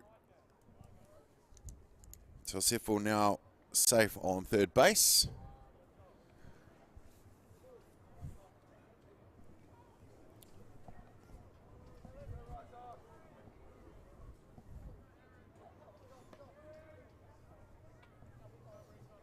Having a runner on the corner, they're going to send Ratu to second base.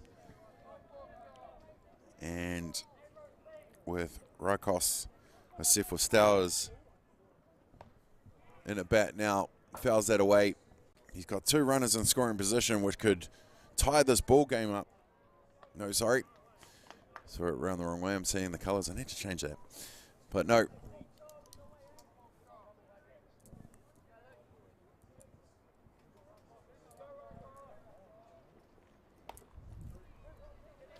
Oh, great play by the second base, who managed to throw the ball lying on his back after making that dive to scoop in the ball.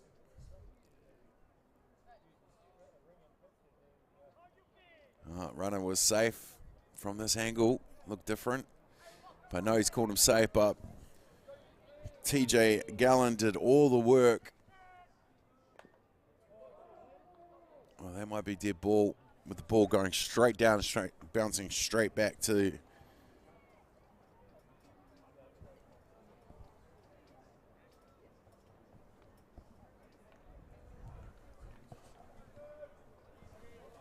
Shirley still with runners on the corners. Managed to score that extra run. Through Asefo, who led off with that hit to left field.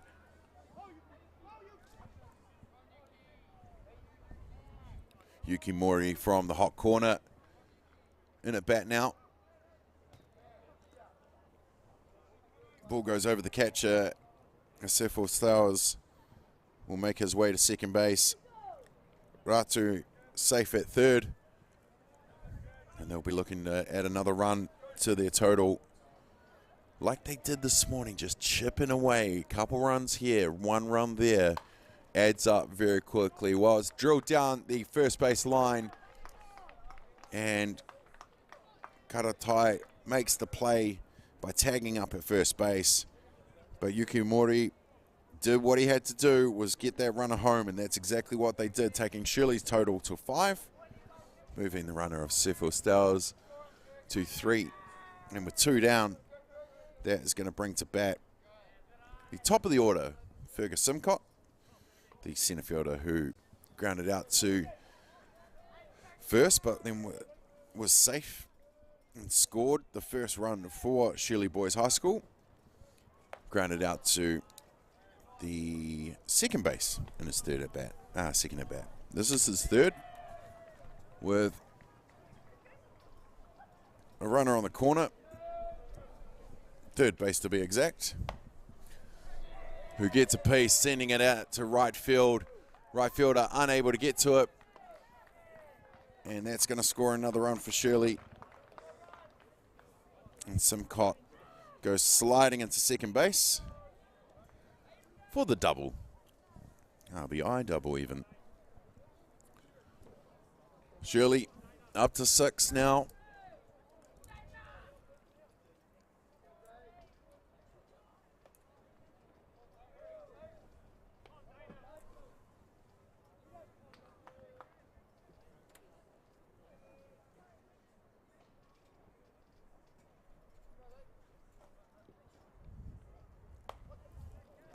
Well, he gets a piece, sending it to shallow left field. That's going to advance the runner from second to third. Does Simcott. Safe on first is Dane Jorgensen, the left fielder, with that shot to left field. And that's going to bring to bat the shortstop, Hapene Kimaroa. Another dangerous hitter, smashing it to second base in his first at bat, scoring a run, and then hitting it up the middle, who scored another, hitting it up the middle in his second at bat. But he hits it straight back to the pitcher in that one, and that's going to be the third out, but not before Shirley score another 3 runs to their total. They lead this game 6 runs to 1.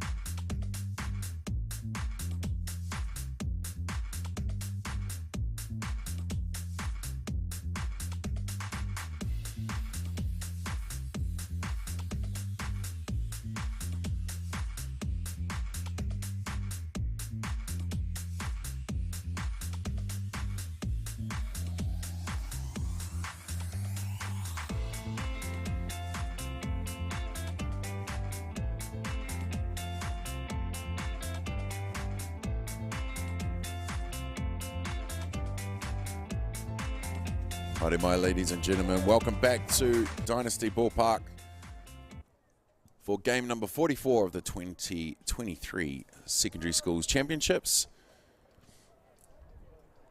Great to have you along for this one, ladies and gentlemen.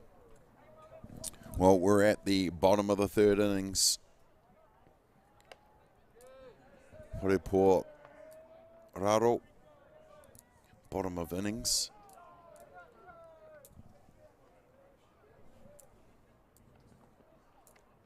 Pulls the strings on that one with the changeup to get him looking for the strike called.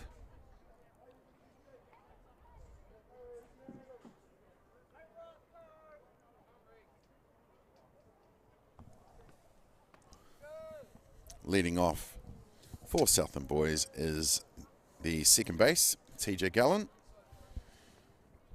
Got a walk in his first at bat and left on base.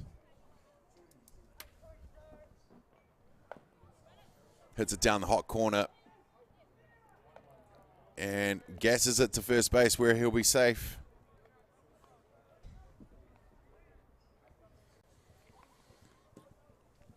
And that's what you got to do when you're down and you're the leadoff. Get on base. Ryan Wells is up to bat now, the right fielder. Grounded out to second base at his last at bat. Catcher sets up straight away for the pickoff. You knew he wanted to throw it and he sure did. Working well is the first in catch.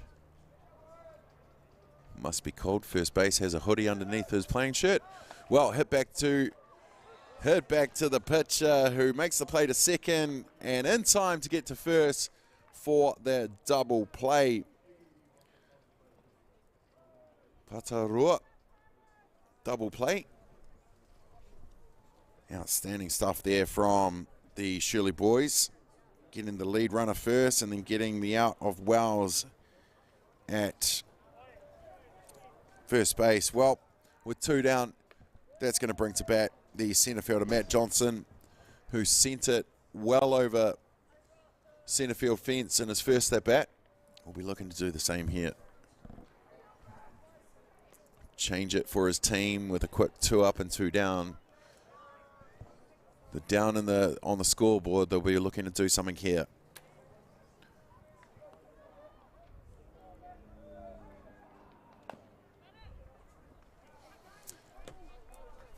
Little dribble down, third base. Oh no, they call foul. Did they? No?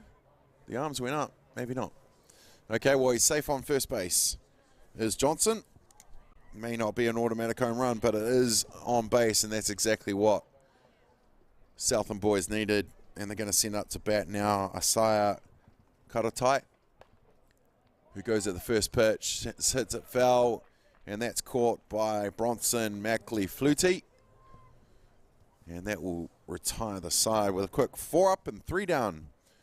We have 3 completed in this one. Shirley leading this one, 6 runs to 1.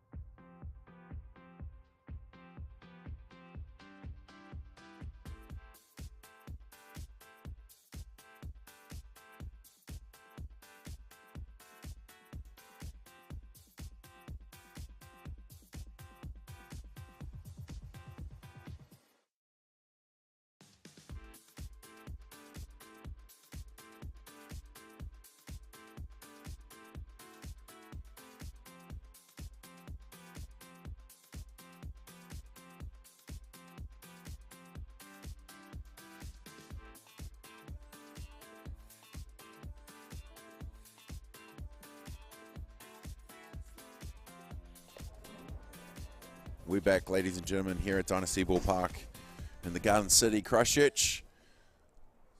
You are watching the 2023 Softball New Zealand Secondary Schools Championship.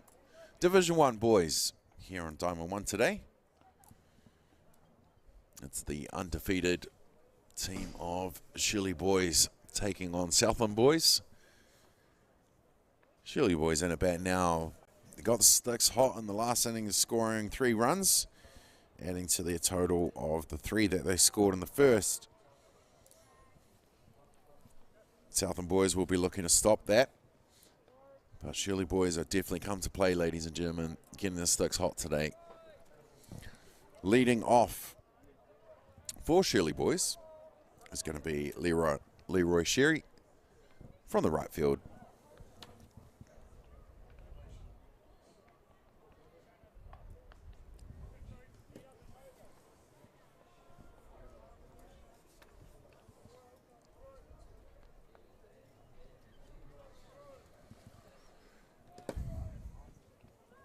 Sherry, he got the walk in his first bat, caught in right field in the second.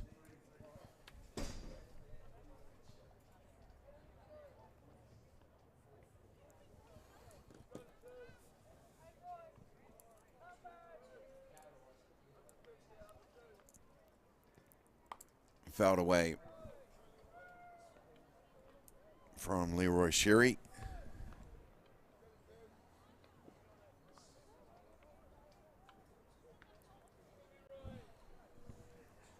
One ball, 2 strikes the call.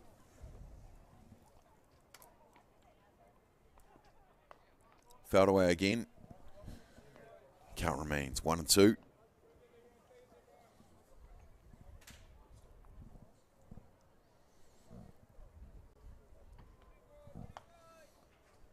Tahi ball, Roa strike.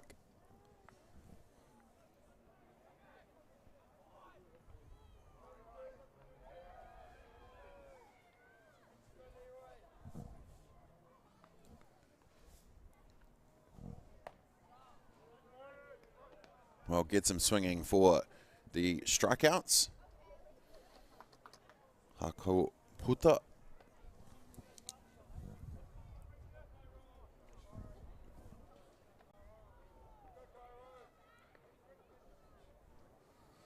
And with one down, that's going to bring to bat Kairo Osefo, the catcher, who grounded out to the pitcher in his first at bat. Smacked it to 7 and scored in his second at bat.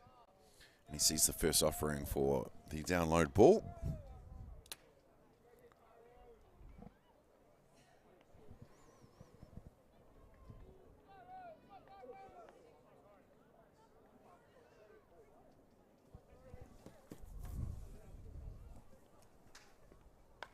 Fouled away, takes the count to 1-1.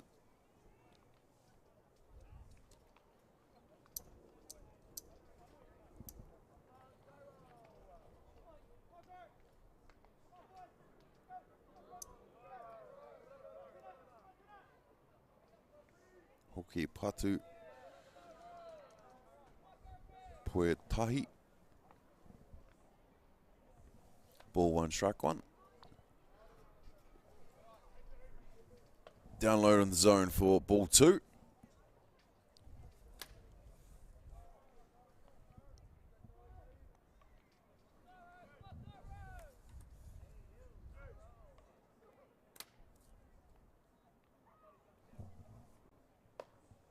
Popped up.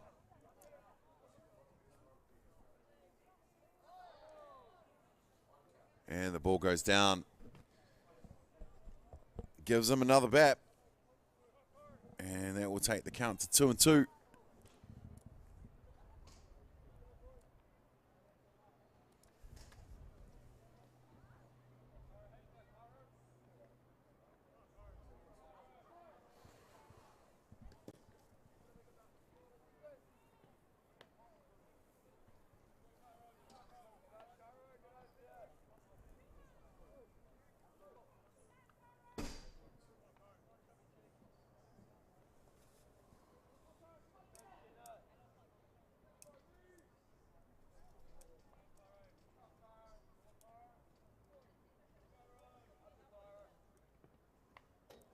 That's another one fouled away.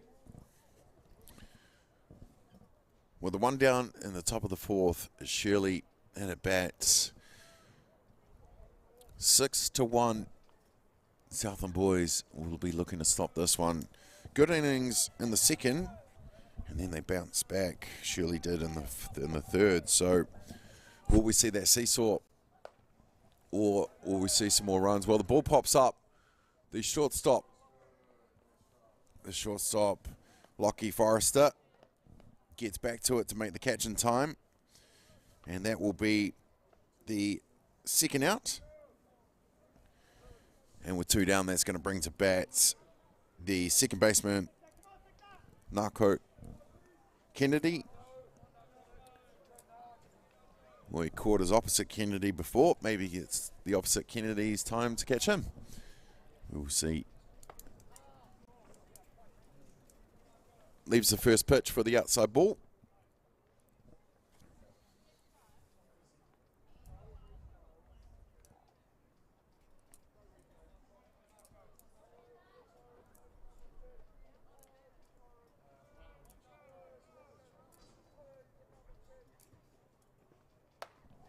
Gets a piece, sending it what looked like to right field, but TJ Gallen just hops up and plucks it out of the air to catch the third out, and that will retire the side. We'll go to the bottom of the fourth, with Shirley still leading this one, 6 runs to 1.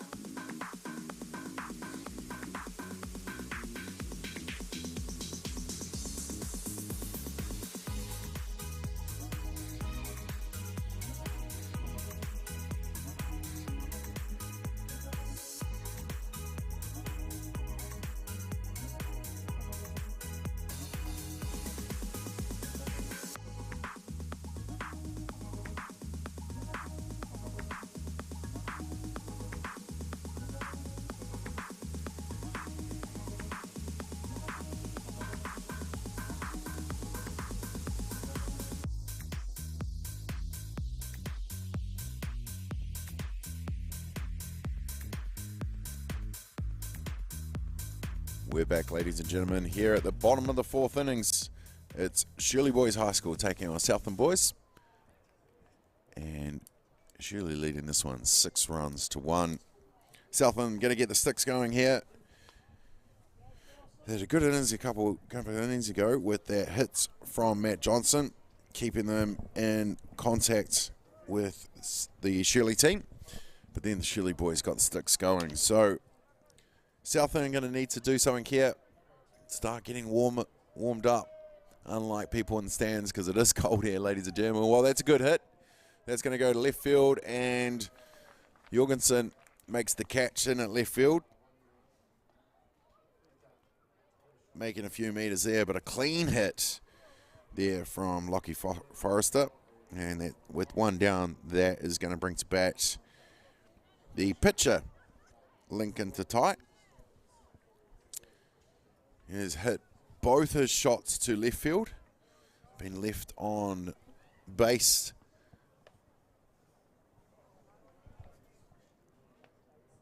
Yeah, left on base at both of his turns at bat. Hopefully for Lockie, for Lincoln, that this is his time to cross home plate. Well, he started off, he's done the right thing by smacking it into centre field. Lincoln Tatai doing everything on the mound that he can for his team and with the bat. Has his third hit to the outfield today. And that's going to bring to bat Tyrese Kennedy, the left fielder, ready to have a hit. First pitch fouled away for the strike.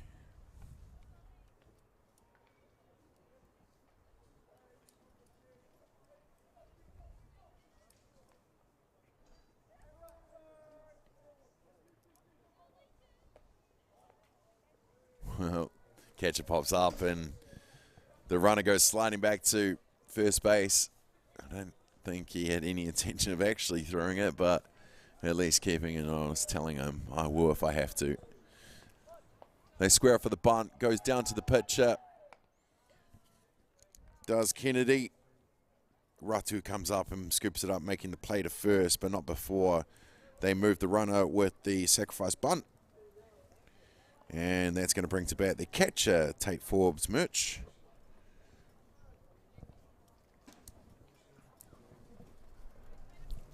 With 2 down here in the bottom of the fourth.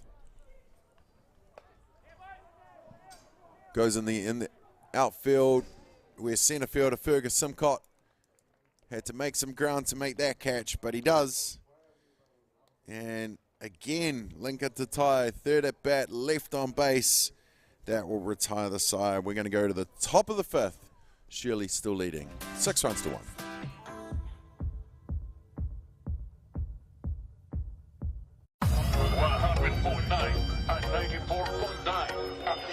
When the radio's on and the sound is hot, you just have to enjoy. There's no way to stop. That's where it sounds like the best every day of the week. Better than all the rest. We let the music speak. All the best throwbacks, 90s and more.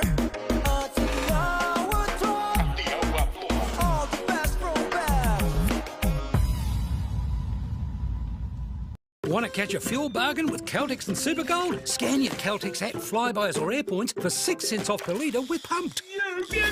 And show your Supergold card for an extra 2 cents off. Ah, feels good.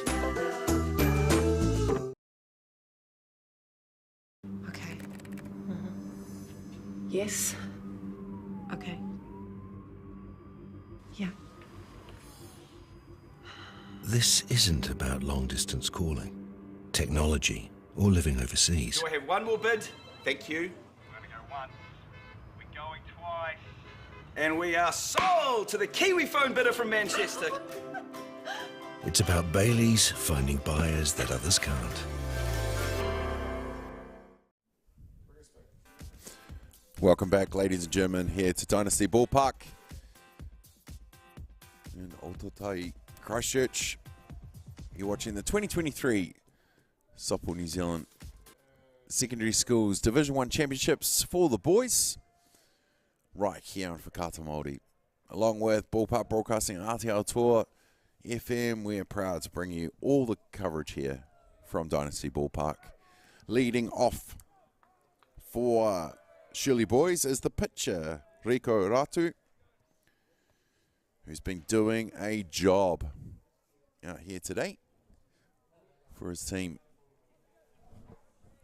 from the PCU club, Parklands Christchurch United here in, obviously, Christchurch.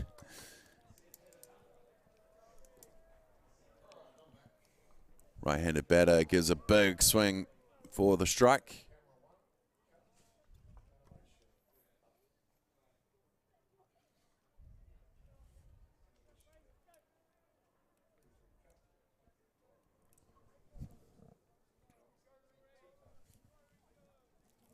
Top of the fifth here, ladies and gentlemen. Chile boys have that 6-1 lead. But Southland will get the last bat. Maybe the last laugh. But there's still a bit to go on this one, ladies and gentlemen.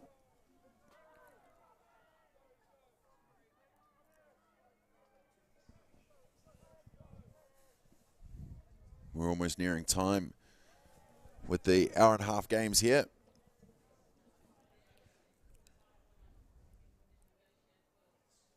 Starting a little bit later than that quarter to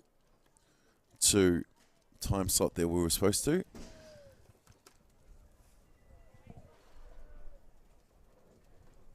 But we're on the home stretch for sure. Ratu leaves that one up high for the ball, and he'll take a walk, his second walk of the game. Looking across home plate again.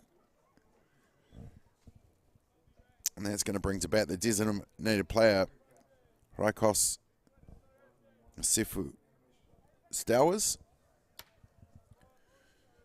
He's got to run it a move.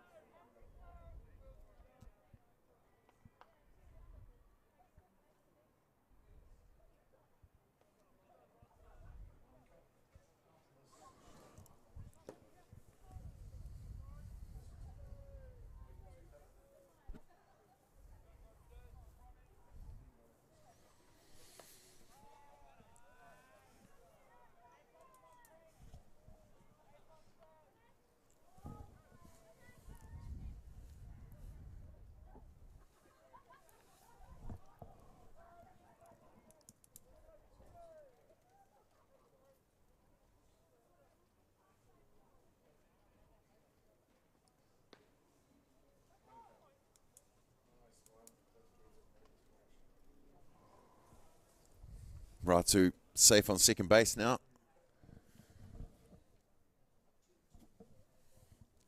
Good lead off for the team.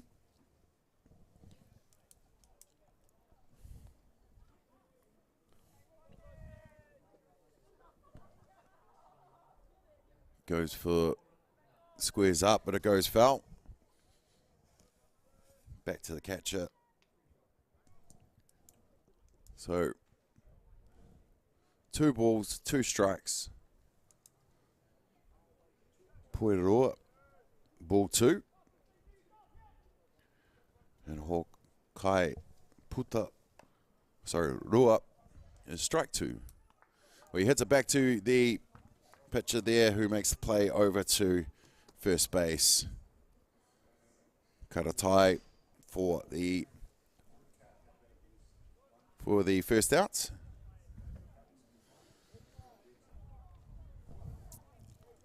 Ratu now safe on third base, well in scoring position, and that's going to bring to bat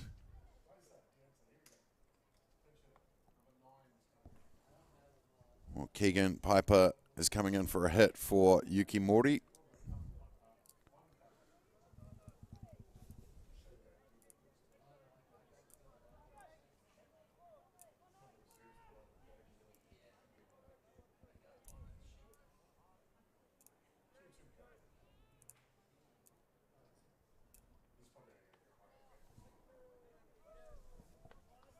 First offering to him through the zone for the strike called.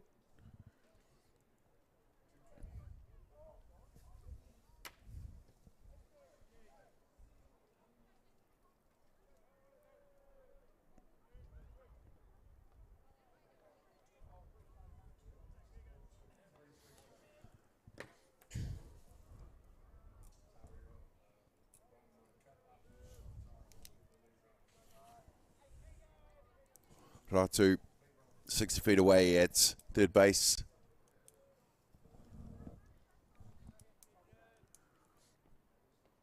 Down and inside for Piper.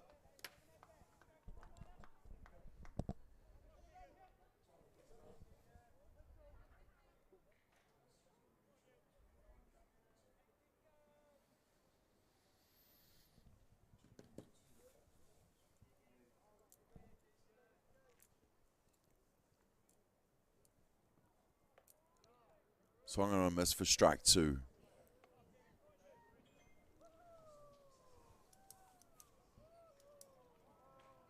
Piper coming into the game for a cut.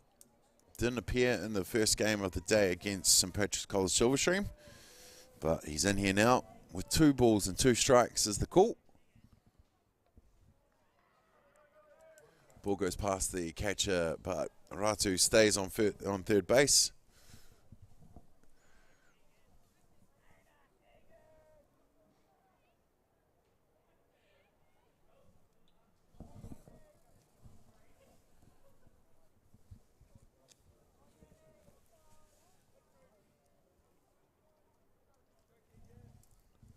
Piper with a 2-2 count. Oh, must be 3-2 because he is running to first base and he'll take his spot, which will put runners on the corners with 1 down here in the top of the 5th.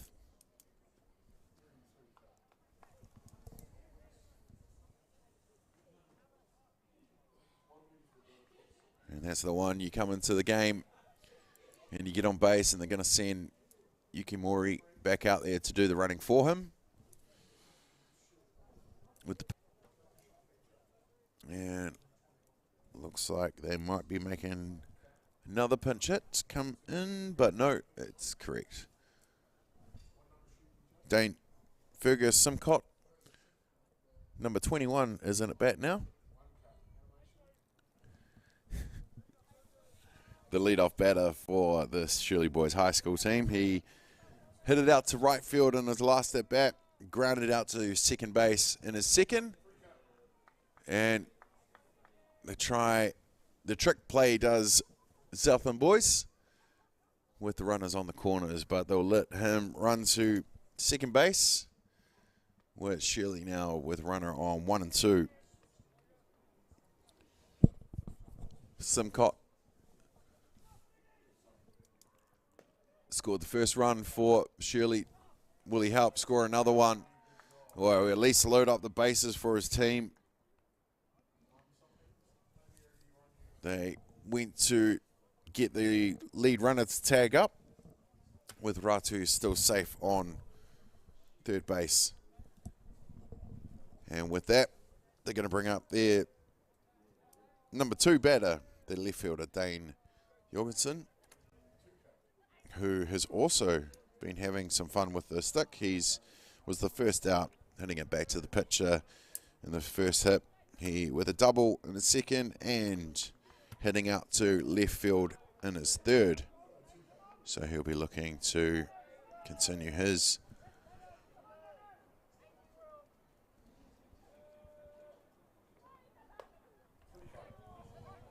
Well, back to the pitch.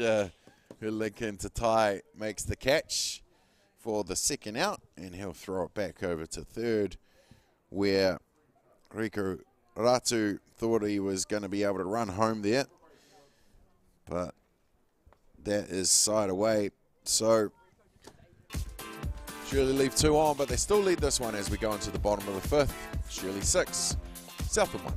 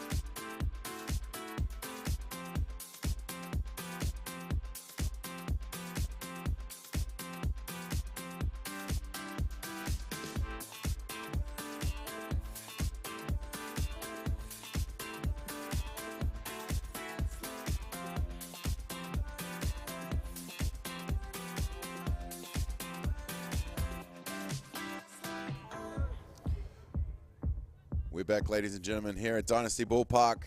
It's the bottom of the 5th between Shirley Boys High School and Southland Boys High School. Southland Boys with the last chance. Big hit out to left field, where both the centre fielder and left field go for it. I'm guessing not letting each other know it was mine, but they make the catch anyway for the first out with the blinkers on of Thomas Jennings slamming it into left centre. And with 1 down, that's going to bring to bat their second base, TJ Gallen, who got a walk in his first at bat, hit it to the hot corner in his second, and that's the 2 bats that he's had so far. 1 down here. Shirley versus Southland Boys. Shirley leading in this one, 6 runs to 1.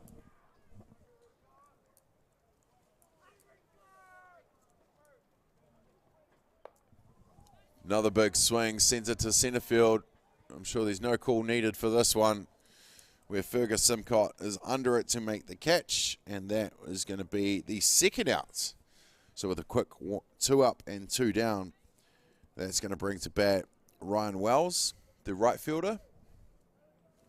No, it's not, because that's not his number.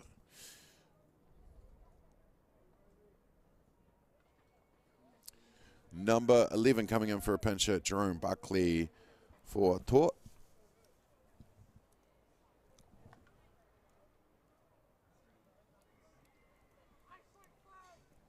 Is this the last chance for Southland, or are they going to go on a hitting spree? Well, grounded out on the first pitch to second base, Nico Kennedy, who makes the play over to first to retire the side.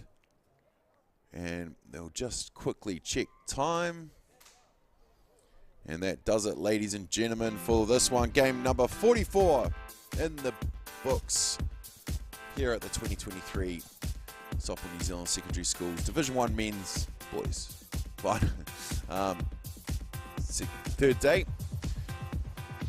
with Shirley Boys winning this one and staying undefeated over Southland Boys, 6 runs to 1. Thank you for joining us wherever you were, ladies and gentlemen. Taro Collier on the first base camera, Nasio Gatti on the high home camera, doing the graphics, Joe Fariso doing the EVS, Adrian Royal directing and producing, Jason Gerbies, aka Chopper, and me calling the play-by-play, Damien Collins. It's been a pleasure, ladies and gentlemen. Stick around because there's more to come from the 2023 secondary schools right here in Dynasty Ballpark in Christchurch. See you soon.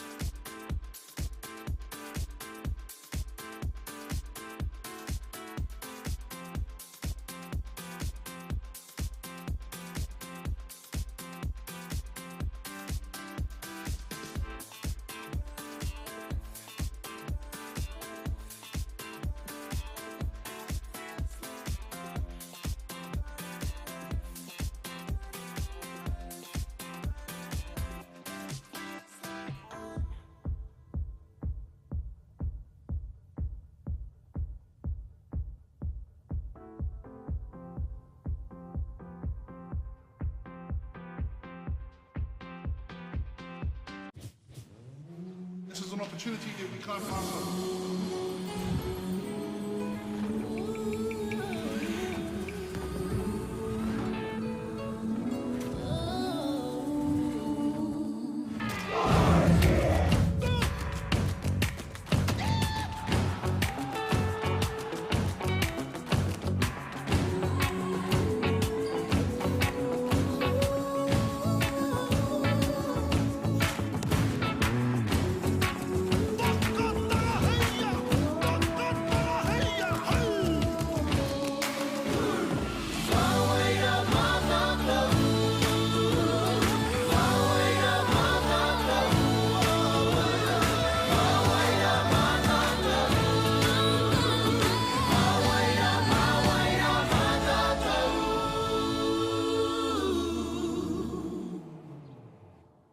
The decisions we make matter.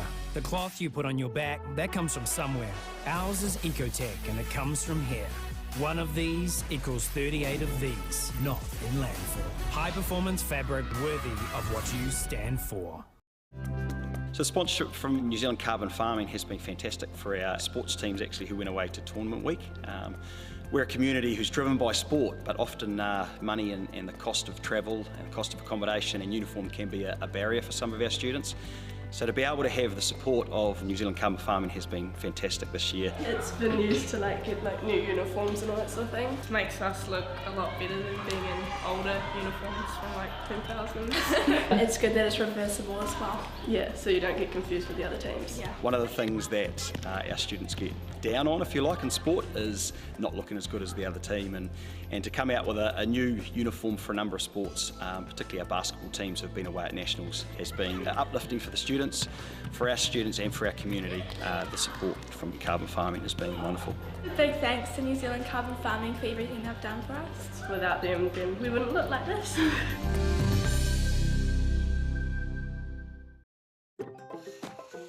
Whoops, running on empty? Enjoy a 6 cents per litre fuel discount at your local Caltex with Pumped every day. Ah, feels good, eh? Get it at any participating Caltex.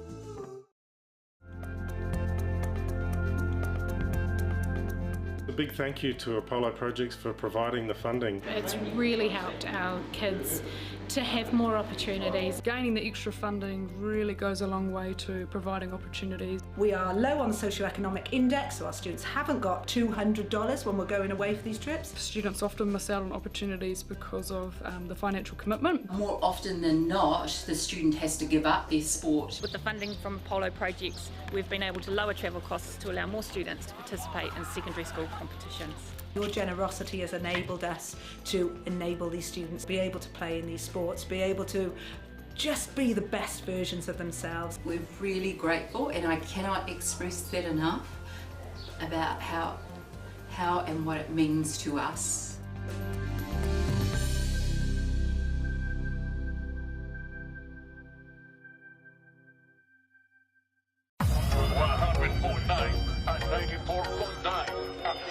When the radio's on and the sound's hot, you just have to enjoy. There's no way to stop. That's where it sounds like the best every day of the week.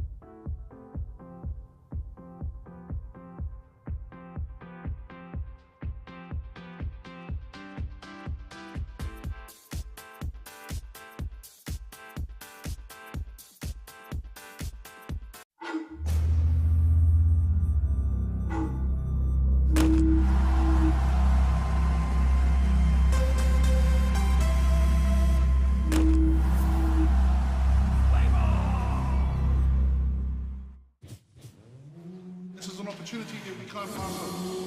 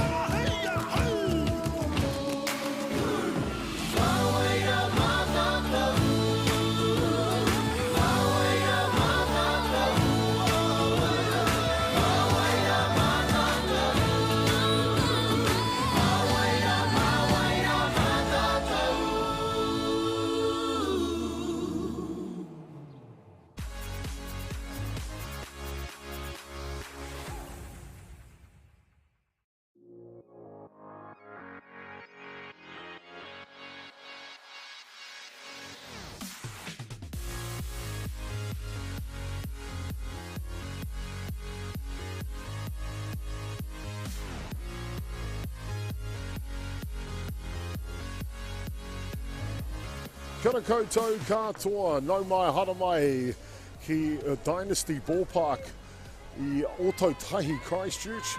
Welcome to Dynasty Ballpark here for the game of softball with the Kemu o Poi Uka. It is the 2023 National Secondary School Softball Championship coming to you live here from Christchurch. It is semi-final time. The big show is on the stage here for the last two matches that we'll bring to you live from Otautahi here on day 3 of competition. Is game number 47 on the schedule. The winner of this one will go through to the grand final tomorrow. The girls now flirt will be a later time. We'll talk to you about a little bit more about that later. It's Westlake taking on Rosehill, two Battle of Auckland high school colleges. Rosehill College from the South Auckland region, and they're taking on Westlake from the North Shore in this one. These two teams have battled hard and fierce as we've gone through the first 3 days of competition to get themselves into the top 3. Awaiting them in the grand final is One Tree Hill. The winner of this one is who that will be up against. Top of the first innings. Westlake batting first in their white pants and red tops. Rosehill in the field. Black pants, as you can see, with a red and navy blue sleeves to their uniform. Let's have a look at the lineups for you. I'm Jason Gerbies, aka Chop, on behalf of Ballpark Broadcasting. Of course, Whakaato Māori and Softball New Zealand here on the Māori Active YouTube channel. Great to have you along from it. Kia ora koutou katoa. Thank you so much for your tautoko, your support as we've gone through this national championship together. I hope you've enjoyed it. It's been a pleasure of ours to bring it to you as we see a ground ball to third base from the leadoff hitter from Westlake over in time to get it done. Let's have a look at the rest of the batting order for Westlake now with Charlotte Graham, who just grounded out. The Italia Hurley is hitting 2 today. The centre fielder, Kalani Mariner, will be hitting in the 3 spot, the catcher. J.L. Lee will be hitting clean up today, first basewoman. Lucy Cadnis-Asperol, shortstop, is hitting 5. Hope Weller will be the right fielder hitting in the 6th spot today. After her is Neve Cadnis-Asperol, second base woman.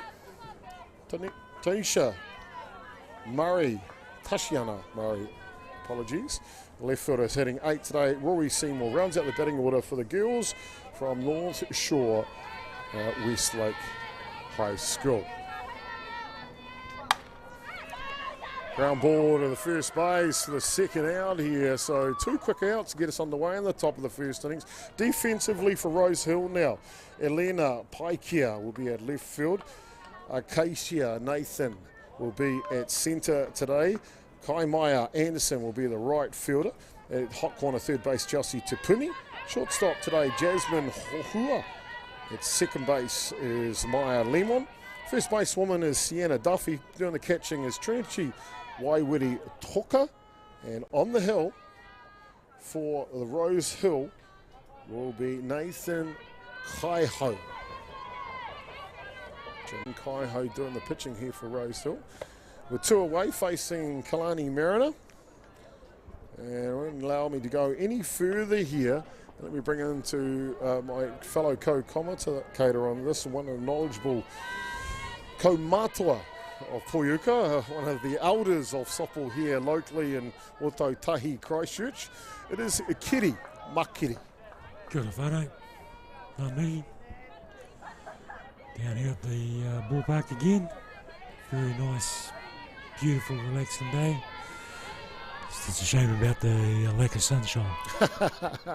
Well, luckily enough, the young ladies out there on the paddock have provided the warmth and enthusiasm to keep us going here this weekend. Kitty, you've been around for the 3 days and watched quite a few games and commentated a few games. Well, what have you thought about the standard of softball you've seen in the 2023 edition of the Softball National Championships for secondary schools? There's definitely variables.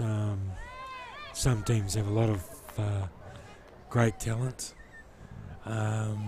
Some are just building, so for the future it looks all very good. And some teams have been around, like they've played in a lot of club teams altogether, so you're seeing that as well. So it all bodes well good for the future. Actually, it's good to see these young tamariki out here enjoying themselves, giving all they got. Giving all they've got, indeed. Here, Jay Lee now, clean-up hitter for Westlake, bangs the pitch. And it just goes foul down the line, as you can hear from our official behind the dish here. Mariner, the catcher, picked up the walk who went down to first base. She's been replaced with a courtesy runner with 2 down here. And it's Hurley that'll come out of the dugout to run for her.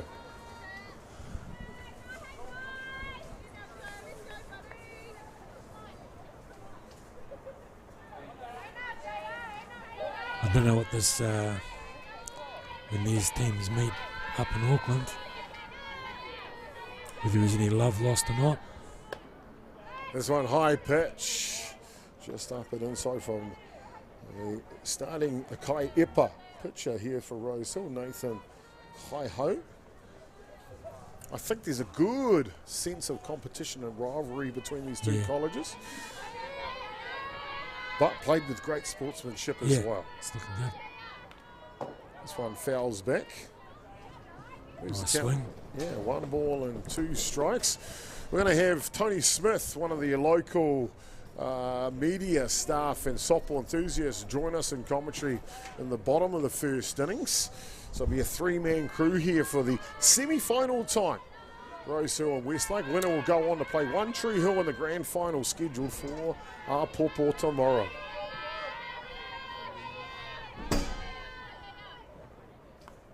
This one just inside and clips the leg, unfortunately, of the clean-up hitter. And that's a bit of a stinger when the weather's cold, isn't it, Kitty? Certainly is. Certainly is.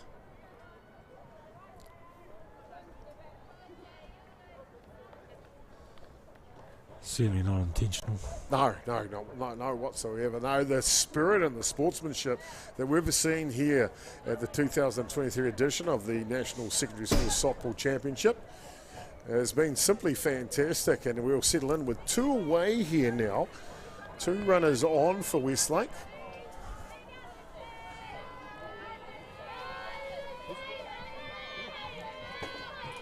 Hey, well. And a hard hit ball goes to centre field. It's over the centre fielder's head. In comes 1, looking to score 2. Westlake, they were off to a hot start here in the semi-final. They lead 2 runs to 0.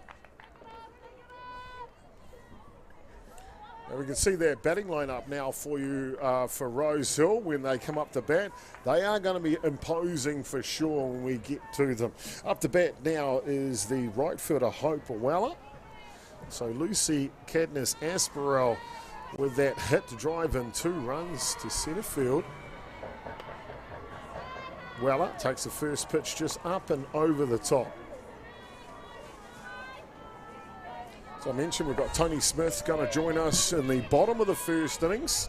Great to have his experience and historical knowledge of the game of softball. We'll get to dive into that a little bit later on as well, because a lot of things have been happening with softball, not just this year, but over the course of the history of the game. And of course, we're now at the Secondary School National Championship. This one's just a little bit low.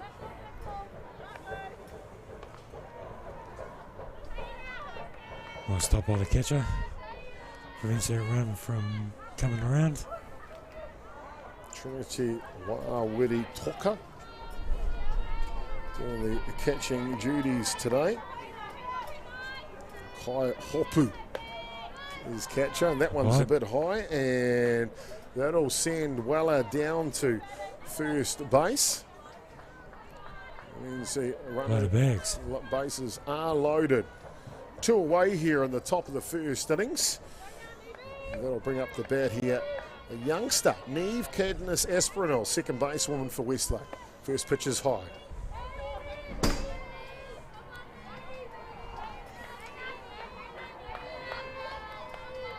One Tree Hill already through to the grand final, Waipopo for the national title. The winner of this one will join them. And this pitch is a little high as well. Outfield's in. Let's stop the runs. 2 down. Ball 2. Ooh, must be peace. This one pops up. Of course, not loaded bases. It's a runner on 1 and 2 at this point. Aspinall had cleared the bases with her big hit to knock in the first 2 runs of this game.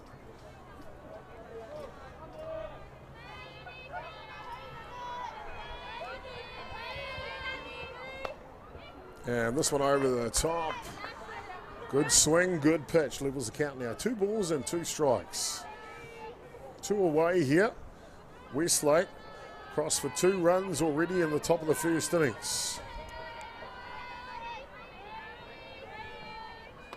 And a great pitch down the kitchen sink from Nathan Kaiho from Rosehill to shut the scoring here from Westlake, but not before.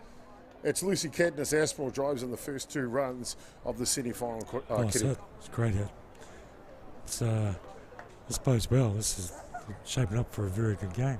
It sure is indeed. Before we go any further, as we head to the bottom of the first innings, let's bring in our fellow commentator for this one, Tony Smith. Kia ora, Tony. Thank you for taking the time. The 2023 edition of the National Softball Secondary Schools. What's it all about? Kia ora, Jason. It's good to be here. I've always enjoyed this tournament at the back end of the season and seeing the next generation of talent coming through.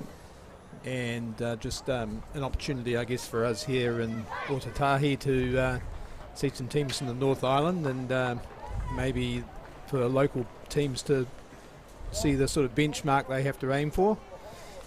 And it's it's just great. Mixed tournament. Boys and girls here at the same time. And just seeing the enthusiasm people have for representing their school and their rohi in a big event like this. Fantastic. Great enthusiasm indeed. Let's have a look at the defensive lineup for Westlake out in the field there now. Tashiana Murray will be out at left field. Centre field, Taylor Hurley. Right field today is Hope Weller. Hot corner third base is Rory Seymour. Shortstop, Lucy Cadmus Aspinall with the big hit to drive in the 2 runs. For Westlake, second base woman is her sister Neve Cadmus Aspinall. First base today, Jaya Lee. Behind the dish, mainstay has been Kalani Mariner. And on the hill, it's the big tall redhead Charlotte Graham. Offensively for Rosehill now, be led off by their catcher Trinity Waiwiri Toka. Sienna Duffy will be hitting second, the first baseman. Jasmine Hohoa will be at shortstop hitting 3 tonight. And then the pitcher hits for herself, Janaya Nathan Kaiho in the clean-up spot. Arcadia Nathan Kaiho will be at centre field hitting 5 today. The left fielder will be hitting 6. That is Elena Paikia, followed by Chelsea Tepuni, the third basewoman at the 7th spot. Maya Lemon at second base, and then running out the batting order from the girls from Papakura Rosehill College is Kaimaya Anderson. Here we go, bottom of the first innings. First pitch swung over the top. Trinity Waiwiri Toka taking on Westlake's Charlotte Graham. Semi-final time here. And action is a paction. Nice piece. For sure as that one fouls back. Shaping up, facing the pitcher. It is, isn't it, Kitty? Kitty, what have you thought about how these girls have been taking the opportunity given to them in the matches you've seen? Oh, it's great. It's they're taking every opportunity they get, and I think a lot of them will certainly learn from this and strive to be better next year, for sure. That one goes back to the screen. Earlier on in the match here for the starting pitcher from Westlake, Tony, what will be some of her objectives as starting pitcher?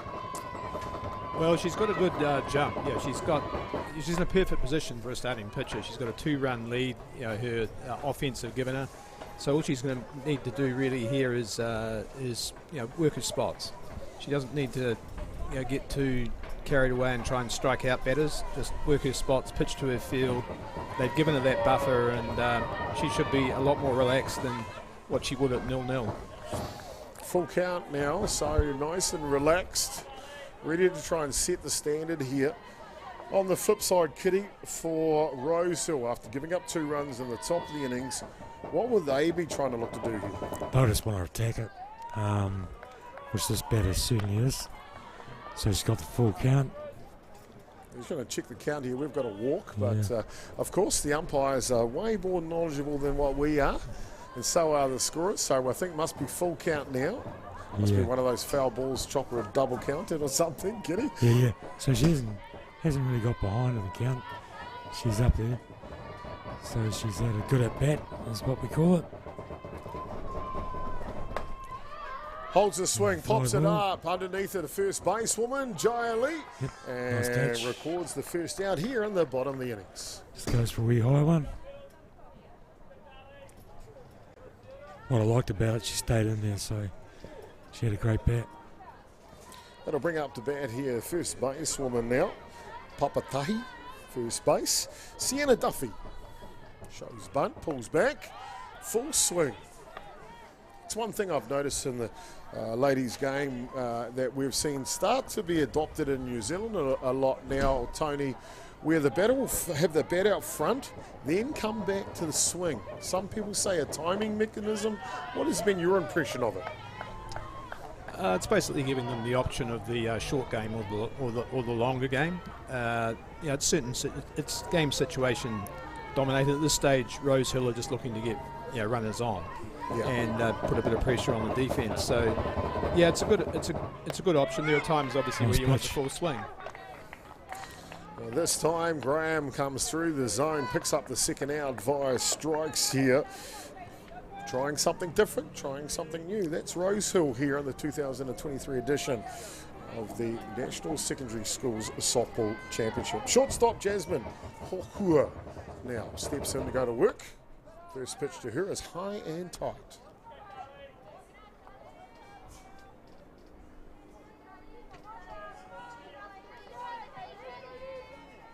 Yes, the pitch is shaping up for a very good game here. As long as you can keep control of it. Next pitch the catcher seems to be keeping control of her. Yeah. It's always good. That's important, isn't it, Kitty, to have a good catcher with a good pitcher. Yeah. It makes each other far better, isn't it? For sure. 2 balls now the bat count. Oh, nice. This one's up. Ranging back, the second basewoman, and just comes off the toe of the glove. So, Rosehill will get their first base runner on here in the semi-final. It is Hohua. It's down to first base. Probably a learning experience there, Chopper, just with the right fielder who was in quite shallow, perhaps overcalling the second base going back, and would have been in a better position to take that catch. But those are the things you learn from as you go on. Well, clean-up hitter is up for Rosehill now. The starting pitcher, Janaya Nathan Kaiho. And off and running on the first pitch. And she's gone. She will get in there standing up. Hua showing a clean set of heels.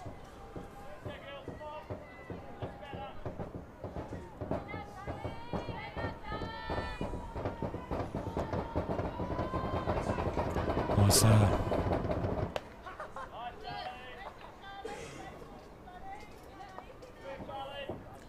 These kids are better off having a good old swing at these cuts at these pitches. Don't let them go past. You got nothing to lose, everything to gain. Yeah, you can see the batting order for Rosehill again for you. Here we go. Foul ball. And that one fouls off Rosehill. Obviously stacked from top to bottom. We might bring that graphic up for you soon, and you can have a look at it. Yeah, I think that's a good point about she is the clean-up hitter. Yeah. As a runner at second base, it's potential run there which would cut the deficit, so she should be swinging away. Yeah. 1-2 the count now. Nathan Kaiho. Pitches Nice. down low and off and running to Nice. third base. Stolen. Oh, I tell you what. Rohe. So Oma Whanoke. Another stolen base here for Jasmine Hohua. She started at first base. She's now only 60 feet away from grabbing the first run of the semi-final for Rosehill. Gives the team a chance, doesn't it? You know. What she's also done too is create some doubt in the catcher's mind. It looks like the catcher's reluctant to throw, and is thrown behind the runner. So, that'll give the rest of her team quite a bit of confidence. Laying the whittle. The challenge is Ho. The base runner. Hohua, sorry. The base runner. As we see a walk issued to the clean-up hitter Nathan Kaiho. She's down to first base. So runners in the corners now, coast to coast here for Rosehill. And comes his sister, Katia. This will be interesting. 2 down runner. So the catcher's coming off to be changed. Yeah, it looks like Sienna Duffy will come out and run for the catcher. To the last out. Pretty fair bet that she'll steal second, and the runner at third will hold the throw, draw the throw. We'll make them throw. Yep, and potentially that's only one swing of the bat away from tying the ball game. Definitely. Definitely. Interesting We'll first joke pitch that too. here. Here we go. And off she goes on cue. They'll let her go to second base. So Westlake definitely firmly have a game plan and pattern here. They want to attack the batter and not so much waste time or opportunity of maybe. Might here do and a throw. squeeze play in here. Big swing. Maybe not. I suspect Fergus McAlpine might have something to say about that in the break, where they just to keep the runners guessing a bit more. 2 strikes now. Runners both in scoring position.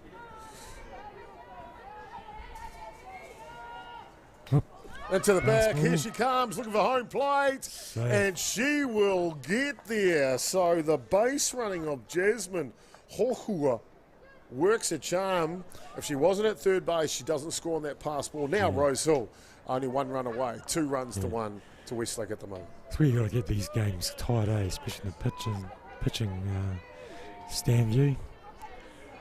There's no point throwing a bit of a wild pitch when there's a runner on third and 2 down. 1-2 the count now. Oh, nice swing, nice pitch. And boy, oh boy, What a Murphy's Law. Yeah. Tony, you almost see that every time a runner comes in on a slight kind of error or errant pitch, and then they get them out on the very next pitch. That's what Westlake have done. We're through 1 complete, ladies and gentlemen. It is Westlake leading the semi-final, 2 runs to 1. Back soon.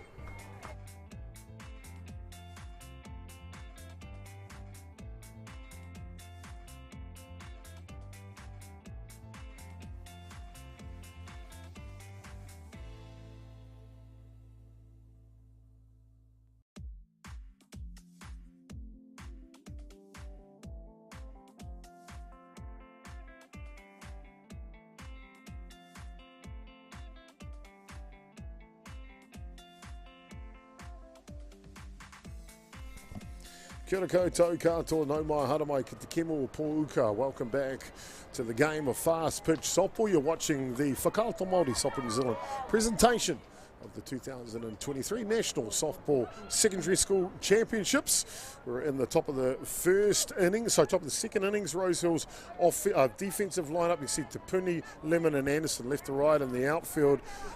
Nathan Kaiho, Paikia, Nathan Kaiho and Hohua. On the infield, Duffy and Wawiri Toka is I'm just going to double check that for you. Wawiri Toka is the catcher. So that's okay. A couple of spots there, but what we do know is Nathan Kaiho is the pitcher. Janaya Nathan Kaiho is the pitcher. Westlake, you can see the offensive lineup. We're up to number 8 in the order, Tashiana Murray. She gets her first look at Nathan Kaiho. That batting order is good though. Graham at the top, Hurley, Mariner, Lee, Cadmus, Aspinall. She was the one that banged those 2 runs in the top of the first innings to give Westlake the lead so far. Hard hit ball. And a great running grab from the second basewoman from Rosehill. That was good from Maya Lemon. Took that really well. It's a great hit too. It was. Yeah. Great hit.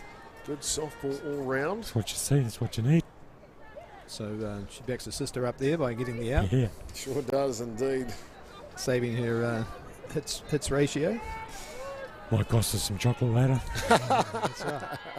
Rory Seymour now hitting in the 9th spot, playing third base for Westlake. First pitch to her is a little high. Pitch is starting to loosen up a little bit now too. Starting to warm up. Semi-final time. Tony Smith in the booth here with us. These athletes, these young rangatahi, you see a low grounder that goes foul down the left side, 1-1 in the count now. Tony, semi-final time, what are some of the thoughts and emotions that are going through these young rangatahi as they take the field? Oh, there'd be an element of nerves there, I think, because it's sort of like a cup final, isn't it, the semi-final? I mean, you win, you advance. If you don't, well, you're playing for the more minor placings, but they should also be excited at the opportunity. I mean, these two teams have... Bunt is down. Seymour trying to sneak one in. And it's bang, bang. She is safe.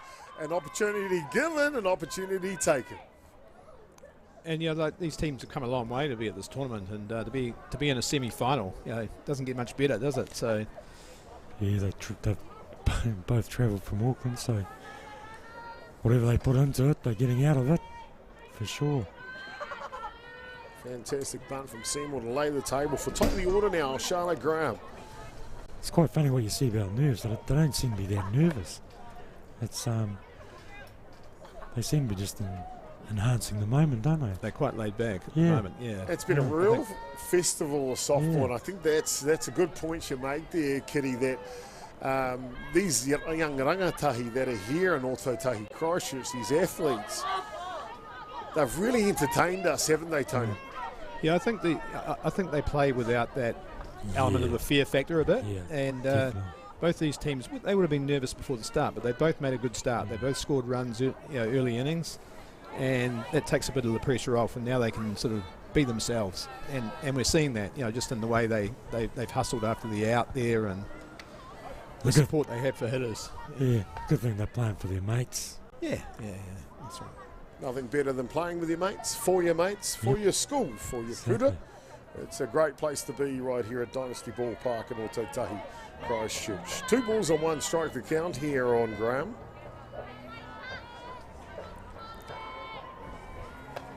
Next pitch is right through the zone, but Seymour puts on a jetpack and slides into second base with the stolen bag. Nice arm from the catcher too. Yeah. Tino Teddy is the third baseman running out there on the field. Rory Seymour, very quick. 2-2 the count now.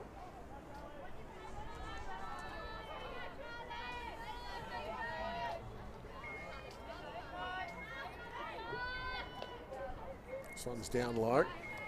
Good catching there. I noticed when this catcher was warming up the pitcher before, how she was calling her, giving instructions where she wanted it.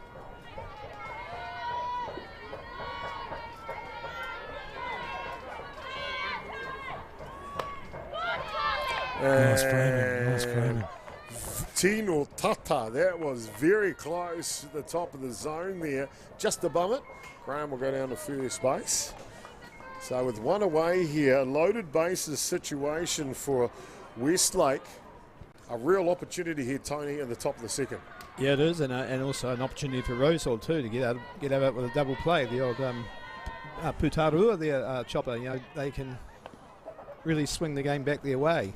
That's exactly what they'll be looking to do. Talo Hurley shapes up for a bunt on the first pitch. It goes foul.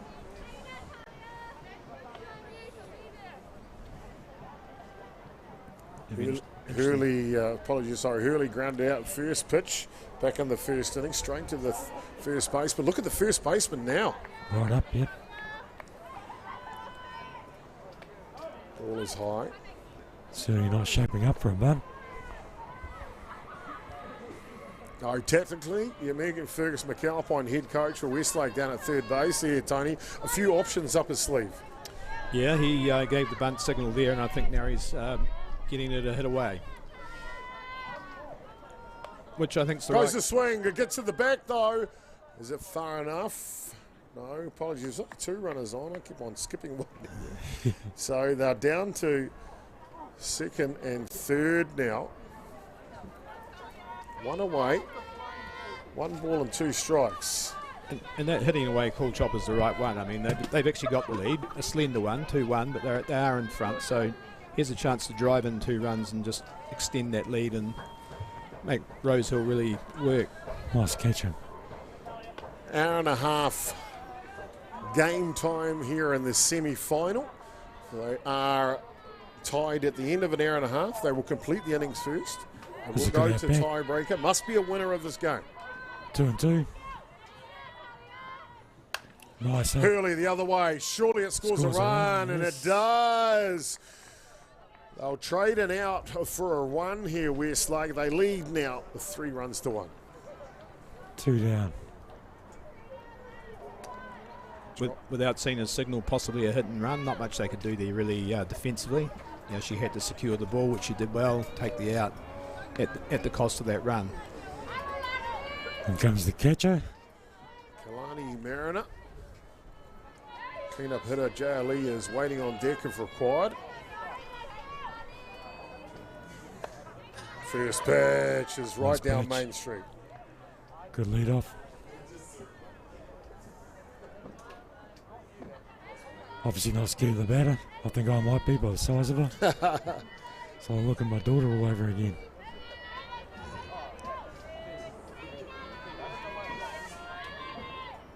Nice hit. And ground ball, slow roll to the shortstop. Should have to be a strong throw, and the throw is good from Jasmine Hokua to take care of the end of the top of the second innings, but it's not before Talia Hurley squeezes in a run for Westlake. They now lead 3 runs to 1. More action to come at the bottom of the second when we come back in just a short moment.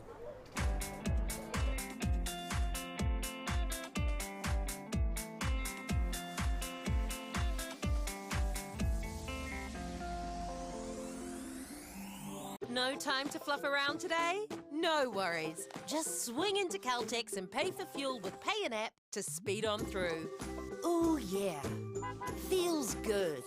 Use it at your local participating Caltex. Okay. Yes. Okay. Yeah. This isn't about long-distance calling, technology, or living overseas. Do I have one more bid? Thank you. We're going to go once. We're going twice. And we are sold to the Kiwi phone bidder from Manchester. It's about Bailey's finding buyers that others can't.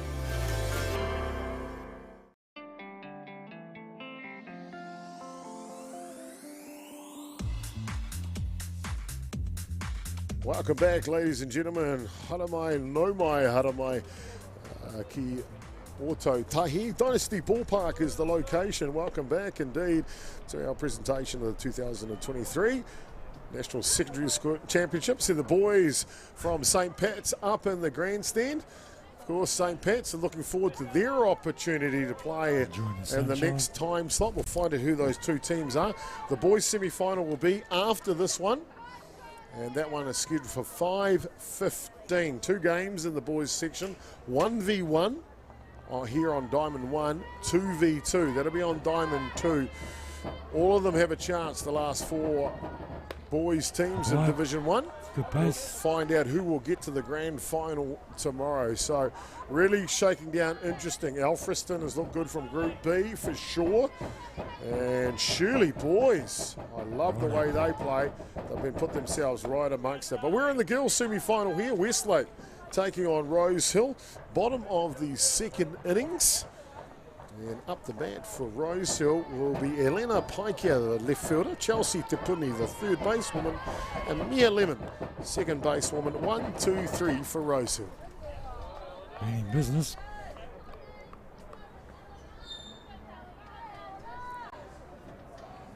Pitcher's just got to get in the zone at the moment. Needs to keep his team in there.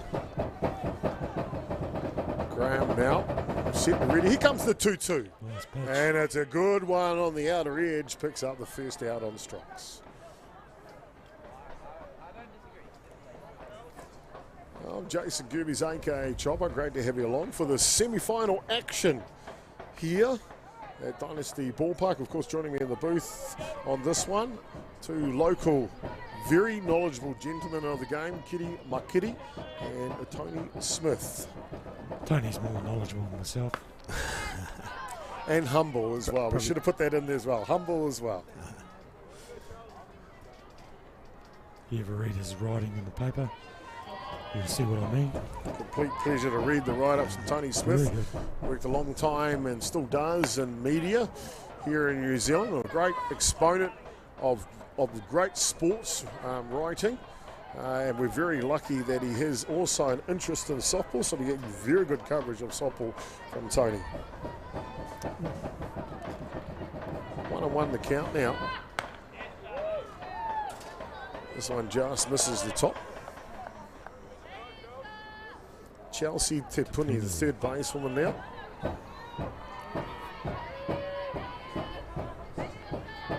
Good thing about this game, just get the bat on the ball, the way the ball goes. And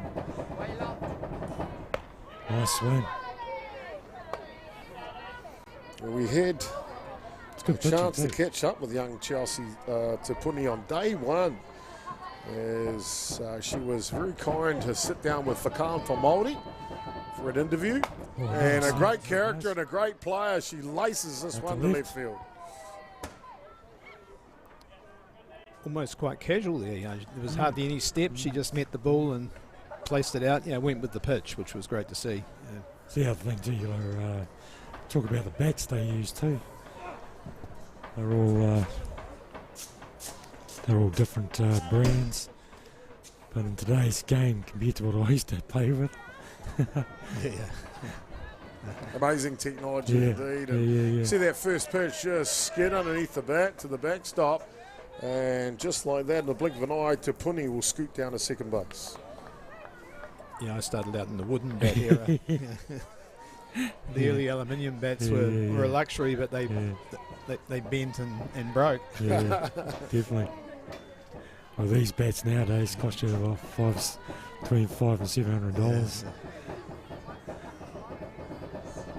Rosehill trailing by 2 here. Ooh. As this one fouls back to the screen, but a big opportunity now with Tepuni in scoring position at second base to peg back into this lead.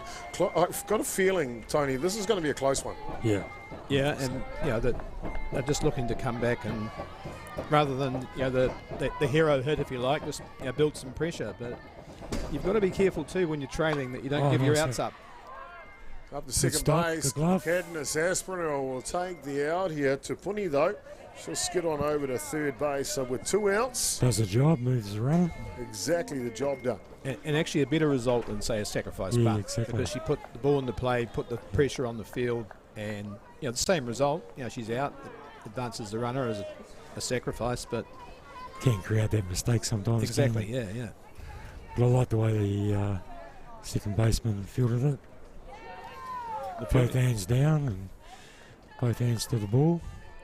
The middle infielding in this game has been really good so far, both teams. Well, the rangatahi of the athlete playing in the Rohe Mato right field is up to bat now. Kai Maya Anderson, she swings through that one. 1-1 the count now. 2 away here, bottom of the second innings. Westlake leading by 2. Semi-final. 1-1.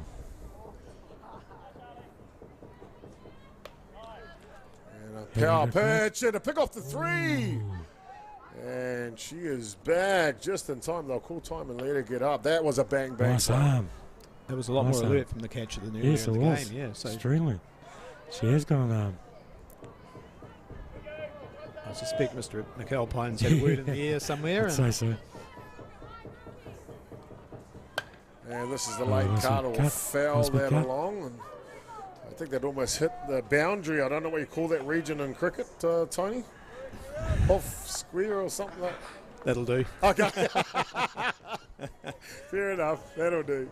All right, back to the action here. 1 and 2 the count. I usually ask someone in the office that one. Nice strike out. And Graham, boy, she is on fire here. Picks up another strikeout to nullify the threat from Rosehill. Westlake retain the lead here, 3 runs to 1 as we head to the top of the third in the semi-final.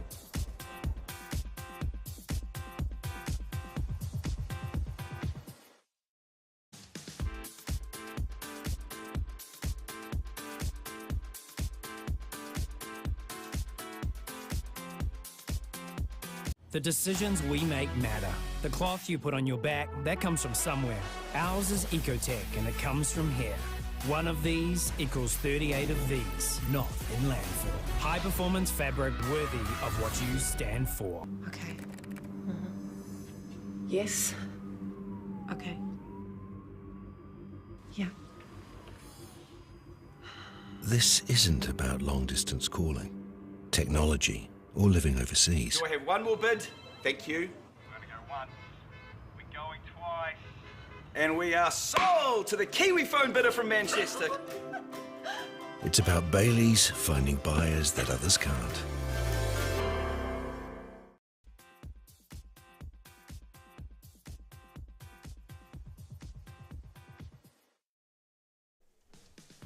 Kia koutou, no mai hara mai, and welcome back to continued coverage here at Atiawa Christchurch. Semi-final action here on game number 47 on the schedule. 63 in total matches over 4 days of competition at the 2023 Secondary National Championships. And 47's a big one. It's semi-final action between Rosehill in the field right now and Westlake up to bat. It is Westlake with the lead. 3 runs to 1 at this point. Very, very tight ball game. Westlake are up to their clean-up hitter here now, Jaya Lee. And this one's down the line, will go foul. Joining me in the booth, and this one is Tony Smith and Kitty Makiri. Boys, I know we're only in the top of the third innings. What's been your impression of the semi-final so far? Mine personally is everyone's starting to warm up now and getting into their groove. So I think exciting things will happen during this game. I just need one team just needs to get into it and it will break open either way. Yeah, I agree with that, and I've been impressed defensively with the middle infields from both teams. You know, they're very smooth. They look like athletes and cool heads too. And on that front too, Charlotte Graham, I've been impressed with the way she's come back when there's been a bit of pressure on her. You know, she's come back with strikeouts in 2 innings after conceding a run and then with a runner at third base. So, you know, composure, game management. Those are the things you're looking for at this level. Cool heads, eh? Cool heads.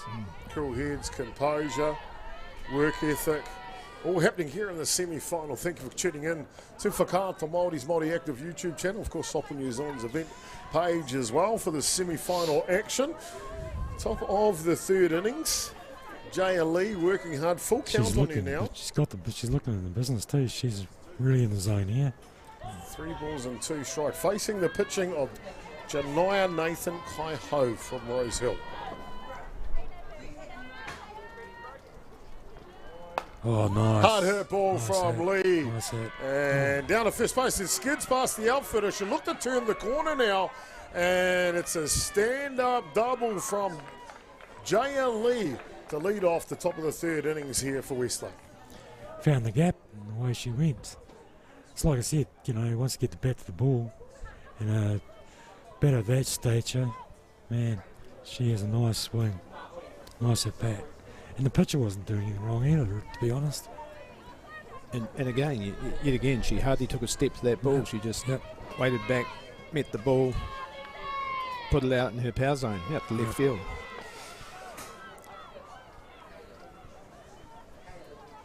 Well, the top of the first innings, Lucy Cadness-Aspinall, the shortstop for Westlake, ripped one over the centre fielder's head to plate the first 2 runs of the ball game for Westlake. She'll turn a bat again here now. 2 balls to count.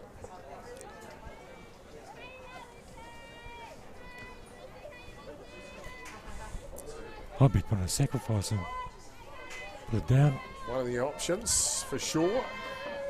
Fergus McAlpine, head coach here for Westlake. Ooh. Again, he's possibly thinking I've got a 2-run lead. Why take the bat out of her hands? But yeah, it's an option. Well, I think that blast over centre field in the first innings kind of helps him sway his weight a little. That's right. She does that again, I get another run straight away. But, But then you look at corners, they're both back. Yeah. So, you know. It's options, isn't it? Yeah, definitely. Opportunity. Nathan Kaiho now. Nice hit. Hard hit ball to shortstop. She'll throw it over, and they'll get the out at the same time, though. Lee will get the 3. Ooh. The throw is ajar.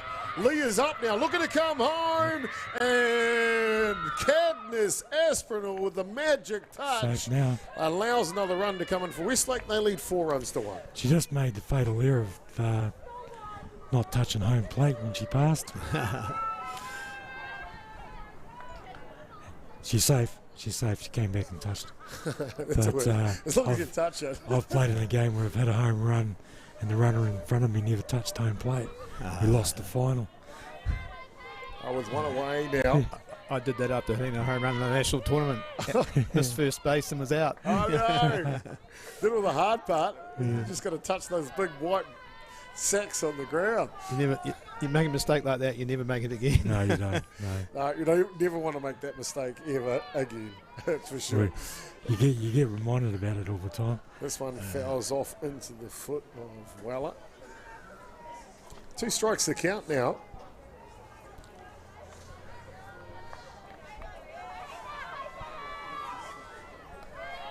So Rosehill need to get back into this game. 3-run deficit. It's only half the game gone, though. Nice change-up. Good way to come back. Nice change-up. Nathan Kaiho finding a rhythm, finding a way, and you just mentioned it, a different pitch gets the job done. Both these pitchers have got real potential. They're young, and if they work at it and get stronger and throw a bit harder, they've got good futures in the game. Yeah, definitely. And you got to put a bit of heads up to the catches here. Both of them, I think, are extremely good. Showing bunt as the corners come charging in here. The thing about the game, it's just all technique, and these girls are starting to learn it. Brilliant that they're learning on the job in the game at the National Championship. Second basewoman, Neve Cadness-Aspinall now.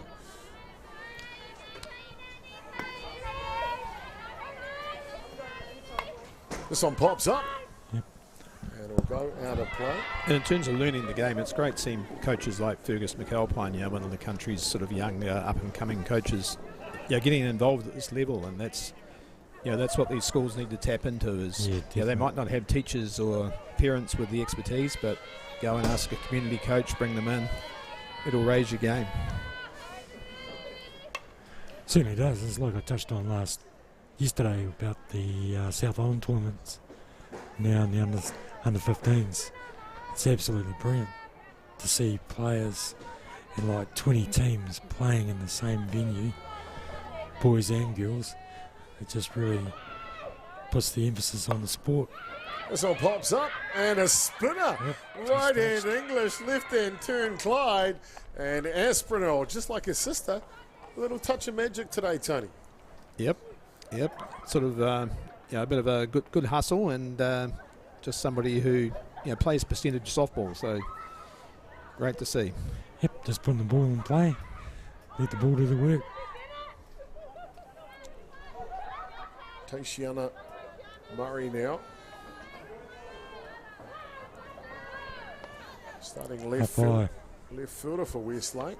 As you mentioned there, Kitty, up high in the first pitch. Catcher's dream, throw down to 1.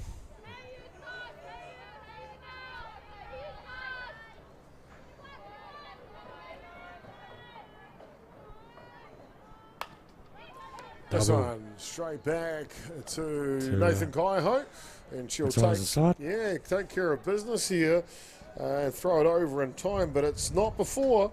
It's the Cadmus Asperhel. Wonderful touch. She grabs another run here. Westlake extend their lead 4 runs to 1. More action to come in the bottom of the third innings when we come back.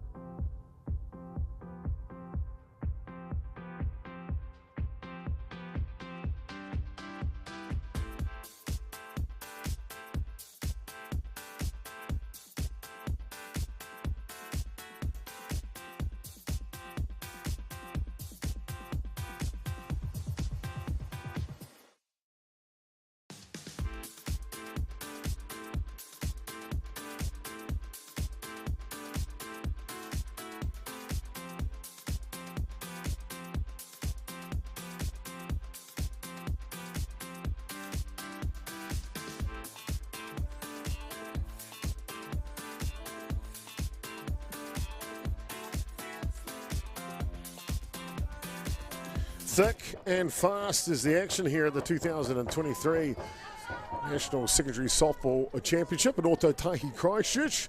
Thank you so much for tuning in to Whakaata Māori's Māori Active YouTube channel. Of course, Softball New Zealand's event page for this one on Facebook. It's great to have your patronage and support and tautoko. I tēnei rā with the Kemu o Puika in this great game of softball. Thank you so much. This one will pop up. Graham will take the first out here in the bottom of the third innings. Rosehill trailing by 3 in this game at this point. But as we know, Tony Smith joining us in the booth in this one. 3 runs can erase, that lead can be erased in the blink of an eye. I guess they just have to concentrate on getting runners on base at the moment, Chopper. The bunt game's probably been taken away from them. They're 3 runs down. They don't want to give up any outs cheaply, so they've got to head away. And interesting how she's a bit further up in the box than most of these hitters to Charlotte Graham, which is a good sign. Means she's aggressive, she wants to hit the ball. Sienna Duffy now, followed by Jasmine Hohua, who was outstanding back in the first innings. And then Janaya Nathan Kaiho will be the third batter from this point.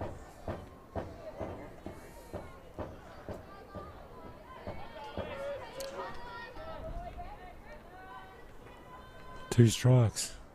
Nice hit. Up the middle, and it's middle. a beauty. A dead right, Kitty. And just what the doctor ordered for Rosehill. Duffy with a good one down to first base. And she got the reward for being a bit more aggressive in the batter's box. So that was great. That's what they need. Hopefully it will spark this Rosehill team up. And they can chip away at that lead. Been really impressed, Kitty, with the shortstop here for Rosehill. Yes. Jasmine Hohua. Bunt is up, it'll go foul though. But she's made things happen, hasn't she? Yeah, definitely. And that's the glory of this game. Just put the ball in the play and let the fielders do the rest.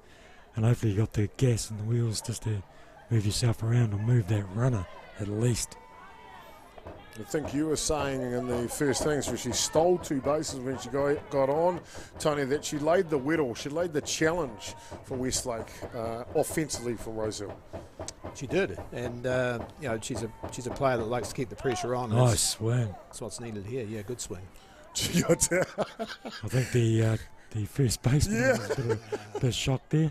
Jaya Lee, the first baseman, had come right up with possible bunt. She pulls back in an almighty swing. She turned around and looked at the pitcher and goes, "Whew, thank goodness." Yeah, definitely. And especially where she was standing too. Right in the centre. 2 strikes the count now. Nice hit. Up the middle. Double play. Out. 1. Looking for 2. They'll get the lead runner though. Yeah. But unlucky there, she was just a step off second base. If she'd been able to step on there, she would have got the double, but she had to tag the runner, the lead runner. And that's it, moving the runners and, you know. One mistake and the game can change. Game can change in a dime, can't it? You see here on the Ballpark Broadcasting Action replay. Straight up. Nice field. It might have been interesting to see what would have happened if that lead runner had stopped. Yeah, look at this. Oh, one to the right field. It's a long one too. Rosehill, they could grab a run here, maybe two, and they come a play, and she will score. Rosehill, just like that in the blink of an eye, now trailing by 2, 4 runs to 2. That's what this game needed. Mm-hmm. And again, you can't blame the pitchers for any of this. They just do what they do. Nice wee hit. Yeah. Make a mistake. Away you go. Nathan Kaiho with that drive. And it's not as if the outfielder was made a disappointing mistake either. No, Gallen there for hard hit ball. This one's hard hit as well. Up to right field. Makes up for Weller will take the catch and complete the innings, but it's not before Rosehill said, Westlake, we ain't done here. As they pick up a run off the bat of the pitcher, Janaya Nathan Kaiho. 4 runs to 2, top of the 4th coming up next. In the semi-final action here in Ototahi, Christchurch.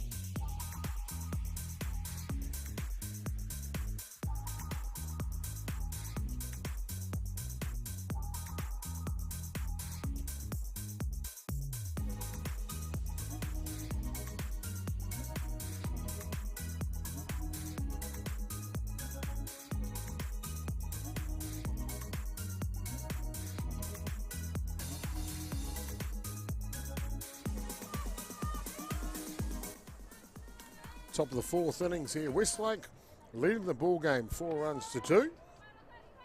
But we've just seen what Rosehill will do. They will never give up here. Tony Smith, Rosehill scoring that run in the bottom of the 3rd innings. How important? Great for their confidence. It shows that they're still on the hunt here, and they just need really a good defensive inning and keep that score still at that 2 runs and keep chipping away at it. You know, so I think if they hadn't scored then it would have been a wee bit of a confidence blow. So great work to keep the pressure on Westlake and remind them that the game's not over yet. Rory Seymour, third baseman, will lead off here. Then we'll go to the top of the shop, Charlotte Graham and Talia Hurley. 1, 2, 3 for the girls from Westlake.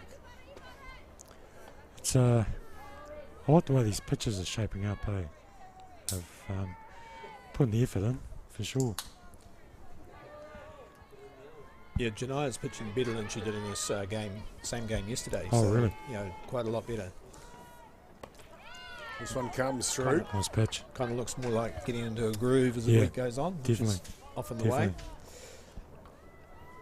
It's pretty hard for them to come into games like this, and especially in this weather, being so warm.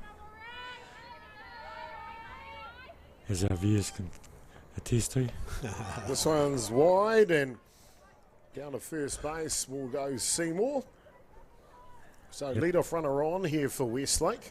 Up comes Charlotte. Looking to try and answer right back after Rosehill scored their run in the bottom of the 3rd innings. Top of the shop, Charlotte Graham now. She's definitely an all-rounder, isn't she? Yeah, great to see a pitcher leading off the batting order. You don't see that too often. No. Nice one. Sacrifice bunt down, and it's a beauty. Not only does she move the runner over to second base, but Graham legs it out. She's safe at first base as well. Yep. Probably wasn't expecting that the Rosehill field, they were back a bit, as you'd sort of expect, really, with the score. Talia comes up. So, bunting for a base hit, always a good tactic at this stage of the game. Maybe another one. Yep. Shapes up. Ooh, this yeah, one's counts a foul short game. this time. Have a look at the old short game, eh? Well, the tactics are changed here from Fergus McAlpine in the top of the fourth innings. These two teams face each other on day 2. It's a big scoreline for Westlake in the game, 12 runs to 3 over Rosehill, but that was a different day.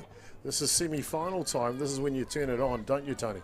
That's right, and like even in that game yesterday, I saw that game, and there were glimpses of Rosehill's potential. Probably the gap wasn't as big as the scoreline indicated. So, semi-final, it's all up for grabs, and it's basically starting with a clean sheet. Good pitch through the bottom of the zone. Love this. You're watching this infield there from Rosehill. They're ready to move, aren't they? Definitely. One of the keys there, Chopper, is watching where the batter's set up in the box. Like it's virtually impossible to hit to bunt at the back of the box. You can see the points table at the beginning of day's play today, and it shows that One Tree Hill were undefeated. They did go on to beat Kaiapoi to finish top of the shop, so they're through to the grand final. Then it's the Westlake girls and, of course, Rosehill that rose to that 2 and 3 spot. That's why they're facing each other now in the semi-final. Ooh, nice. This one's a late cut. We'll go foul. 2 and 2 the count now.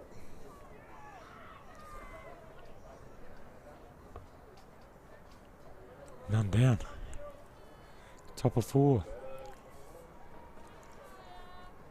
Runners on 1 and 2. Hurley. Posing figure at the plate.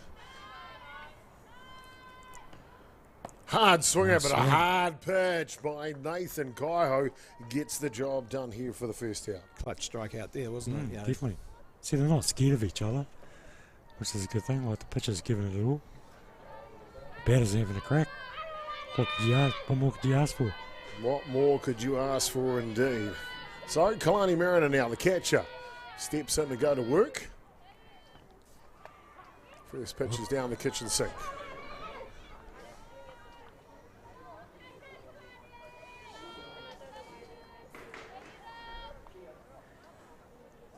Here we go.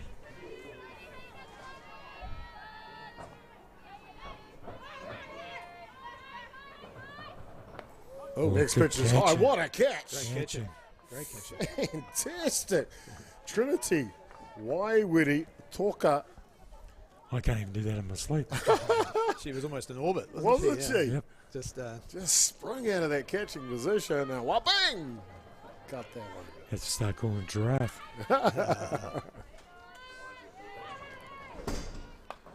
Mariner now pulls this one down the line. They'll get the runner at going to 3. A double over the top. Westlake maybe an opportunity. Graham now rounding third base. And she'll have to hold there. A lot happening in that play. You can feel the semi-final tension just a smidge, can't you? So got an out there on third. Game of margins, isn't it? She was that close to getting a double play and getting out of the inning. Yeah. Just that pressure throw. That's what it's all about, eh? It's those moments in these games that certainly pour on the excitement on the sidelines here, especially in the commentary box. God, be excited, that's for sure. I'm right with you on that one. Jay and Lee now. Clean up hitter. It's the person they want up to the plate, that's for sure.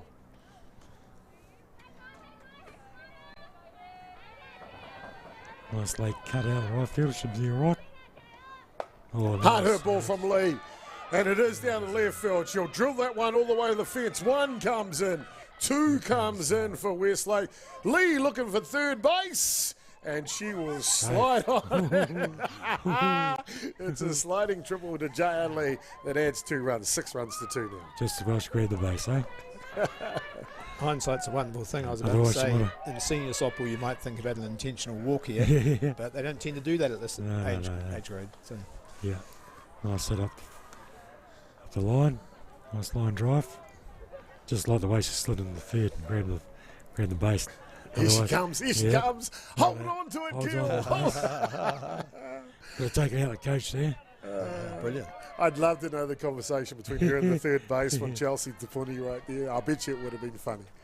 See, I actually think that's one of the most exciting plays in softball, a hit to the corner. Yeah. When there's runners on base. You know, people say, we go crazy about home runs, solo shot home runs. They're actually quite boring. With that, it was action all on the diamond with the base runners and the hitter. Couldn't agree more. Yeah, everyone's all setting themselves up for a play. This one pops up out of play. Lucy Cadnis Asparell's having a marquee match here in the semi-final for Westlake. Back in the first innings, she drove one over the centre fielder to play 2 runs. And then in the third innings, she smashed one to the shortstop that plated another runs. 3 RBIs on the day so far, half of Westlake's total of runs. This one's in the dirt. And she's also stood out in the field as well. Yeah, she's been pretty smooth at shortstop. Right time, right place. Cadnis Aspinall. Yeah, nice power bat. See her mother is the assistant coach at first base. I wonder with the talented kids, daughters she's got, I'd want to be there too. Yep. Good pitch though. We've seen this out of Janaya Nathan Kaiho. When you think Westlake's got the edge on her, she finds something deep inside to throw the pitch, doesn't she? She's got a big heart, eh? Mm. Yeah. The catch is getting it going as well. This one pops up. And a great play by the catcher, Trinity Waiwiri Toka. Go, gadget arms to get the high strike. Fast legs, twinkle toes to grab the pop-up as well. That'll do us through the top of the 4th innings. It's not before big bats from Mariner and Jaya Lee add 3 runs to Westlake. They lead 6 runs to 2. More action here coming from the semi-final, bottom of the 4th, when we come back.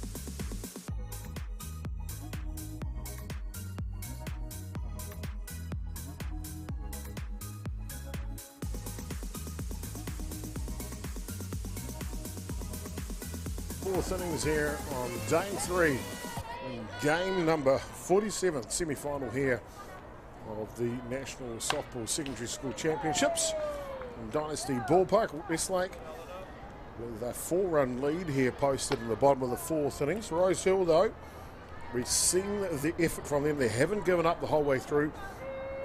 The last innings, they squeezed a run across. Can they squeeze more across in this game, Tony? Ooh. This one's up. No, foul out of play. Sorry. Can they squeeze some more runs in this game? They definitely can, and this is the inning. This is the big inning for them. It's got to happen now, to close that gap. And I was thinking actually about Rosehill's most famous pupil. There's a fellow called Kieran Reid who lives in these parts. He actually he grew up in Papakura. He went to Rosehill College initially. Was invited to play first 15 rugby for St Kennigans in town. but he didn't like it there, and he came back to Rosehill College, and that's the sort of spirit that you have in places like Papakura, and that's what they need now to really draw on. I couldn't agree any more. Here's a big pitch from Graham. A big pitch from Graham will pick up the first out here, and will take us through the bottom of the fourth innings. The whittle has been laid by Graham all day on the pitcher's circle, but as we've seen from these young ladies from Rosehill, as you mentioned, a great school to play for, especially with athletes like Chelsea Tapuni, the third baseman. So the other thing is, the flip side of all this is, you look at any sportsman who's worth his salt and stuck to one club throughout everything is pretty rare nowadays. It is, yep. Got to say, I'm a loyal fan of staying with one team, one club, one kura, one group of mates. I made it pretty known to my daughter, once she starts one club, she stays there, unless that club doesn't have another team for her to play in. Of course. It's any time you leave.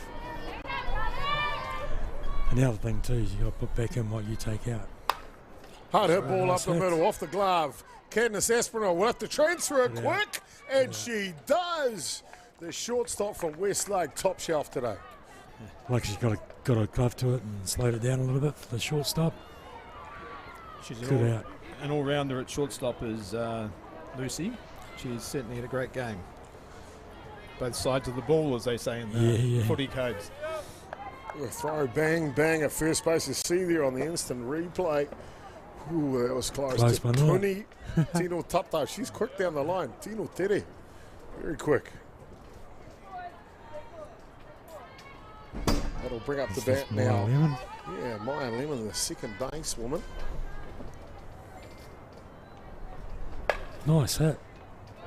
What a play. Good stop. Can the throw get there? It does. The glove Great work out. from the third baseman, Seymour. I think the work she's seeing by a fellow teammate, it's rubbing off. It's contagious. That's great. Receiving was good too at first. I mean, that's a difficult play to make with a runner coming at you.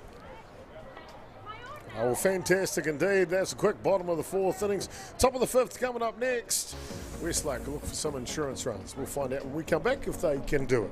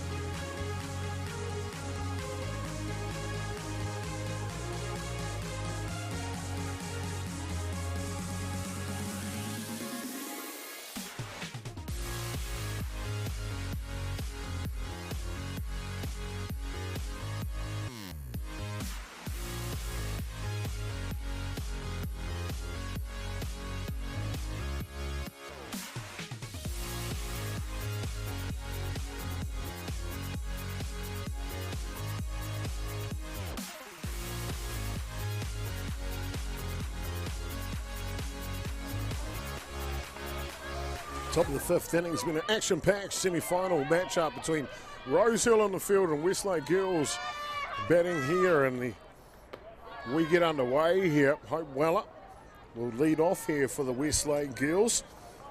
Should be followed by Neve Cadness Asperhill and Tashi Anna Murray. Been a good game so far. Westlake, they struck for 2 runs in the top of the first innings off the bat of the shortstop Cadness Asperhill. Rosehill then replied with 1 run themselves in the bottom of the first innings. Westlake, they improved their lead with a run in the second. Rosehill replied though, showed some grit and determination, get their own run in the bottom of the third. Then 3 critical runs by Westlake in the top of the fourth innings, especially off the bat of the big bopper, J.R. Lee. That's the scoreline right now, 6 runs to 2 as we continue here through the top of the 5th innings. A fantastic semi-final so far here. Kitty Buckitty in the commentary here with us. How do you see this one playing out?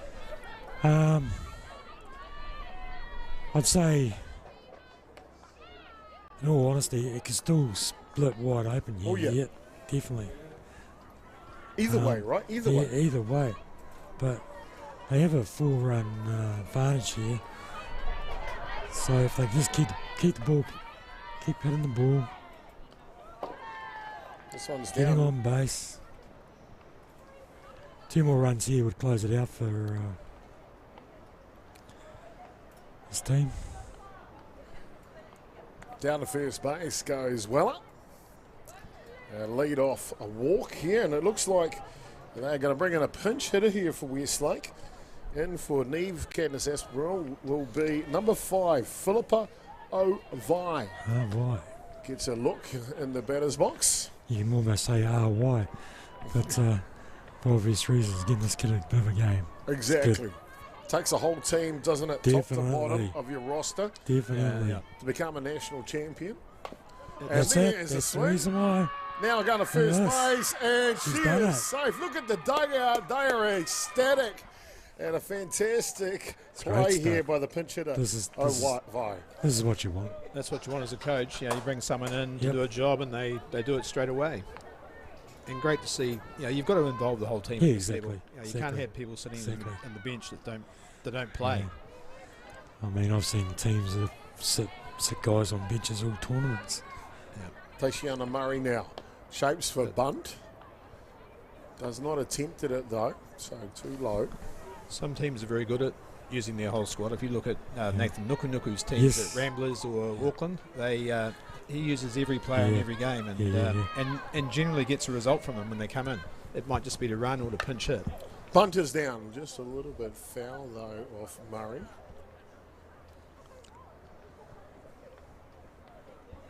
Right, 2 runners on here for Westlake to get it underway in the top of the 5th innings. No outs yet. 1 ball and 1 strike to count now. Coming up for the bunt. Shapes for the bunt. And can't quite get it. Moves the count 1 and 2. That's just to keep them guessing bunt attempt, I think, isn't it? It's sort of they're good to see them on their toes, because she was a lot quicker to that than she had been on the previous play, which Janaya Nathan Kaiho has been pitching the whole way through for Rosehill. Hard hit ball from Murray, and line straight out to the third baseman. It happened so quick, it was hard to pick up myself. Must have got it on the full. Runners had to retreat to their bases. So 1 out here. Rory Seymour be really good today. 1 down. Yeah, safe bunt back in the 2nd innings, and then led off the 4th innings with a walk. Gets her 3rd opportunity now. I'd be putting a squeeze play down here, even if they're coming up. Just get the ball in. But these runners got to come off their bases pretty quick. you just want the count favouring the batter a bit more, perhaps. But Oh, nice hit anyway. Third base to Punney's been good. Lead runner. Oh. Can't quite get it.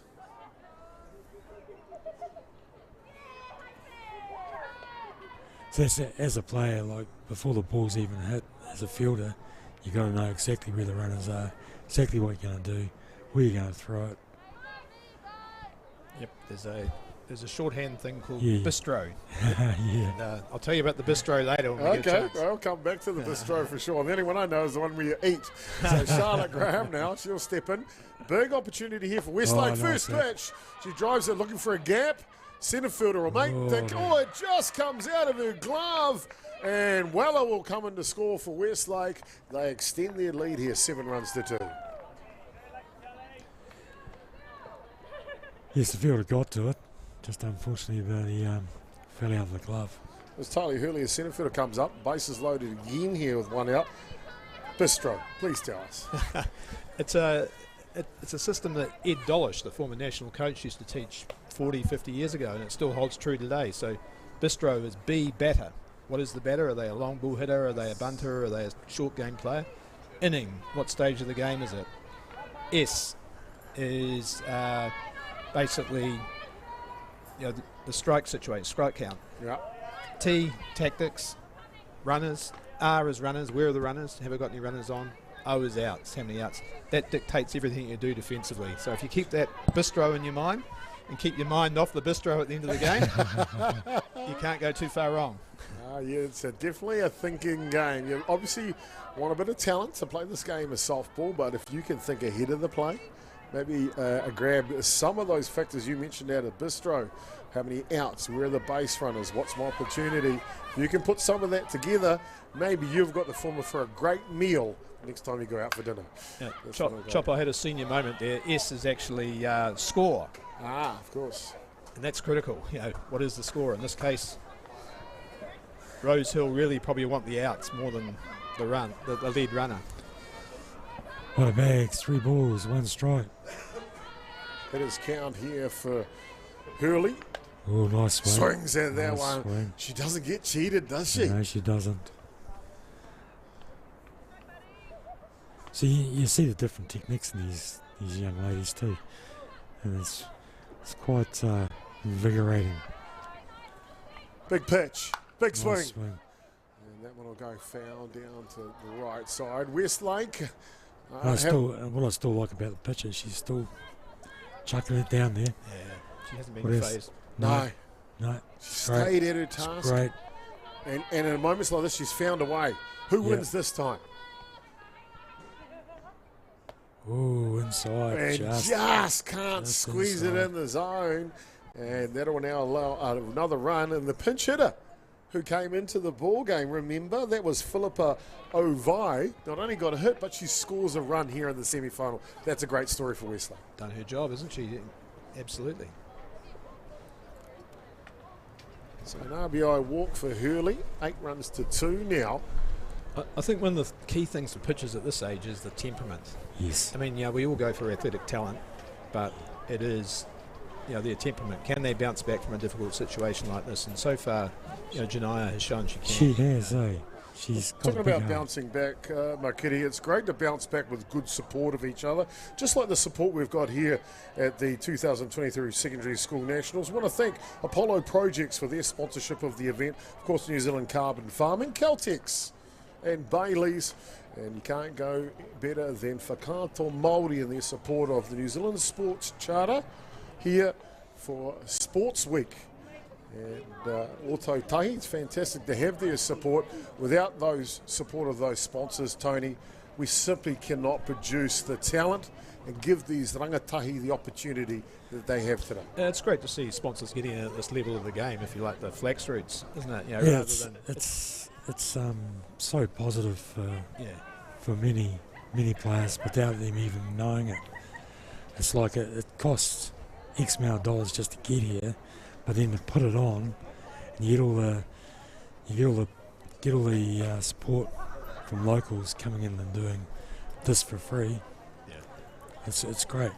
But then to have that sponsorship is even fantastic. Makes the world of things indeed.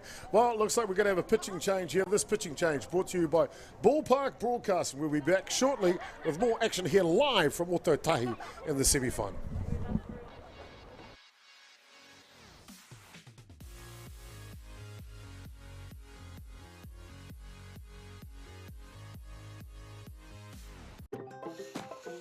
Whoops, running on empty? Enjoy a 6 cents per litre fuel discount at your local Caltex with Pumped every day. Ah, feels good, eh? Get it at any participating Caltex. 100.9 and 94.9 Atiawa Toa. When the radio's on and the sound is hot, you just have to enjoy. There's no way to stop. That's where it sounds like the best every day of the week. Better than all the rest. We let the music speak. All the best throwbacks, 90s and more. Atiawa Toa. All the best throwbacks.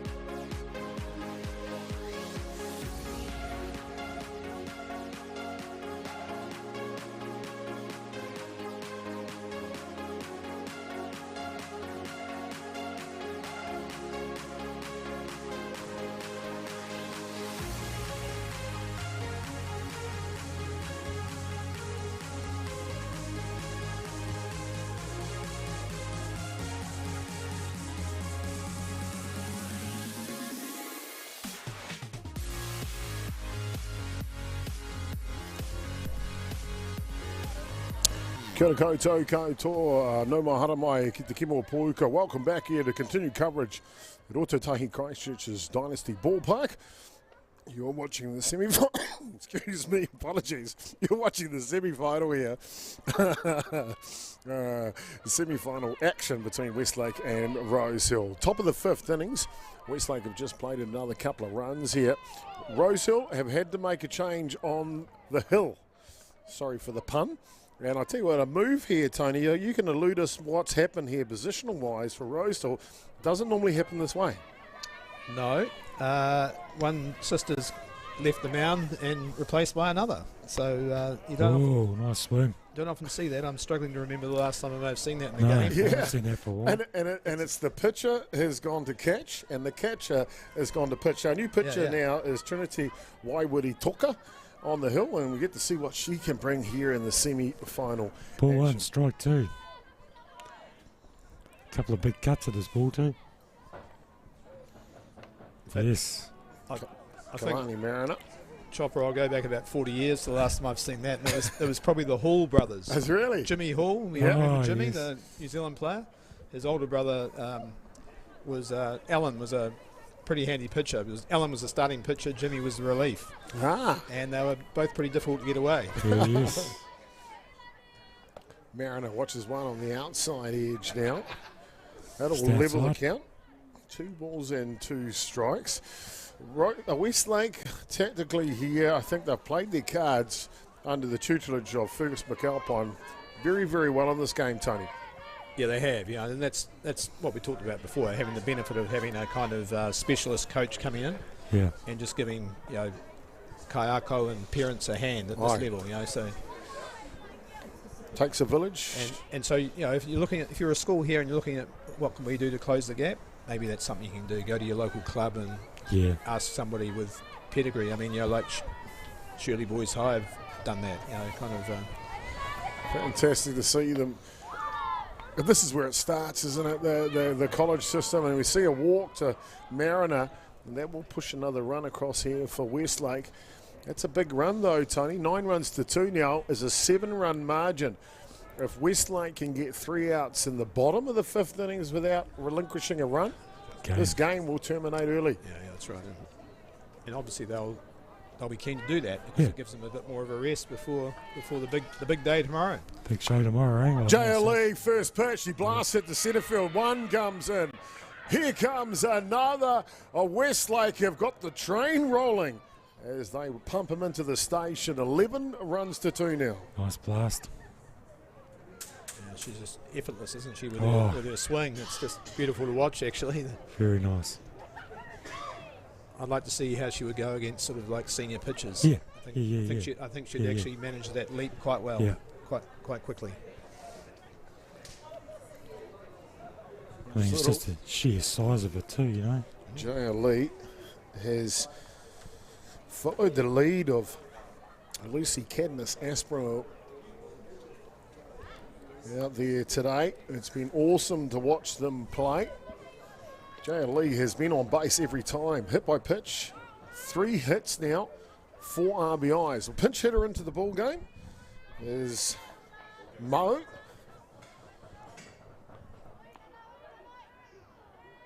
Eli Sani Mo.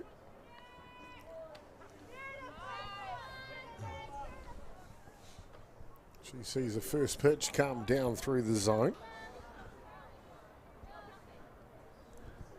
1 away here in the top of the 5th innings. Westlake have broken out.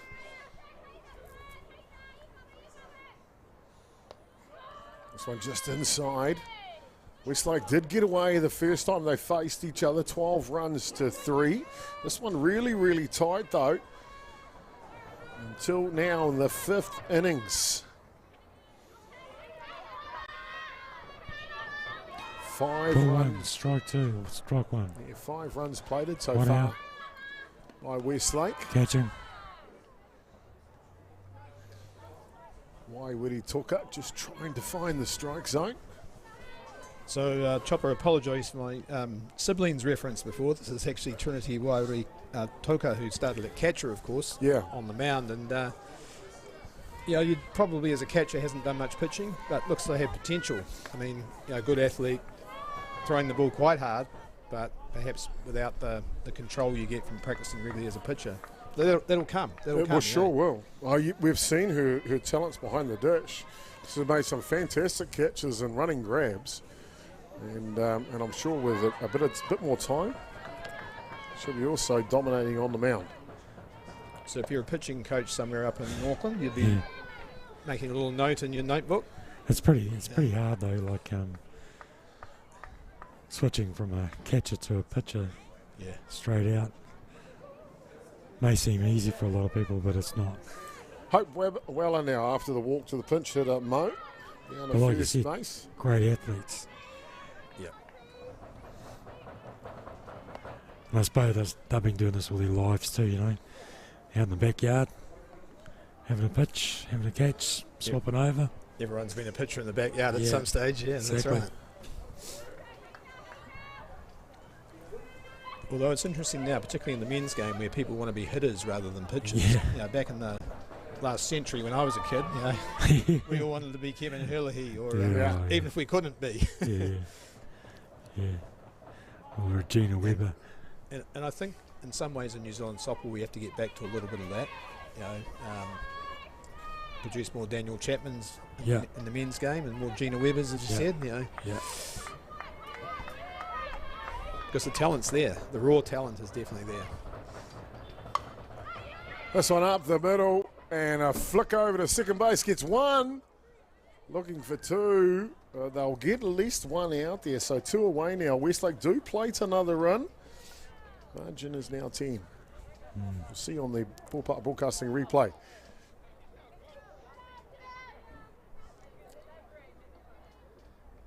Just had to get that back foot on the base, didn't she? Yeah.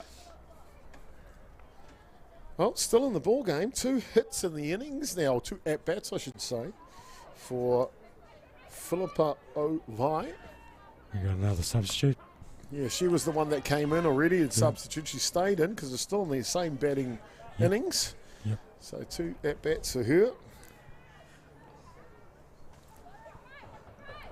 You know how when she got that hit, how the dugout erupted for her. Oh, she's got another contact. Nice arm. And she's all out effort at first base. You got to love it. You got to love the enthusiasm, don't you, Tony? Yeah. Well, that's brilliant, isn't it? That's what you want as a coach. You know, you've got a good lead and you've got a head first dive into first base. You know, that shows commitment. It sure does indeed. Well, Westlake go on a tear. They score 6 runs in the top of the 5th innings. 3 outs for the ball game when we come back in the bottom. Back soon with more action live from Ototahi at the Secondary Schools National Championship.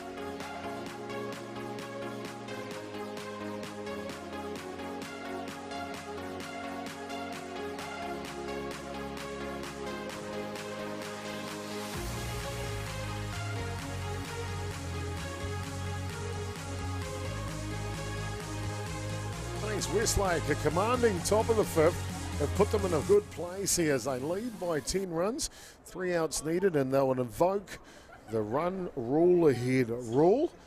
If you're ahead by 7 after 5 innings, the game is completed, and Westlake will book their place in the grand final against One Tree Hill tomorrow for the title of national champion here in Ototahi, Christchurch. But Rosehill, they haven't stopped plying their trade the whole way through here, Tony, and I don't expect them to stop right now.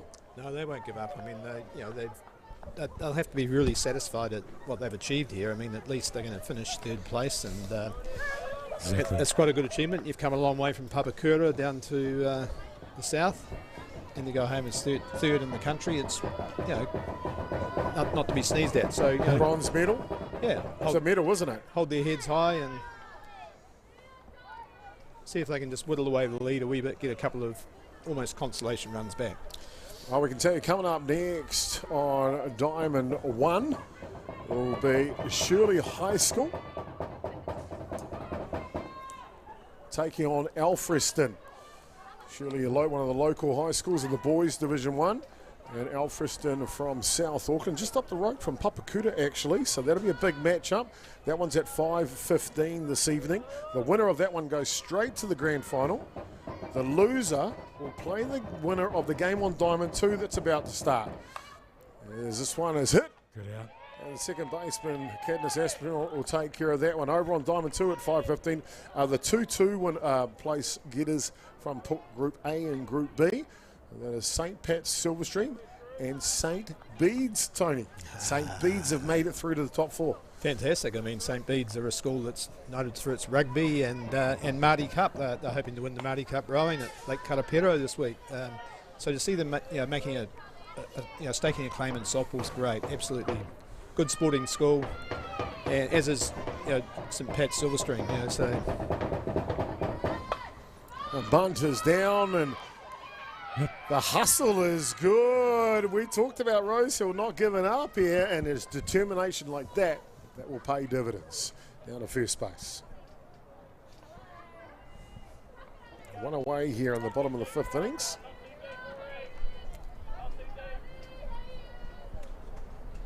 Brings up the bat here, Sienna Duffy, first basewoman. Nice steal. And down to second base, looking for third now. The throw is high. And will she go? Or will she stay? She'll slide back into 3. It's entertainment, wall-to-wall action here in the semi-final, all led by Trinity Wayward Itoka.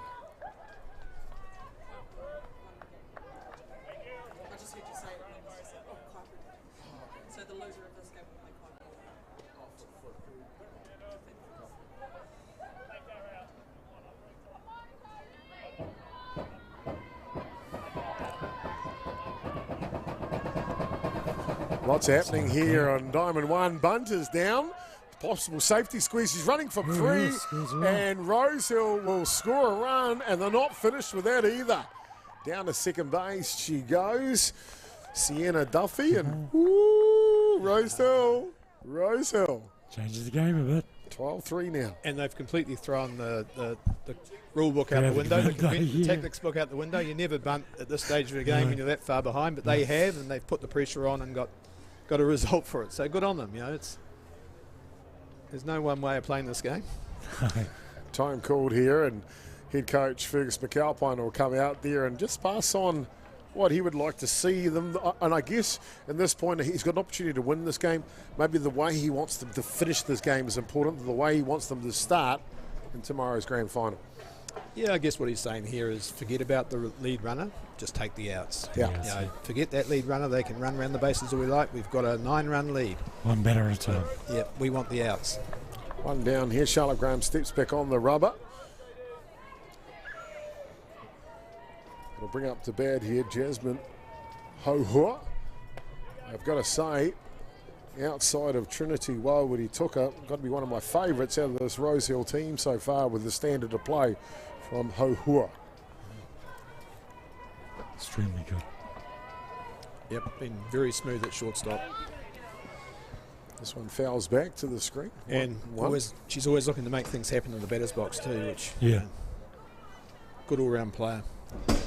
You can see the determination in her eyes. Just steely look, prepared to lay the whittle. 2 strikes to count.